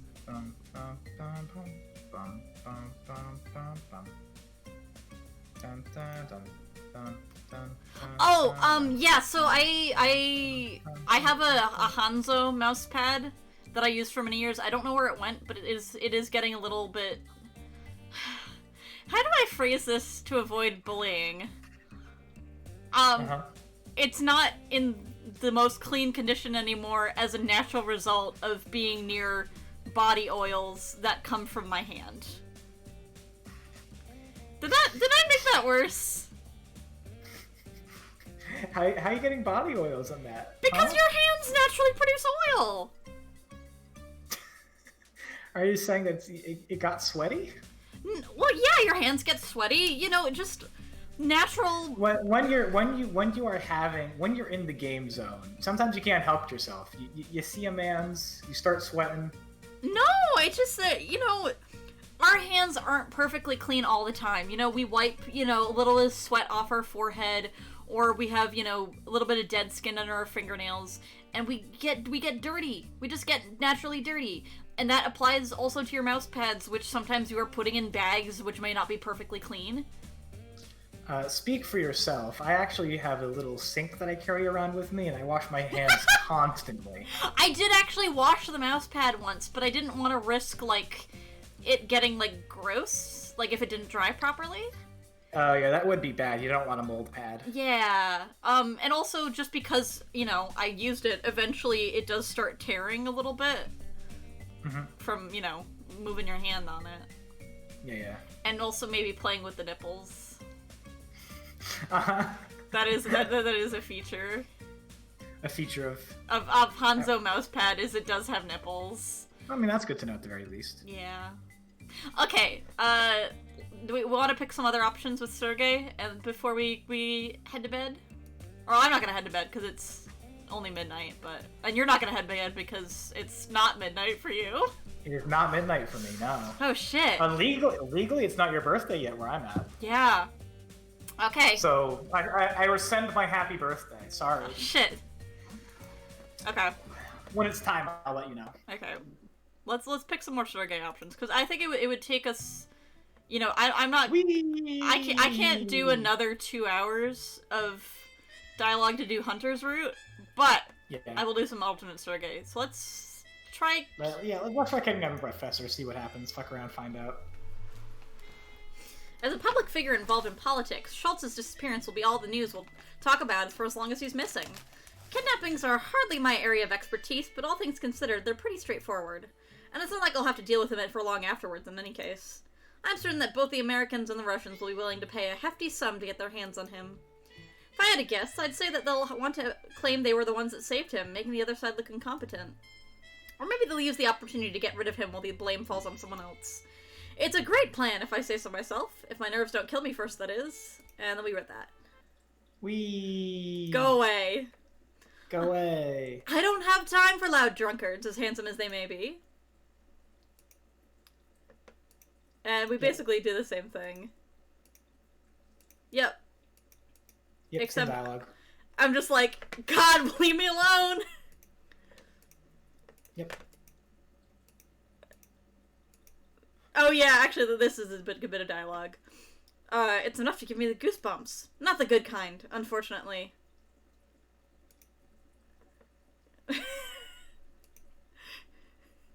Fucking go away! No, go away! How more obvious can we be about going away? Mhm. What did he even expect me to do? He was lucky it was me. Anyone else would have punched him for his trouble. Okay. Yep, first call. Wee. Same choice. Okay. Or actually, different choice. I don't know. Doesn't matter. Wee. Whee! This is so much faster than Pack a Plus. Good thing that I'm not here for the diamond. Let them fight over it while we get away with Schultz. I walk over to where the henchman is and nudge him awake with my foot. He stands up, holding the side of his head with a pained expression. His nose is bleeding from Hunter's punch, and he has a split lip. He's pretty Oh, wow, we got that far already. Yeah. Pull yourself together. We need to get Schultz and get out of here before the agent notices. Can you help me get him to the vehicle? Yes. Yeah.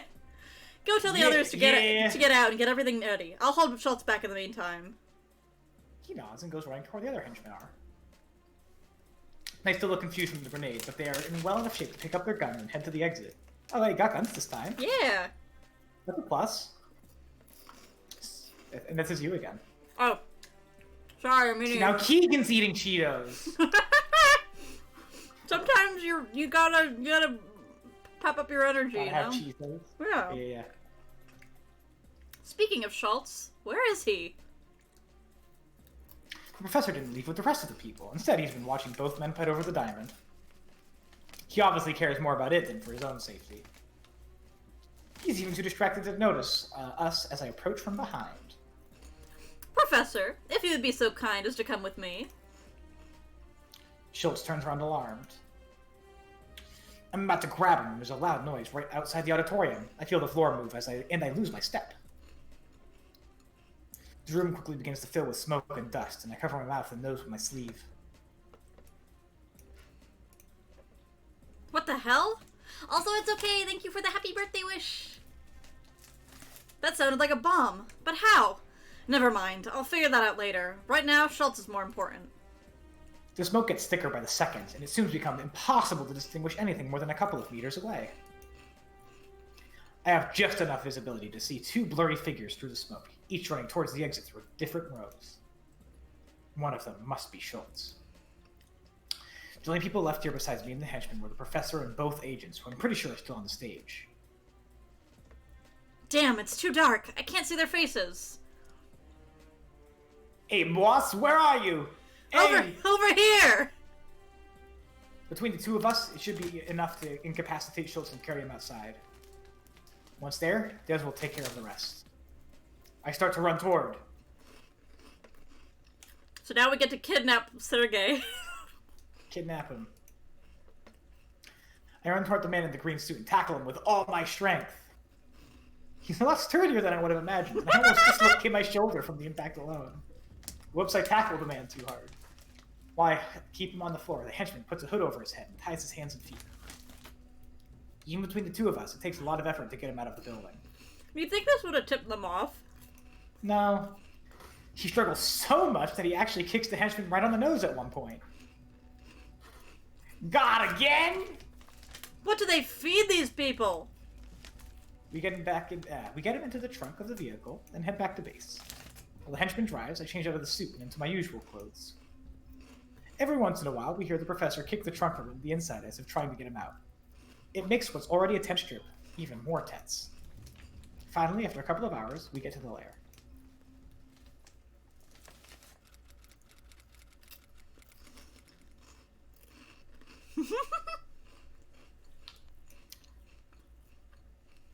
A couple of henchmen help us get Schultz out of the trunk and into the laboratory. I had planned to simply sit him on a chair and put a guard at the door to keep an eye on him, but he gave us too much trouble on the way here for that.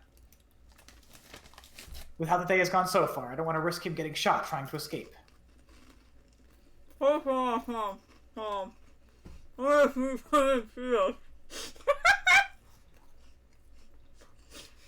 Just can't stop eating Cheetos, sorry. Keegan's really hungry for Cheetos. Do we still have that table with the straps? The one we used before we had the cell block? Yeah. Bring it over and tie down Schultz. The less he can move, the better. He nods. Just as he's about to leave, he touches his nose and stops to gesture at the two other henchmen to go with him. They return a couple of minutes later, carrying the table with them. That thing is probably older than I am, and proof that half of the things at the warehouse are there for purely nostalgic reasons. The henchmen put the table down in the middle of the laboratory, and they secure it to the floor. Classic table with straps surrounded by laser beams. Laser beams. While two of them cut the ropes around Schultz's hands and feet and lift him onto the table, the other straps him down to it. Schultz thrashes and kicks until the very last moment, shouting curses at us. At least, I think that's what he's doing. The hood muffles a lot of it, so it just sounds like distant yelling and heavy breathing. Well, despite all the setbacks, we did it! Congratulations, everyone! The henchmen nod and give me a half-hearted smile that makes them look more relieved than happy. They probably thought I was going to blame them for what happened at the museum. Which, to be honest, I would have done if we had come back empty-handed. I still need to figure out how we missed 2 agents. Someone in intelligence is going to have to answer for that. But that's a matter for another time. Now... I get closer to the table, leaning over so that I'm right in front of the professor. At my signal, the henchman standing closest to Schultz grabs the hood covering his head and takes it off. You've given us a lot of trouble, Professor... Schultz? Whoops. Frustrated. We got a Russian. That is not a table. Don't worry That's a about chair. it. It can adjust. Oh, maybe it reclines, yeah. Yeah, maybe it reclines. But just as his face becomes visible, the whole room freezes. The man on the table is not Schultz. It's the Russian. You. It's hard to say single words with a Russian Nervous look accent. between them for a second before turning to stare at me. I try to clear my throat in an authoritative manner, but it sounds more like I'm trying not to choke. Keep an eye on him. Don't let him move a muscle until I come back. I take a couple of steps back, and as soon as I'm sure that nobody can see me anymore, I run out of the laboratory. I'm torn between my urge to say it is laboratory and my urge to say it is laboratory. I cannot say it. Didi, what are you doing in my laboratory? When he agreed to lend me the lair, my uncle did so with the condition that he'd spend the day working in his office. Oh yeah, since we're not going to get to do Hunter's route, I do want to say that there is a part where, I think, like, Hunter, like, fakes you out of, like, a kiss and then traps you on the table in, like, perfect spy film. It's great. I mostly prefer Sergei, but Hunter's got his moments, too, if only for that one moment. Close enough to keep an eye on me, but out of sight as not to be fastidious about it. At the time, I wasn't too happy about it, but now I couldn't be more glad that he was so insistent. When I get there, I don't even bother knocking. Knowing that the door will be unlocked, I simply storm inside. Uncle! When instead of my uncle, I find Madame Mantis sitting behind his desk. As soon as she sees me, she stands up, walking over until she's close enough to put a hand on my shoulder. My first instinct is to try to compose myself and pretend there's nothing wrong, so I force myself to smile. Madame Mantis, to what do I owe this pleasure? I heard that you wanted to apply to the League, and I came to make sure that Sphinx wasn't giving you too much trouble. I know he can be difficult. When he said that you'd give me a letter for college, I thought that maybe you also... I am, but only because it's always good to have more options. Your uncle and I are hardly agree on this. Anyway, he saw what happened in the museum and on the news and decided to do some investigating on his own. He asked me to stay here, just in case. You should be back in a couple of hours. Hours? This just keeps getting worse. Your uncle is very worried about you. You're lucky he is already bald. Mantis passed me on the shoulder before moving her arm away. She then circles me a couple of times before walking all the way to the door and locking it. Now, why are you really here? I just wanted to let him know that I was back already and that I'm safe. You can't hide things from me, dear. Very few people can. You came running in and you look like you just saw a ghost. If you let me help, we can figure something out before he comes back. I take a deep breath while I consider my options. The last thing I want is more people knowing about what happened than is necessary, but Mantis would gain nothing out of telling people I messed up. My favorite thing about Mantis is that, I pressed Whoops. this. Is that, they were like, okay, how can we convey that praying mantis, they eat men. They eat male mantises. How can we convey this? Yep. She wears a very green dress and she's very sexy. If there's one thing I think of when I think of praying mantises the bug, it's the boobers. Yeah. I do like her design though. She's cute. Mm-hmm. Besides, she gets along reasonably well with my uncle. There's a good chance that she really just means to help me. She's right. If I can fix this before my uncle comes back, I can pretend it never happened. He doesn't have to find out at all. Things at the museum didn't exactly go as planned. To keep it short, I decided to bring back a hostage. But I wanted to bring back one of the speakers, Professor Schultz. But the place was too dark, and with all the confusion, we ended up capturing a Soviet agent that was there instead of him. Now he's down at the lab, and I don't know what to do. I'm not going to tell you how badly you messed up, because I have the feeling that you're perfectly aware. First of all, take another deep breath. You can't appear nervous when talking to a hostage. Does it look like you could have some kind of important information? I guess. I mean, at the very least, you should know why the Soviets wanted the diamond. You said it's because it used to belong to them, but I'm not sure about that. The timing is very strange. They could have come for it at any other time. Do you think I could ask the KGB for a ransom? Or hand him over to the League? No, I doubt he's important enough for the KGB to pay for him, and he won't be of much use to the League if that's all he knows. Soviet agents operate on what's basically a need-to-know basis, and KGB's policy regarding captured agents is to always assume they've been compromised. Ugh, great. He's useless then. Not exactly. I know a couple of people that still do work inside Soviet territory from time to time. Any information about why an agent was at the museum would be of interest to them. They have some leverage in the League, and they are the type that don't like owing favors to others. If you make sure that no one finds out it was an accident, you can still make this look good enough for your application. Get him to talk, make all this seem intentional. Yes, I can do that. Thank you, Mantis. I'm about to turn around to leave when she moves in front of me and takes my hands in hers. Don't forget, Keegan. You're in charge here. She squeezes a little harder, enough to make my fingers hurt. Keegan's just a little baby boy. Weak. Besides, if it comes down to it, you can always kill him and dispose of the body. I'm sure that won't be necessary, Mantis. Of course not. She laughs. Ha ha ha! Letting me go before heading to unlock the door. I'm not sure if I'd go as far as to say that I feel confident, but now that I realize that I deal with far more intimidating people on a daily basis, and I do it pretty well. If I don't let them throw me around, some Soviet agent isn't going to be the one to ruin my plans. The first thing that I noticed when I entered the laboratory is that all the henchmen are gone, except for the one that helped me bring the Russian here in the first place. In their place, there are a couple of armed guards on each side of the table. The change did the opposite of easing the tension in the room. Both guards look slightly uncomfortable as they acknowledge me with a nod. I wave my hand, and they both step aside to make room for me. Sorry, I'm eating a Cheeto.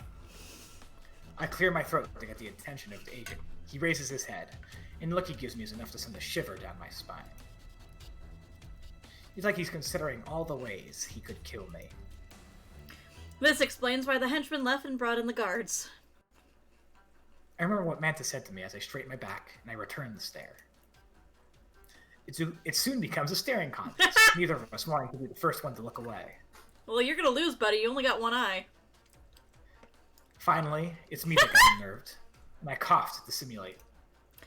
I suppose it isn't hard for you to get out of your country after all, being an agent and everything.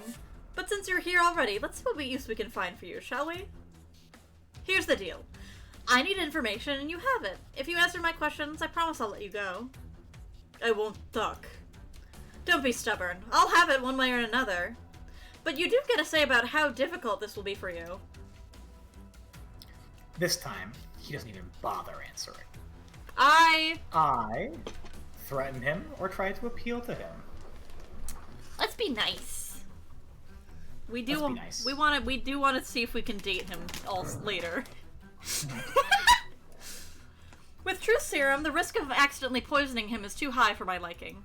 Likewise, if I decide to torch the information out of him, there's a chance that he'll resist too much and he'll end up dying from his wounds. I just realized you're supposed to be reading. It's too late. Besides, I'm not really a fan of blood, which is untrue. We noticed. Even just thinking about it makes my stomach turn. Oh, you were referring to me. Yeah, Whoops. untrue. It will much easier for it will be much easier for everyone involved if he just decides to cooperate. Suit yourself, but I know what the KGB does to the people that fail them. And even if you don't talk, just by letting yourself be captured, you've already failed. You know nothing. Don't I? Think about it. This is the perfect chance to start over. A new beginning away from everything.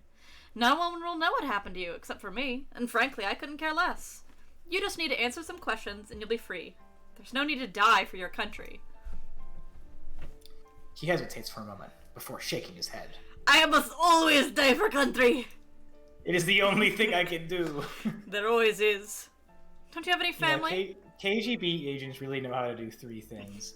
Eat hot chip, be bisexual, die for country. Don't you have any family? Anyone you care about? You could help them this way too. Send them things, get them out of the Soviet Union. I have a sister. She was sent away for a chess tournament and she never returned. I always wondered... I'm not surprised by the sudden confession, since that was exactly what I had hoped for. But by how he sounds when he says it. He even looks vulnerable for a second. Oh, pet the poor Russian man hair. Touch the hair. But it doesn't matter. She was good as dead at the moment she left. I realized right then that perhaps I didn't think this out as thoroughly as I should have, because I suddenly feel less like pressing him for information. He was set on not saying a word when I was only talking about his job, but as soon as his family came up, his attitude changed completely. If there's something I can sympathize with, it is losing family. I'll find out what happened to her for you. Then you can decide whether you'd like to speak after all. And them just supposed to believe you? No, of course not. But if you live, you can go see for yourself whether it's the truth. You'll get water and something to eat. I'll give them orders to not mistreat you, but they'll make sure you don't escape, so don't try anything stupid. He tries to dissimulate, but I can tell from the look on his face that the henchman is really wishing for Sergei to give him an excuse to hurt him. On our way out, I glare at him to make sure he doesn't get any funny ideas. Yeah, we treat our prisoners of war fairly. In Germany. No war crimes here. No war crimes here. I cursed my moment of weakness all the way to the office. I was supposed to do one thing, get him to talk, and I somehow ended up promising something I'm not even sure I can do. For one, I'm not sure that we even have such information at hand. And even if we do, I'm not sure I can access it. I almost forgot about Madame Mantis. She's probably still inside. Ugh. If I begin to go through the files with her there, she's going to want to know what I want the information for. Her advice immediately comes to mind, and sends a shiver down my spine. While I try to think of a way to get her out of the office and somewhere else, I see one of the henchmen passing by. It's just some random guy from maintenance, which makes him perfect for what I have in mind. Hey, you! He looks around and points at himself, as if making sure that I'm talking to him and not someone else. I gesture at him to come closer. Yes, you. Are you busy? He shakes his head. Do me a favor. Head to the lower level and call Madame Mantis. I don't care what you call her for, just make sure she's busy for as long as possible. Luckily for me, most of the base's personnel don't deal directly with her very often, so as far as they're concerned, we're about as equally intimidating. And I have the advantage of being related to the boss. The henchman turns around, hurriedly heading towards the nearest elevator. About a minute passes until I see Mantis come out of the office, looking annoyed as she walks down the hall. As soon as I'm certain that she is gone, I go inside and lock the door behind me. I spend the better part of an hour staring at the monitor as I go through the files.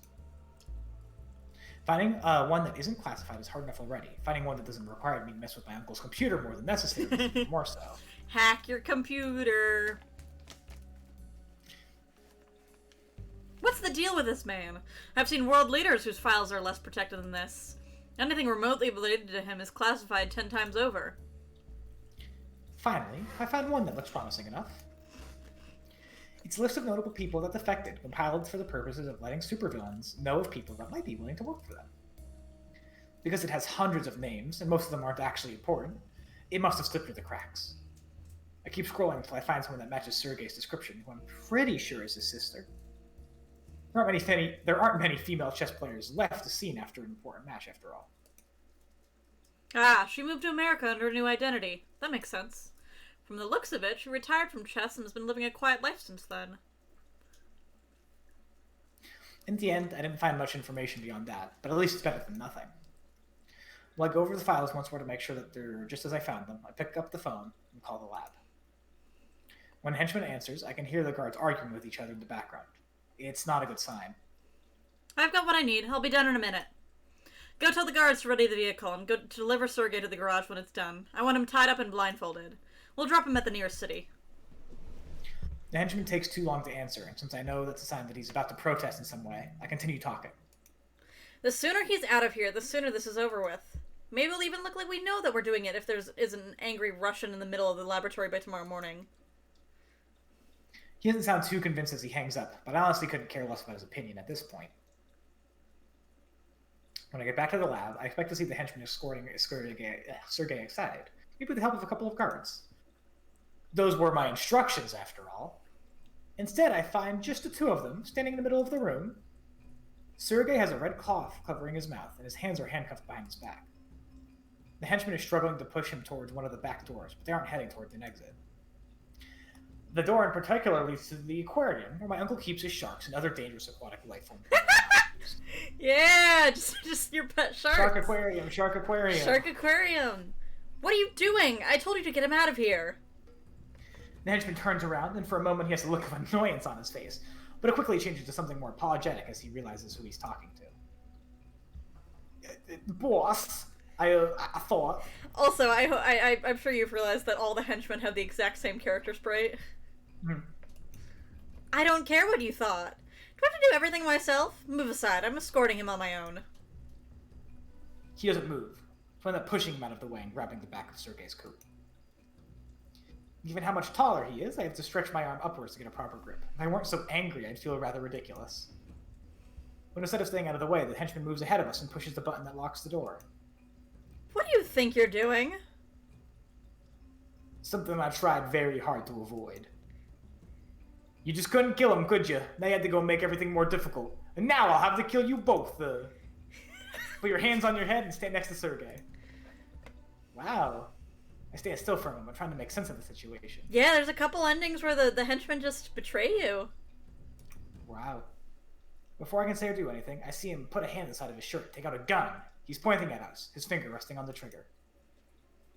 I let Sergei go and take a step back. Suddenly, he breaks his handcuffs, and with his hands now free, rips the cloth covering his mouth.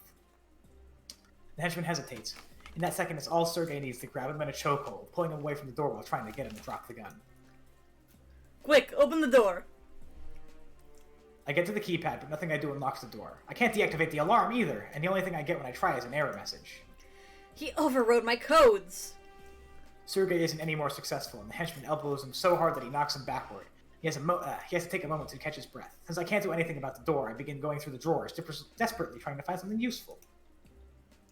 All I managed to find is a small handgun, so it'll have to do. I have gun now. Unfortunately, I'm not a good shot, and between my nerves and lack of practice, I don't even come close to hitting the henchman when I fire. Also, I'm missing an eye! It's enough to startle him, however. Sergei used the opportunity to run towards me.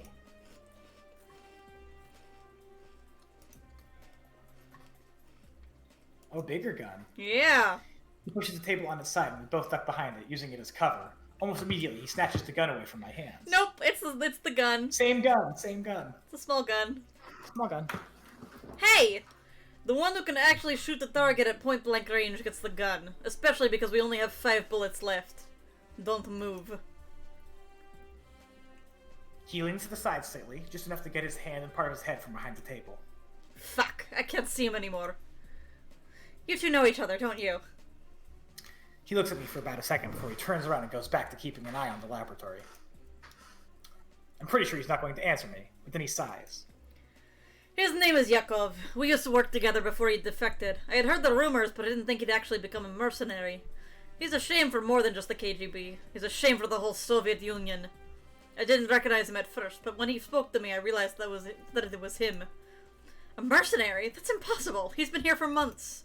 I conducted all the interviews around the time he was hired myself. I'd have noticed if there was anything suspicious. Sergei gives me a skeptical look. Admittedly, being shot by someone I hired is not the ideal situation to argue about my ability to judge people. He said his original contract was for someone called Sphinx. He hesitates a little before trying to say the name, as if he was trying to recall exactly where he had heard it before. Uncle! I don't find out whether he remembers, because it's me who messes up. I bite my tongue, but it's too late. In the heat of the moment, I let it slip that we're related. He came here for your uncle? Do you really want to talk about that right now? Yes! He's interrupted by the sound of an alarm as the white light of the laboratory lamps is replaced by an intermittent red flash. What's that? Shit, that's why I didn't shoot at us when we ran to hide. It's the evacuation alarm. And it can be activated from any room? Is it just for evacuation? By anyone with a code, yes. It wouldn't be much of an alarm otherwise, would it? But, more importantly, once activated, it purges everything inside the base. It's basically a self-destruction sequence. How long do we have? Oh, about 20 minutes, give or take. It depends on how much data the computer has to erase beforehand. Think. He overrode my code, but my uncle's can't be, because it's also the master password. Let me take a sippy. I got Cheeto dust in my throat. Sometimes Cheeto throat really is the #1 cause of death. Mesothelioma amongst gamers.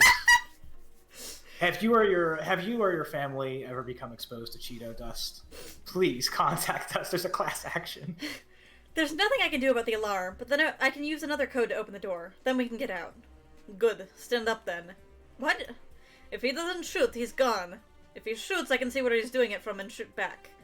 Except he has to shoot me for that. Sergei glares at me, and I get the impression that if I don't stand up on my own, he's just gonna throw me aside anyway. So I do it. Mere seconds later, a bullet grazes my arm from behind one of my uncle's machines. Sergei notices it too, and quickly shoots twice in succession. The first one hits the henchman in the arm, making him drop the gun. The second one goes straight through his leg, making him fall to the ground. Sergei runs towards him and kicks the gun as far as he can, then uses his free hand to forcibly drag the henchman from behind the machine. I take a second to check my arm. It hurts like hell, but it's not too bad. Nothing that will cause permanent damage, at least. Deciding that it's safe as it's going to get, I go to the keypad and begin to work on unlocking the door. Just like I'd thought, the henchman had no way of disabling my uncle's code, so it's a matter of trying them all until I find one that works and the door opens. Done. Let's get out of here. What do you want to do with him?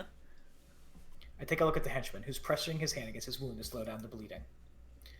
If it were for me, I'd just leave him here, but something tells me that my uncle is going to want to have a word or two with him once he finds out about all of this. Right, I suppose we should take him with us. You're lucky it wasn't Sphinx who had to go through this. Hey, who says he wasn't? You haven't seen him since you arrived, have you? Mantis did. Are you sure? I make a pause while I think.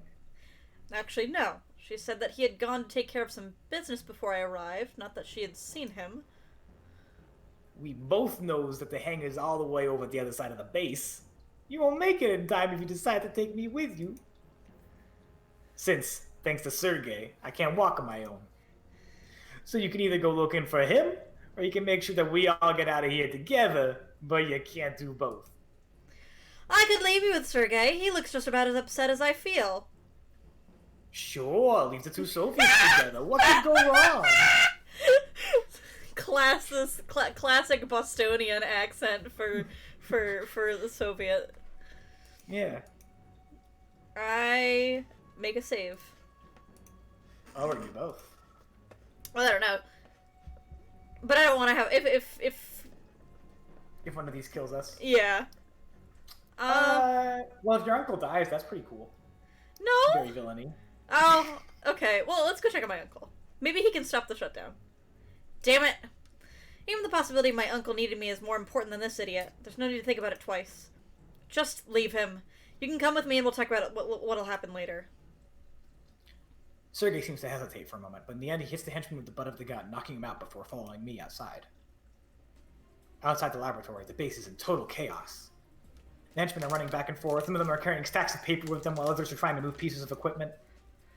They ignore me as I try to get their attention until I physically stop one of the technicians by putting my hand on his chest. When and where was the last time you saw my uncle? At his office, sir, 2 minutes ago! He was with Mantis. When we get to the office, the first thing I see is Mantis leaning over the computer, trying desperately while my uncle goes through the drawer at the same time. I can't help letting out a sigh of relief, just loud enough to get their attention. Mantis looks up for a second before going back to work, but my uncle stops whatever he's doing and runs to meet me. At first I think he's going to hug me, but then he puts his hands on my shoulder and begins to angrily shake me back and forth. Wow, mean! Of all the irresponsible... Yeah, you do it, yeah. Of all the irresponsible things you've done, this is by far the worst. How did you even manage to activate the alarm? I didn't! Then who did? Because as far as I know, nobody else would dare touch it. My uncle stops shaking me, then takes a step back. It looks like he's finally about to lose his patience and hit me. Before he can do it, Mantis claps her hands together to get our attention. When we turn around, I see that she's waving a diskette in her hand. Boys, please, you can fight all you want when we aren't about to blow up. It's ready, Sphinx. He nods, picking up a paper from the desk before turning around and leaving. He makes sure to glare at me one last time, though. As we head out, Mantis grabs me by the arm, pulling me closer so that we're walking side to side. It takes a conscious effort to be able to keep up with her, since she's taller, but the position at least means that she can Manlit! Sergei, who'd been standing outside by the door, waits a moment before beginning to walk, and remains at a cautious distance of a couple of steps behind us. That's the Russian, isn't it? If you told me he looked like that, I'd have suggested that you keep him. Mantis, it's not like that! Are you sure? Because if you don't want him, I might just keep him for myself. She laughs like we aren't all still in mortal danger, changing her hands from my arm to around my shoulder. ... It takes us about a month to get the lair back in good enough shape to use, which basically means that the offices and rooms have been repaired and pretty much nothing else. My uncle was furious, of course, but I managed to get him to calm down a bit by taking over the reconstruction project myself. It also helped that Mantis convinced him that the task is not only arduous enough to be a punishment, but also that he used the free time to take a much-deserved vacation. Probably the biggest winner in all of this is Sergei, whose decision to stay here has all been too busy to question. I can't really blame him, though, since it's not like he has anywhere else to go, and he can't look for his sister without resources, or at least a lead. He's actually incredibly competent, too, to the point that he's basically becoming my second-in-command. I'm going over the budget for the new laboratory when I hear Sergei come in and lock the door behind him. He waits a moment until I gesture for him to approach. When he's close enough, he puts a paper on top of the desk. It's a letter from Human Resources. Probably to remind me that I owe the henchman work time or something to that effect. I love that there's a Human Resources. Before I can read it, Sergei clears his throat to get my attention. I want to make it official. Make what official? My job. You've been here a month. Trust me, you've got a job. These are just words on paper. No, they're a promise that goes both ways. You do know that you're free to leave anytime you want, right? You're not doing this under the assumption that I'll turn up one day on your doorstep demanding that you repay some kind of debt, are you? I know, and I've given it a lot of thought. You were right, just like my sister was right. I served the party for pretty much my entire life. Many times they asked me to die for the sake of my country, and I was always willing. But that time it was different. To die to a man like Yakov is to die a traitor's death, forever a stain in my family's name. Sergei takes a pen out from his pocket and puts it on the desk, next to the letter. Mantis told me about your application to the League and how you're hoping to use me to get in. I want to help. And what do you get out of it? I help you and you use the League's resources to help me reunite with my sister. Sergei rests his hands against the desk, practically leaning over it. Even if I'm pretty certain he wouldn't go as far as physically stopping me from getting up, between the tone of his voice and the look on his face, it sure feels like it.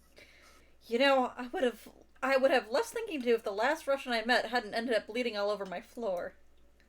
Because I shot him, I remember. This will have to wait until we're done rebuilding, though, just so I don't give my uncle a heart attack. How does number 2 sound to you? When I stand up to give the pen and paper back to him, instead of just grabbing them, Sergei takes my hand into his and kisses my knuckles. I'm left staring at him until he moves away, and our eyes meet when he looks up. It briefly occurs to me that he might just be messing with me by acting over the top about this, but his expression remains as serious as when he was talking about his sister.